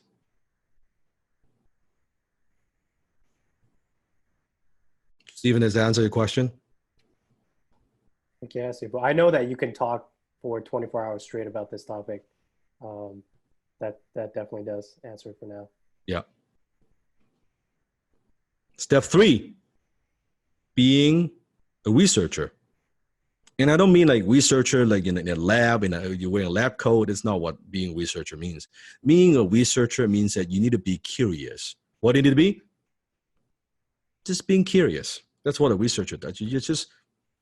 You're curious about, oh, that's interesting. Just like Ed, right? Oh, that's an interesting thing. Just talking to someone, and that's an interesting phrase that I could use. Just curious about things. That's what it is, right? Once you've determined your market, your offer, right? Then your offer, how you formulate the offer, you will also need to know who else is after the same market, because that will dictate what kind of offer you want to make. So your marketing offers will never take place in a vacuum, meaning there will always be other things competing for your prospects' attention and money.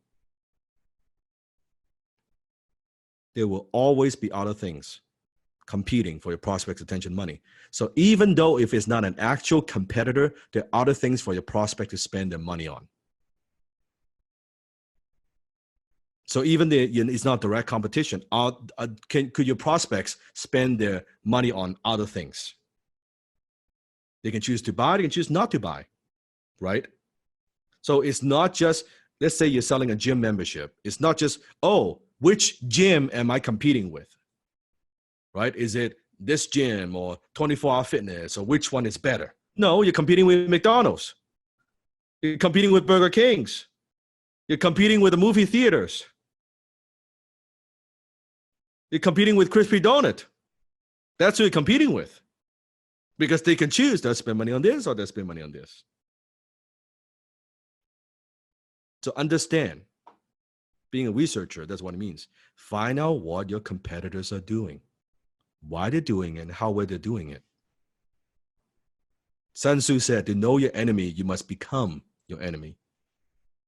You got to know your enemy better than they know themselves. I know my enemy, believe me. I know what my competitors do. I study their stuff. I probably study their stuff better than they study their own stuff. But I know they don't study my stuff. Because my stuff is not easy to understand. They're too fucking lazy to study my stuff. And by the time they finish studying my stuff, then they realize it's like a tip of the iceberg. It's like enough in a tip. It's a tip of the iceberg. It's the way I like it. To know your enemy, to win, you must become your enemy. Who is offering a product or service like yours? What are the precise features of their offers? What's unique about doing business with them? What's unique about doing business with you? If you're selling in a certain area, territory in which they're selling to, why do your prospects buy from your competitors and not from you? What are the competitors doing right and what are they doing wrong? Meaning, what are they strong at and what are they weak? What are the weaknesses? You don't want to compete hand-on sometimes. Because when you do that, chances are you need to compete on price. If you don't want to compete on price, you got to find something, a need that's not being fulfilled. The first three steps in the formula, have you written a single word yet? No. When you understand this, when I said copywriting, when you understand this, you can launch any business, you can start any business, you can scale any business that you look at. If you understand what I'm teaching you, actually get it, and you master this, you have so much clarity. You have more clarity than the owner. If you could answer these questions, you are pretty fucking smart when it comes to business. And if you can answer these questions and come up with solutions at the same time, you are very, very smart.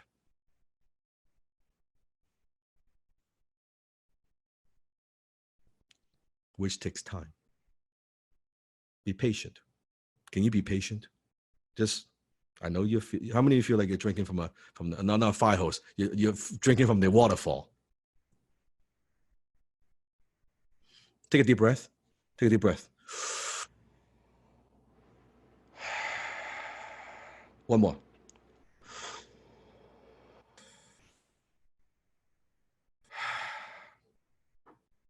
Just relax, embrace, and take it all in. Just take it all in. No one is asking you. You got to understand everything I talk about. You got to memorize everything I talk about. You got to know. No. Just relax. Just enjoy the journey. Could you do that? Just enjoy the journey. Just do the assignments. Just trust the process. Trust Sifu. Just enjoy the process. Forget you guys. I think my cooperating team is overwhelmed. Forget it. Okay? Yes. Very overwhelmed. So it's normal. It is normal. Normal. Okay? And I'm teaching you this is like kindergarten to me. This is like kindergarten. I'm giving you the most simplistic, necessary ingredients you need to be a successful high-income copywriter. I'm not going to the advanced things that I do. This is a very, very, and you don't need to get beyond basics to make six-figure. So goes back to this is also the perfect closing script. This is the other chunk. Now, this is very, very good. Talking about competition to become your enemy. I have Ed read it again. This is good. Pay attention. Here we go. Why top sales gurus still teach outdated sales techniques and why no one else is teaching what's actually working right now. By the way, before I continue, are you seeing how we are addressing the conversation in their mind and that we understand the prospect so well that we know that this is what they're going to be thinking at this point? Awesome. People love the hustle. They get a high off it. Trust me, I get it. But let me ask you a question. Do you think sales is a numbers game? Most gurus do. And if you do too, that's part of the problem. Gurus will tell you that if you talk to enough people, you will make a sale. Or if you go through enough no's, you'll get to the yes. And getting that one yes out of 100 is euphoric. Look, I know the rush of closing deals and working hard is addictive. The challenge is what makes it fun. It's like a game. But what if I told you there was another way?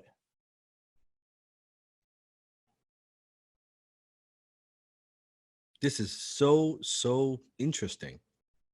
This entire chunk of copy is not talking about why this product is better than everything else. This is, write this down, this is selling against. Selling what?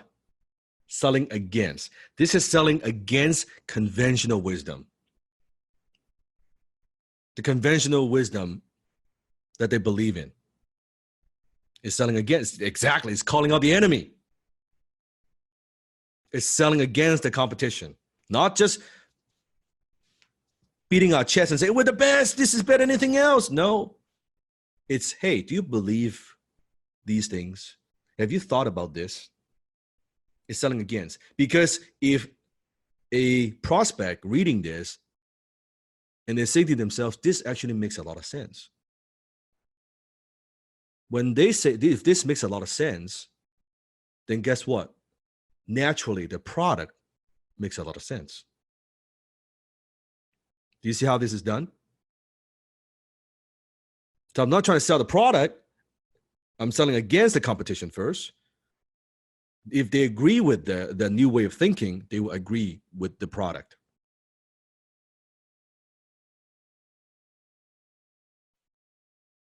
At the end of the day, marketing is simply a combination of math and psychology. At the end of the day, marketing is simply a combination of math, which is data, conversion, numbers, opt-in, click-through, tracking, and psychology. Marketing is math. It's very mechanical. You tweak something, it works better, you keep doing it. You tweak something that doesn't work so good, you take it out or you stop doing it. Not about being creative. The sooner you get this, the sooner you get good.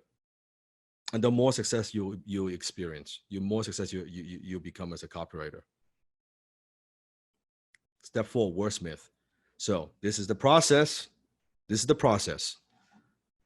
And this is such a simple way of doing this and gives you a very powerful framework. So you're not confused. Like, because I know, okay, Sifu, now I got a client. What do I need to do? Follow the 4 steps.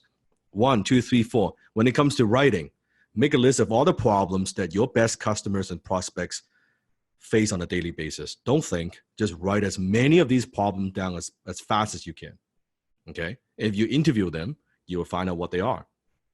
But in some cases, if you cannot interview them, you could also go to forums. You can go to boards. You can go to all these different sites. Find out, what are they talking about? What are they complaining about? Then you write down all the ways that your product, your service, your company can solve each problem. Just do a massive brain dump and get it all out. Now, within this process, you do not edit. What don't you do? You do not edit. I know, the perfectionist. You do not edit. I want ugly writing, just uncensored, unedited version. Just write that's why write fast. I want you to write very fast.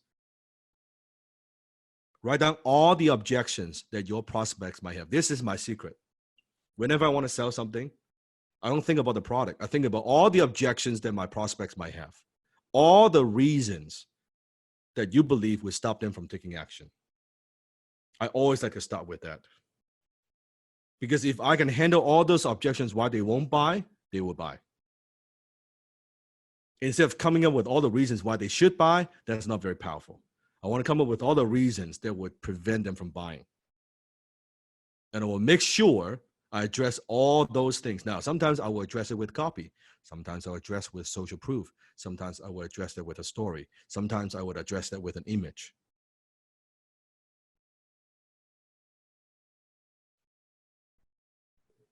Never fear objections. Don't hide. If there's a big, massive, like a pink elephant in the room, point it out. Be upfront about the skepticism that they have. Bring it up front. Then you overcome them one by one, one by one, one by one.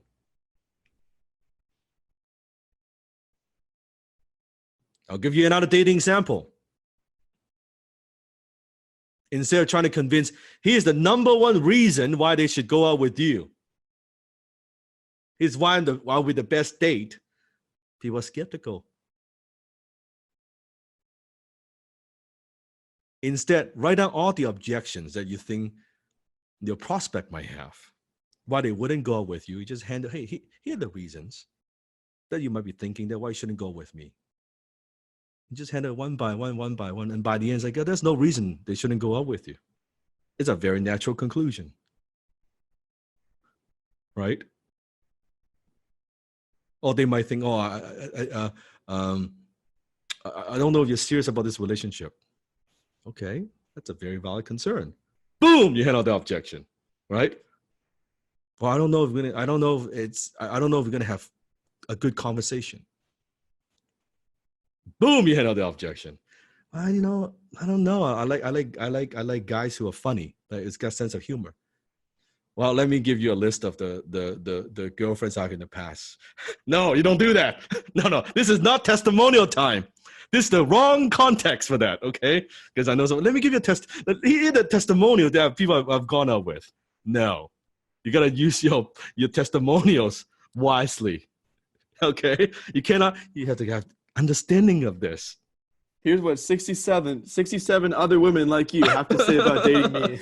But Sifu, you said what other people say about me is infinitely more powerful than what I say about myself. But no 2-star reviews though. Yes. No, okay. Now this is the part. This is the wordsmith part. It's still part of the perfect closing script. I like this chunk a lot. Ed? Oh, by the way, Sifu, I was just curious. I looked at our stats, and I think a few of our students purchased the script in the past few minutes. They went to the Perfect Closing Script website and they just bought it. So that's really funny. That's good. There was a great lesson. I think it's from Gary Halbert. He said, like, if you ever write like a piece of copy and you go to the bar and you get someone to read it, you ask them, what do you think about this letter I've written here? If they tell you it's good, it's shit. If they ask you, where do I buy this? You know it's good. And my assignment, for those, if you bought the Perfect Closing Script, study from wear two hats.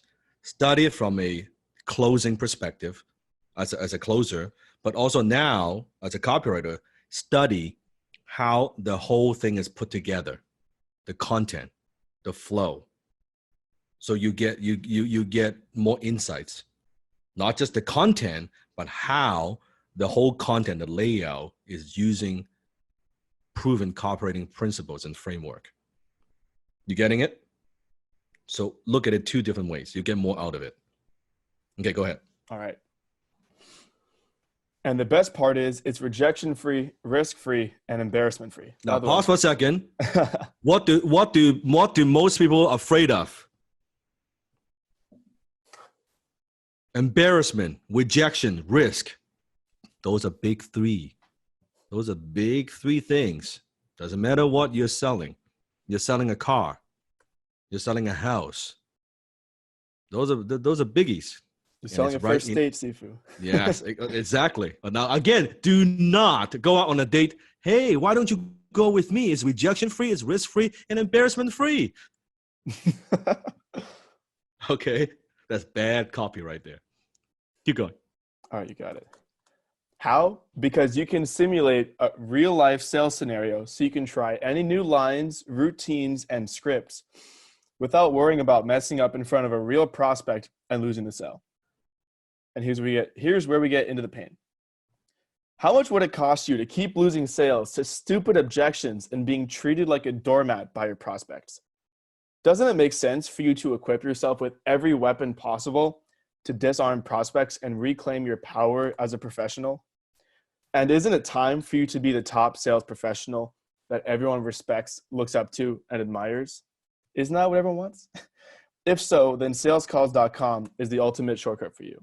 Now, there are a couple of things. If we have more time, I'll go through this a little bit more in depth. Let's go through it, Sifu. Okay, so we're running way behind. Okay, so let's take a look at the second one. Okay, I love like equip yourself. This doesn't it make sense for you to equip yourself with every weapon possible to disarm prospects? This is speaking to people with more the logic, right? We're speaking the logic. Doesn't it make sense just to kind of like almost like an insurance policy? Why wouldn't you want to have all the weapons available, right? Yes, the emerald. And then we claim, I like this one, we claim your power as a professional. That's speaking now to more the Ruby, for those, my students who understand the personality type, right? The people who likes challenges, right? And I love this one. This is a good one. Pay attention to this. And isn't it time for you to be the top sales professional? Respect, right? Everyone respects, looks up to, and admires. Now, this line is great because we could easily end it with that everyone looks up to. No, it's those three things are the same fucking thing, but we say it 3 times. Respects, looks up to, and admires. Aren't they the same thing? But you see how you're stacking up the emotions? Like boom, boom, boom. And these are the 3 questions. And at the end, if so, then this is for you. So see, if, then, so if it's giving a formula, write this down. If, then. If this is what you're looking for, if you've been searching for this, then this is blank. Well, Ed, how would you use that in dating? Give me a line. If, then. Oh, Sifu, you don't even want to know about what I've done with copywriting on my Tinder profile. Go for it. Go for it. If, then. All right. If you're looking for a serious relationship with someone who treats you with the respect that you deserve, then swipe right and let's talk. I could see. I can see the guys using this. Oh, it's so much fun. By the way, Sifu Mhm. doesn't know this, but I'm a dating coach on the side, so boys, hit me up. Like a side Whoa, hustle. okay, hold on, Ed. Yeah, a side hustle right here. Oh my goodness. Now, with the perfect closing script, the question you have is, did the copy work? Did the copy work? It sounds good. Did it work? Well, the perfect closing script, in the first 30 days when we launch it, generated $131,834 the first 30 days. So I would say it works okay. It works okay. You multiply that by, I don't know, 12 months. That's a couple $1 million.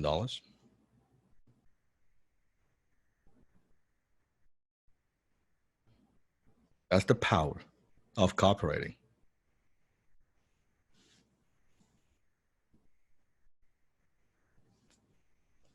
Secret number 7, the last secret of the night. Money follows mastery. Money follows mastery. Money follows what? Mastery.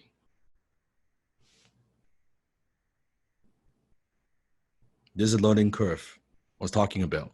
In the beginning, you're drinking from the waterfall. It's a slow beginning because because you're learning something new, right? It's new information, new content, new ideas, new perspective. Your mind, understand this, your mind is trying to process a lot of information. Of course, you feel overwhelmed. And is overwhelmed a negative emotion? No. It's a positive emotion, right? Isn't it? So as you go through that, and then in the beginning, you would go through, you would see improvement, but you also be overwhelmed. This is why you need to go back to the materials second time, third time. Because once you've gone through it, it's like you've walked for like how many have done hiking, right? You've done hiking on a mountain, and then the first time you walk, it's like, ooh, I don't know where the path this goes, and it takes you a lot of time. But the second time you go through it, okay, now the second time you're enjoying the scenery, or you're enjoying the nature, you're enjoying the look at the trees and the flowers, because now you've gone through it once. And the third and fourth time, now you bring your friends along. Hey, let me show you this path. It's so cool, right? It's the same thing. So don't be afraid. Don't avoid it. Don't shy away from it. It's just part of the process, right? Now you can breathe. That's right. And you will go through a very steep acceleration, especially in the next few weeks, right? And then you get good, and then you plateau a bit. And this is how people become from terrible to become average, then from average to become good, and from good to great. A master is someone who is the absolute best at what they do. Or at the very least, they are constantly striving to becoming the very best they can be. A master doesn't mean, oh, she's got all the answer. He's got all the answer. That's not what a master does. It's someone who's absolute best at what they do. And the reason they're the absolute best, because they're constantly striving to be the very best. To be the very best. Say it with me. This is one of the principles that I teach. I think it's very important. Rich people do what is hard. That's why their life is easy. Poor people do what is easy. That's why their life is hard.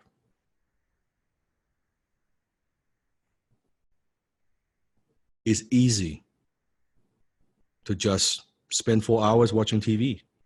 Not so easy spending 2-3 hours learning something new, developing a high income skill. And this is why people look at the people around you who are struggling. Look at how they live. They do what is easy. This is why their life is hard. Sifu has an easy life because I do what is hard.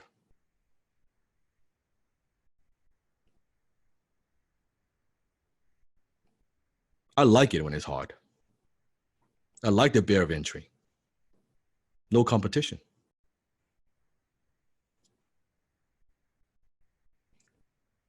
I like to have skills that most people don't have. I like to play a level that most people cannot play at. It's good. There's no traffic. There's no traffic. There's no competition at the top.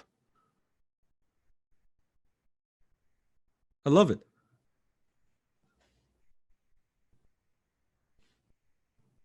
John Lennon from Beatles said, I can sit down and write as a swimming pool.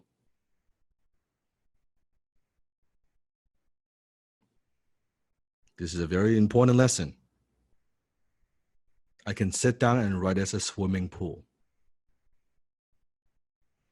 What does that mean? It means this. John knows this. He had developed a high income skill, which is songwriting. Anytime they felt like buying something, all they had to do is write a song. That's financial confidence. Doesn't just apply to copywriting, applies to Beatles too.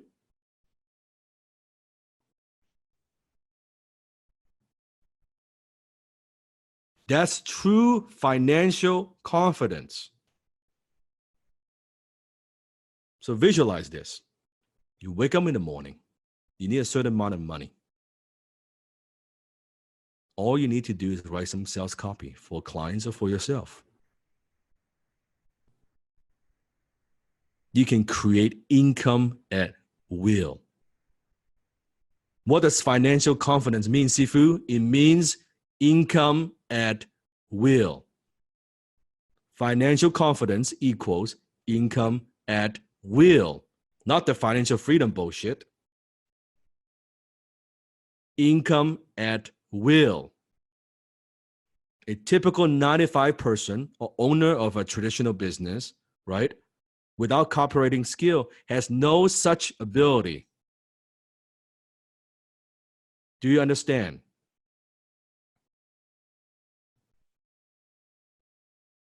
They have no such ability. They can just write down and sit down and write a swimming pool.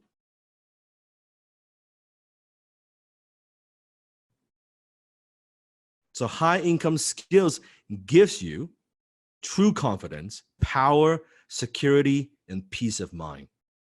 You think you want financial freedom, but what you really want is security and peace of mind, isn't it? This is the goal. It makes you superior to average people in attitude and in reality. Not from an arrogant perspective, from a skill, confidence, power perspective, not ego. Because you know you could create income at will, so you're not worried. You don't have to worry where the next dollar is going to come from. You know you want to buy a car? Sit down and write some copy. You write your own destiny. You don't need to wait. Write a promotion. Write a campaign.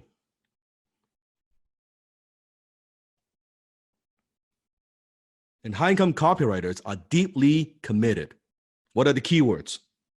Deeply, deeply committed to doing everything within their power to fully develop their skills.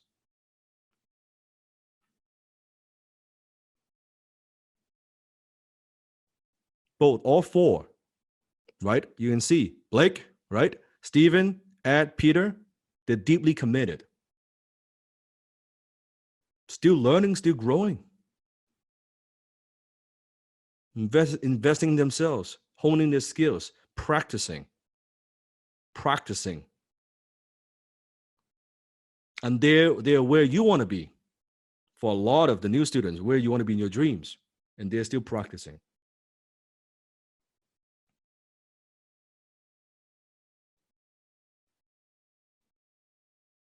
This is why it's a self-discovery journey. Because at the end of the day, we all want to become a better version of ourselves. It's not a destination, it's a journey. It's a journey that counts. It's a journey that counts. It's a journey that counts.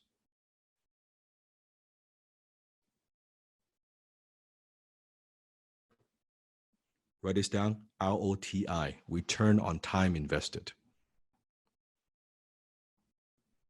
Return on time invested.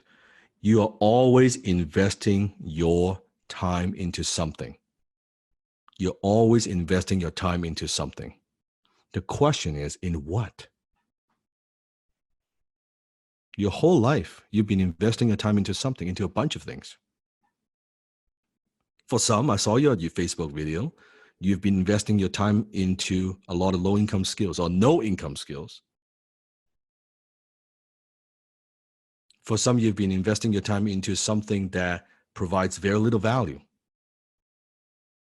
For some, you've been investing your time into something that's actually destructive.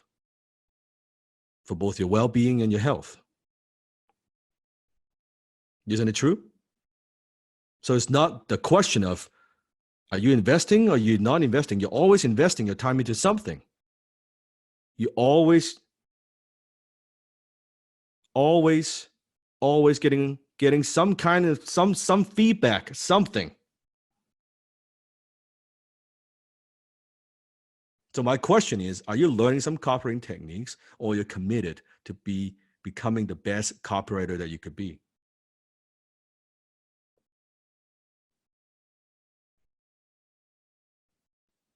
Because if you're here and you think I'm just going to learn some techniques, you're focusing on the half, you're not going to go very far. You'll learn some techniques, you'll learn a lot of techniques, but I can tell you're not going to be very far.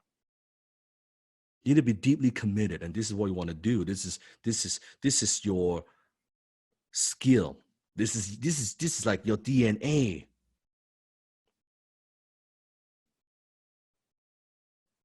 If that's the case, then make a decision right now. You will develop the ability to do this. Get excited about it. I got so excited, I knocked my mic down a couple of times. Make it your mission. Make it a must, not a nice to have. How far you think you'll get? Oh wow, it's nice to know. It's nice to know a little bit. It's nice to get an idea. I should learn copywriting.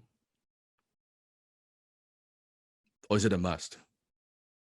To do whatever it takes to develop this high income skill.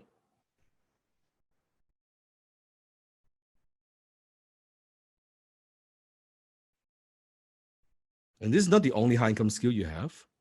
For some of my students, you've got 2.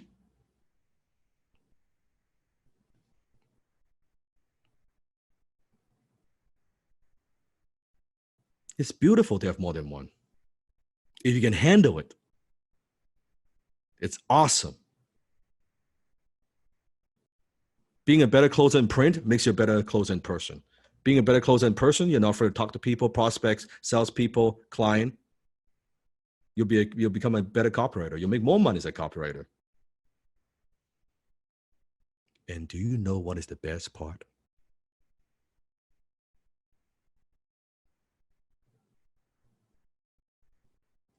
You can earn while you learn. You earn while you learn. This is not something that, seafood, does that mean, if I don't become an expert, I don't become a master, I'm not going to earn anything? Let me share a funny story with you.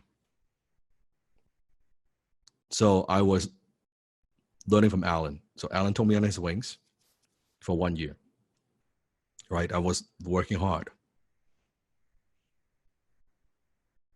After 1 year, because of health reasons, and because Alan's Parkinson's disease, so he had to make some changes within the company, and he couldn't grow it anymore because of health reasons. So I started my own thing as a one-man advertising agency. Now I was learning it for a year, but how good could you be in 1 year? I was decent, but I wasn't that good. Right? I cannot be that good. It's okay. But I was getting paid. I was getting paid. Do you understand? This is the only fucking profession in the world. Your clients are paying you to learn. You are earning while you are learning. Unlike the fucking degree, you got to go for 4 years of shit before you got to get $100K in student loan, $100K in debt. Then maybe, hopefully, you find a job. Then you get paid. And then you still got to pay off that shit before you make a profit. Isn't it true? This is not like that. I wasn't that good. I got good after I work with clients. So they pay me. The story is this. So working with a client. So the first couple gigs only a few $100s, and later on I charge you like $1,000, $2,000, $3,000, $4,000, right? More money. And as I was taking on these clients and they were paying me, and I'm like, okay, like this is monopoly money. Like I'm using other people's money to get a world-class education or marketing. Because when I send an email, it doesn't work. It's testing, and I write another one. But I'm getting smarter along the way. And as I get smarter, produce better results, I charge more money. This is fucking awesome. like, do you understand? Your clients are paying you to learn. And they cannot tell the difference between good copy versus bad copy. Most of them, almost all of them. They are just happy that they have copy. I'll say that one more time because I know it's not sinking in. They cannot find even a decent copywriter. They're just happy there's something they could fucking send out. It is a blue ocean. Like this is like better than the damn Bachelor show. It's like you're a single lady, you've got 12 attractive, handsome guys to choose from, and they want your attention. And you're locked in a mansion, locked up in a freaking mansion. So you could be like 2, 3, 1 as a copywriter. You are making money now. The difference is you're not making a ton of money yet, but you're making money day one. Every single, now I don't have many guarantees. He's my fucking guarantee. See what's guaranteed for you. Every single one of my students, you will make some money. It's just more or less. By the time you graduate from, let's say, week 7, even a simple, I'm not talking big money, you go to even those job, Upwork, freelancer, and who cares? You're making money while you're learning it. Like it doesn't, I don't care if it's $50. I don't care if it's $100. Do you see why it doesn't matter? Because it's just the first initial success. It's just a start.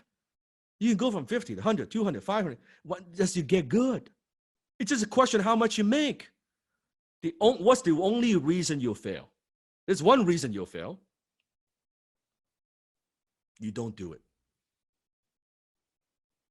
You don't do it.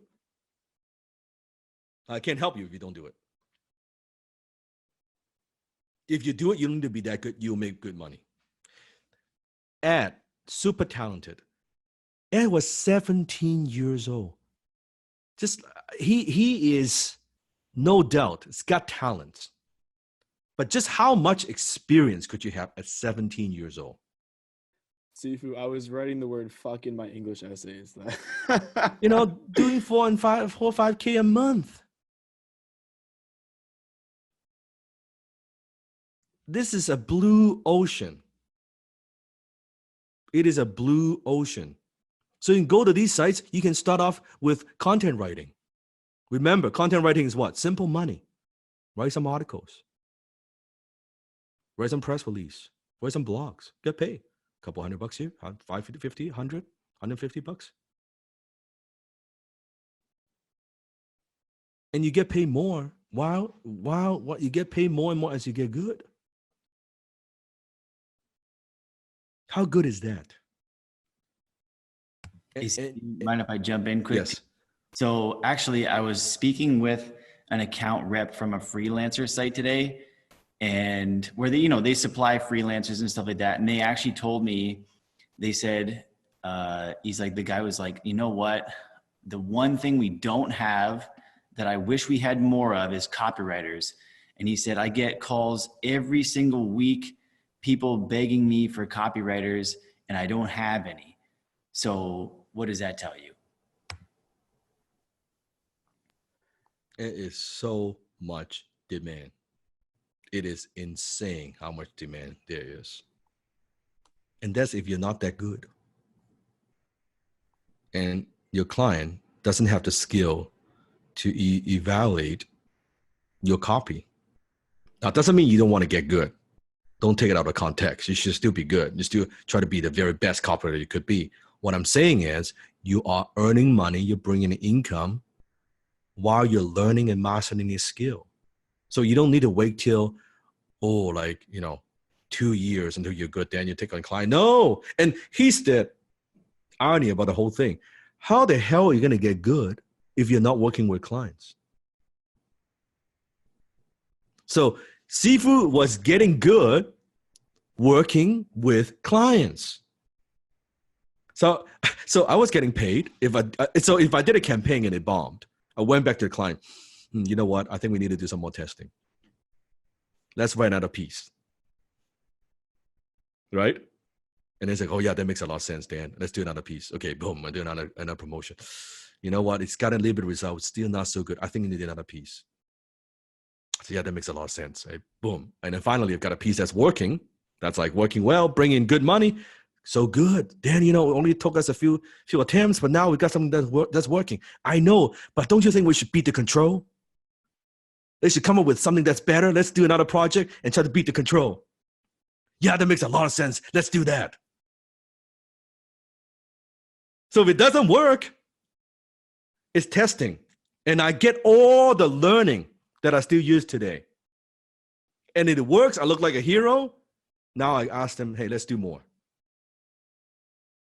Because they all want to generate more revenue. No company, no entrepreneur will tell you, oh, we have enough revenue. I don't want more revenue. They all want more revenue. Isn't this amazing? So I love to see that check. Maybe you're not the first gig. Maybe you don't get the 2,000, 3,000, 4,000. Who cares? My first gig was like a few $100s. Who cares? I'm getting paid to learn. Wouldn't it be nice? You go to school and you say, you know what? You're learning whatever subject in college and they're paying you to sit there and learn, to do the exam.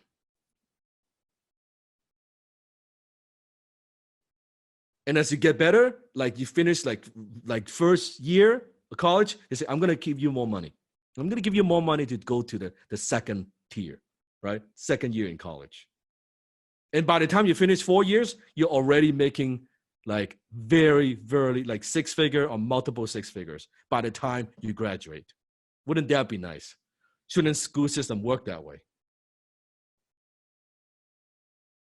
Versus 4 years, you get a piece of paper and good luck. Don't let the door hit you on the way out. Assignments. Are you ready for some assignments? Here we go. Here we go. Step number 1. Every day, what do we have to do? Read the IC Creed, affirmations.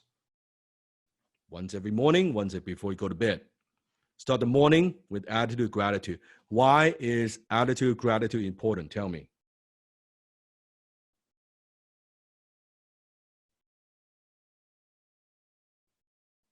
Mindset, abundance, keep you on track, gives you confidence. Win the morning. Yes, that's right. Win the morning, win the day. Very good. Very good. Middle of the day, power affirmations. Power affirmations. If you go to bed, program your subconscious mind for success and wealth. This is the basic. This is the foundation. Step number 2, immerse yourself into Sifu's teaching. We watch this week's class. It's a lot. It's almost 6 fucking hours. You get the lessons faster when you watch it a second time. And you could do it in chunks. Don't feel like you got to sit down and say, oh, you got to do 6 hours. No, do 30 minutes here, do 10 minutes here, do half an hour in here and there, an hour. It's okay. You don't need to go through the whole thing at once. And binge watch. How many of you are watching minimum 10 videos a day? How many of you are watching more than 10 videos a day?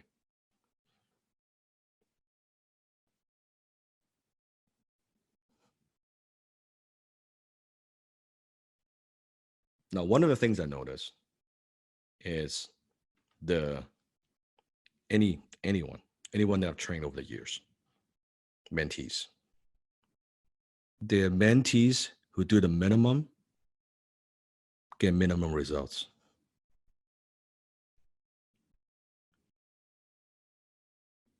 The mentees who do beyond the minimum get all the results. So if I say, well, Sifu, you said 10 videos a day, I'll do 10 videos a day. I didn't say 10 videos a day. It's a minimum of 10 videos a day. You do 10 minimum, it's the bare minimum. So don't be like, oh, I'm so proud I'm doing 10. You're doing a fucking minimum. So how many should you watch? A lot. The answer is a lot. You keep playing that in your background, drive something. Because when you listen to it second and third time, the overwhelm less. Because you've heard it before. Now you can enjoy. You can now observe. Now you can think. Now you can ponder. You can reflect. Now it's sinking in. But at first, like, well, it's just when you're overwhelmed, the lessons are not sinking in because you're in your head. You're thinking about a lot of different things. But when you have the answers already, now you don't need to worry about it. Now you could really hear what I'm teaching you. So second time, very key, immersion. Immersion. And here's a video that I also want you to watch. I'll send you the link. Please make a note. Team, make a note. It's a Bruce Lee video talking about pointing finger at the moon. Okay, so watch this video as well. It's a very short video. It's like, 1-2 minutes long. In the meantime, continuously to read at least one book a week. By the time this finishes, or 7 weeks, you should have read most of the books. Most of the books. Now, one of the bonuses that Sifu is giving you is Alan's original sales letters. I'm giving you 10. Okay, that's one of the bonuses. So you can see the flow. Now, when you get those letters, here's what I want you to do. Now, I've taught you different things into the next class. I want you to dissect. I want you to print them out. Print them out. And I want you to dissect Alan's 10 letters. No, I'm not asking you. You see, being too smart, too quick. I'm not asking you to handwrite them. You could, but I'm not asking you to handwrite them. I'm asking you to highlight the paragraphs that appeal to different emotions. It's a different exercise. So think about you're having a letter in front of you. You're gonna use a little highlighter. You're gonna highlight, okay, this chunk, and I want you to take notes. Actually write stuff on it. It's appealing to what emotions? Oh, this is a guarantee. This is security. Oh, this is appealing to this is appealing to fear, right? This is exclusivity. I'm teaching you how to think. After you've done that, then you read the letter again, and I want you to review your answers. and notice which psychological triggers he uses. Everything. It's a different exercise.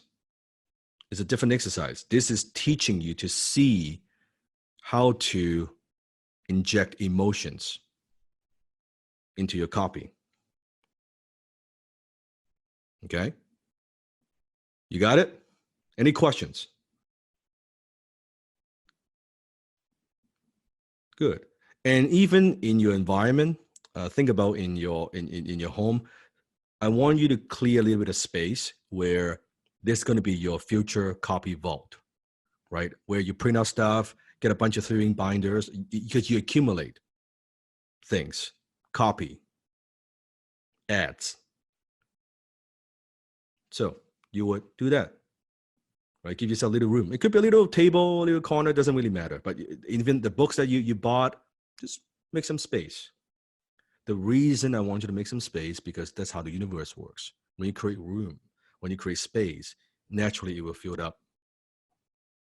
I won't get into all of that. But create some space for your new career, for your new high income skill.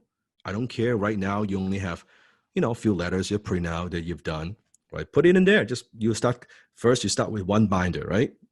And then later on you have the second binder as time goes on. The letters that you have written out, hand copy, do not throw those away. Do not throw those away. Keep them. I want you to keep them. It would be fascinating to watch. After a few months, after a year or so, put them in a box. You can organize them. How much you've done. You should be very proud of yourself. Don't throw them away. Don't throw them away, because then you don't know your progress. You do not know your progress. So Alan's letters, dissect 10 letters. Another bonus that's also Steve is giving you is my top secret sales letter checklist. This is so awesome because this is something that I personally used back then when I was writing copy. Remember, follow a system. It's a mechanical activity. It's not a creative activity. I'm giving you all the mechanics. I'm not just teaching you mechanics. I'm giving you the mechanics. Just follow this. Do it this way. Okay, this is something that I have, and just before when we decided to teach this particular course, and I was like, well, wouldn't it be awesome? And I was going through some of my materials. I forgot I have this. I was like, wow, that would be great. That would be great bonus, like for you. So use it. Now, let me teach you how to use it, because I want to make sure you know how to use this, because I've seen so many people use it the wrong way. There are 2 ways. How many ways? 2 ways to use this checklist. Number 1, you could use it early in your work on a pitch as an idea starting device.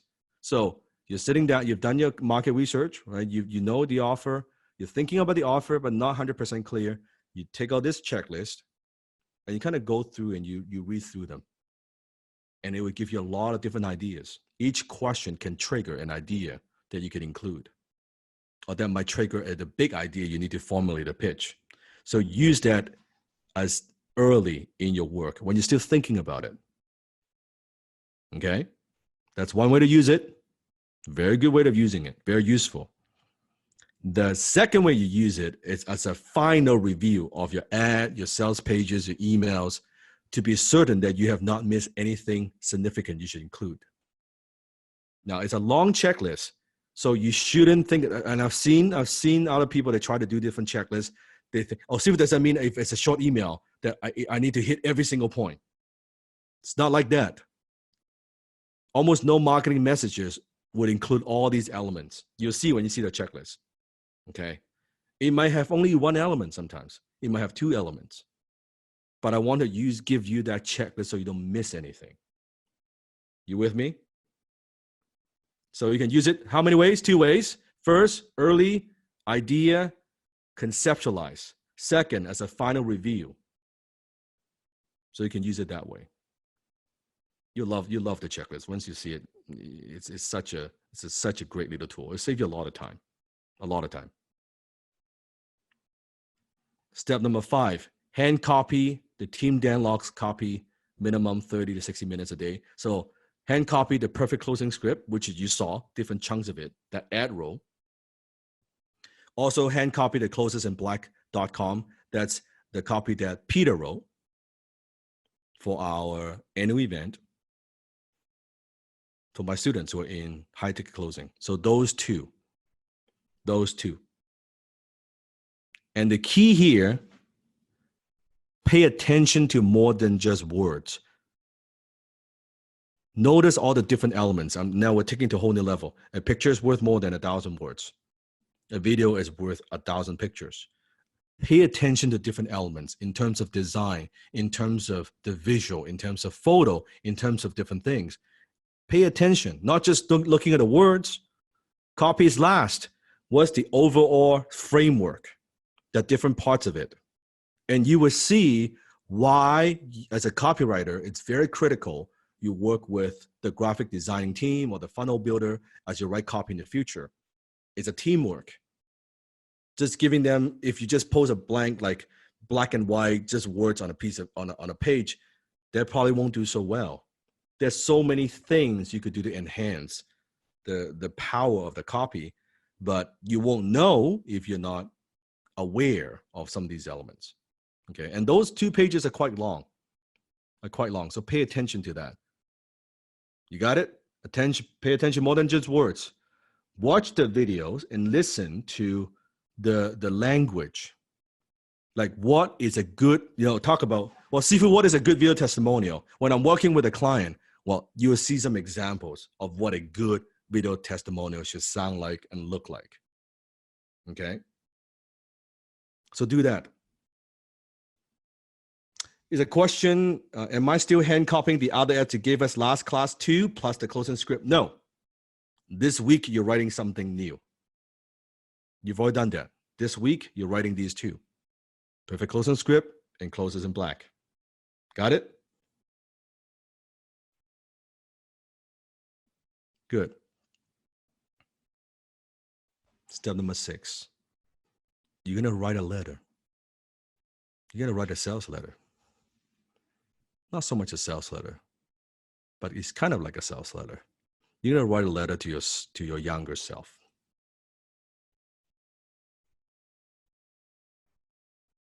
You get good at writing by writing.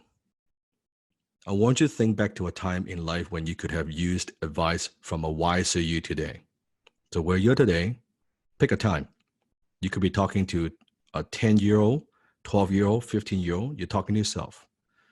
Now, before writing, take a moment, close your eyes, breathe deeply, bring yourself back, and all bring back all the memory.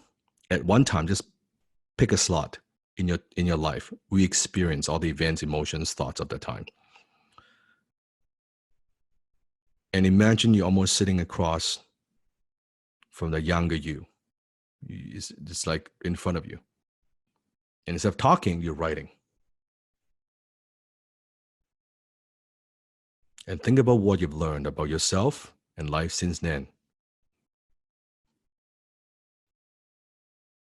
The longer the letter, the better. This shouldn't be a short thing.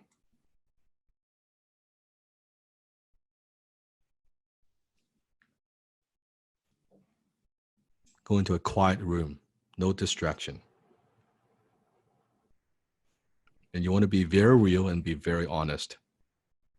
Ask yourself, what regrets and disappointments have you had? How have you lived your life so far? What triumphs and successes have you had? What struggles and challenges have you overcome? And shut off all distractions and take your time. And this should take a few hours. It should take a few hours. And then wait a day or 2. And then read your letter with fresh eyes. What do you notice? What emotions come up for you? What might you change in your life today as a result of what you wrote?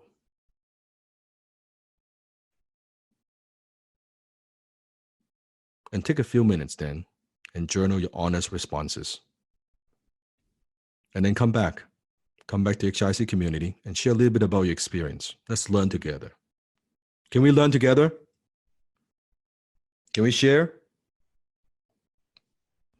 For some, this would be a very profound exercise. For some, this will be a very painful exercise. For some, this will be a very liberating exercise. This is how you have a very honest conversation with yourself. People ask me, well, how do you develop self-awareness? You could do something like this. Because most of us, we are so plugged into technologies and all the distractions and stimulations in our lives, we don't take time to shut off and have a conversation. We don't love ourselves. Why don't we love ourselves? Because we don't talk to ourselves. That's why we have low self-esteem. When was the last time you talked to yourself? Like this.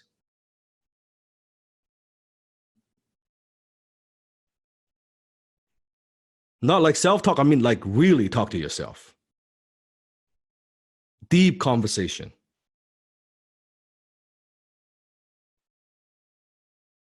Deep conversation. And before HIC, most of the time in your head, subconsciously, when you're talking to yourself, you're talking shit. You're still talking shit. You aren't good enough. You aren't ready. Don't know if you can do this.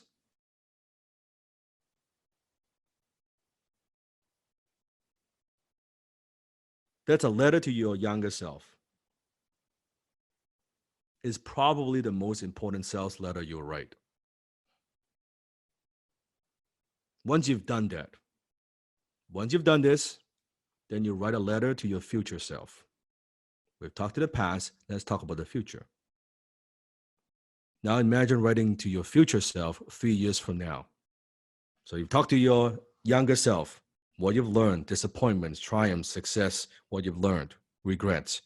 Now from where you are, 3 years, fast forward 3 years from now, what would you say to yourself? What kind of person would you be? What do you want to be 3 years from now? What are the goals and dreams you want to realize by then? What promises and commitments would you make to your future self? Once you're done, seal the letter, date it to exactly 3 years from now, store this letter in a safe place. Don't lose it. You can tape it on your wall. Don't need to open it. Seal it, date it, and 3 years later, you're going to open this up. 3 years later, you're going to open this up. And you'll see, first of all, you'll see how far you've come. Second, you'll see, have you delivered on those promises that you've made to yourself? Put this right next to, you could put this right next to your affirmation, your vision board.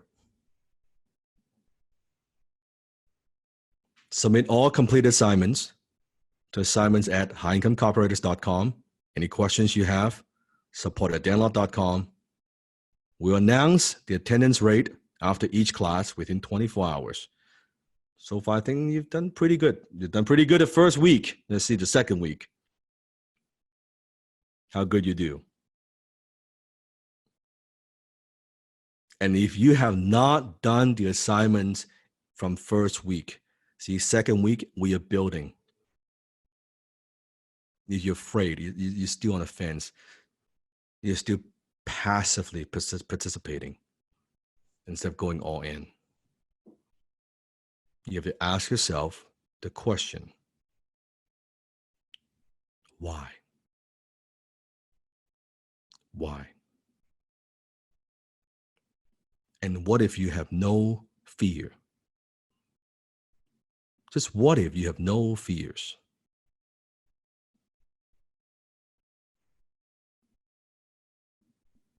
Where will your life be? 6 hours, intense training, go back, re-listen, do the assignments. Next week, we'll come back.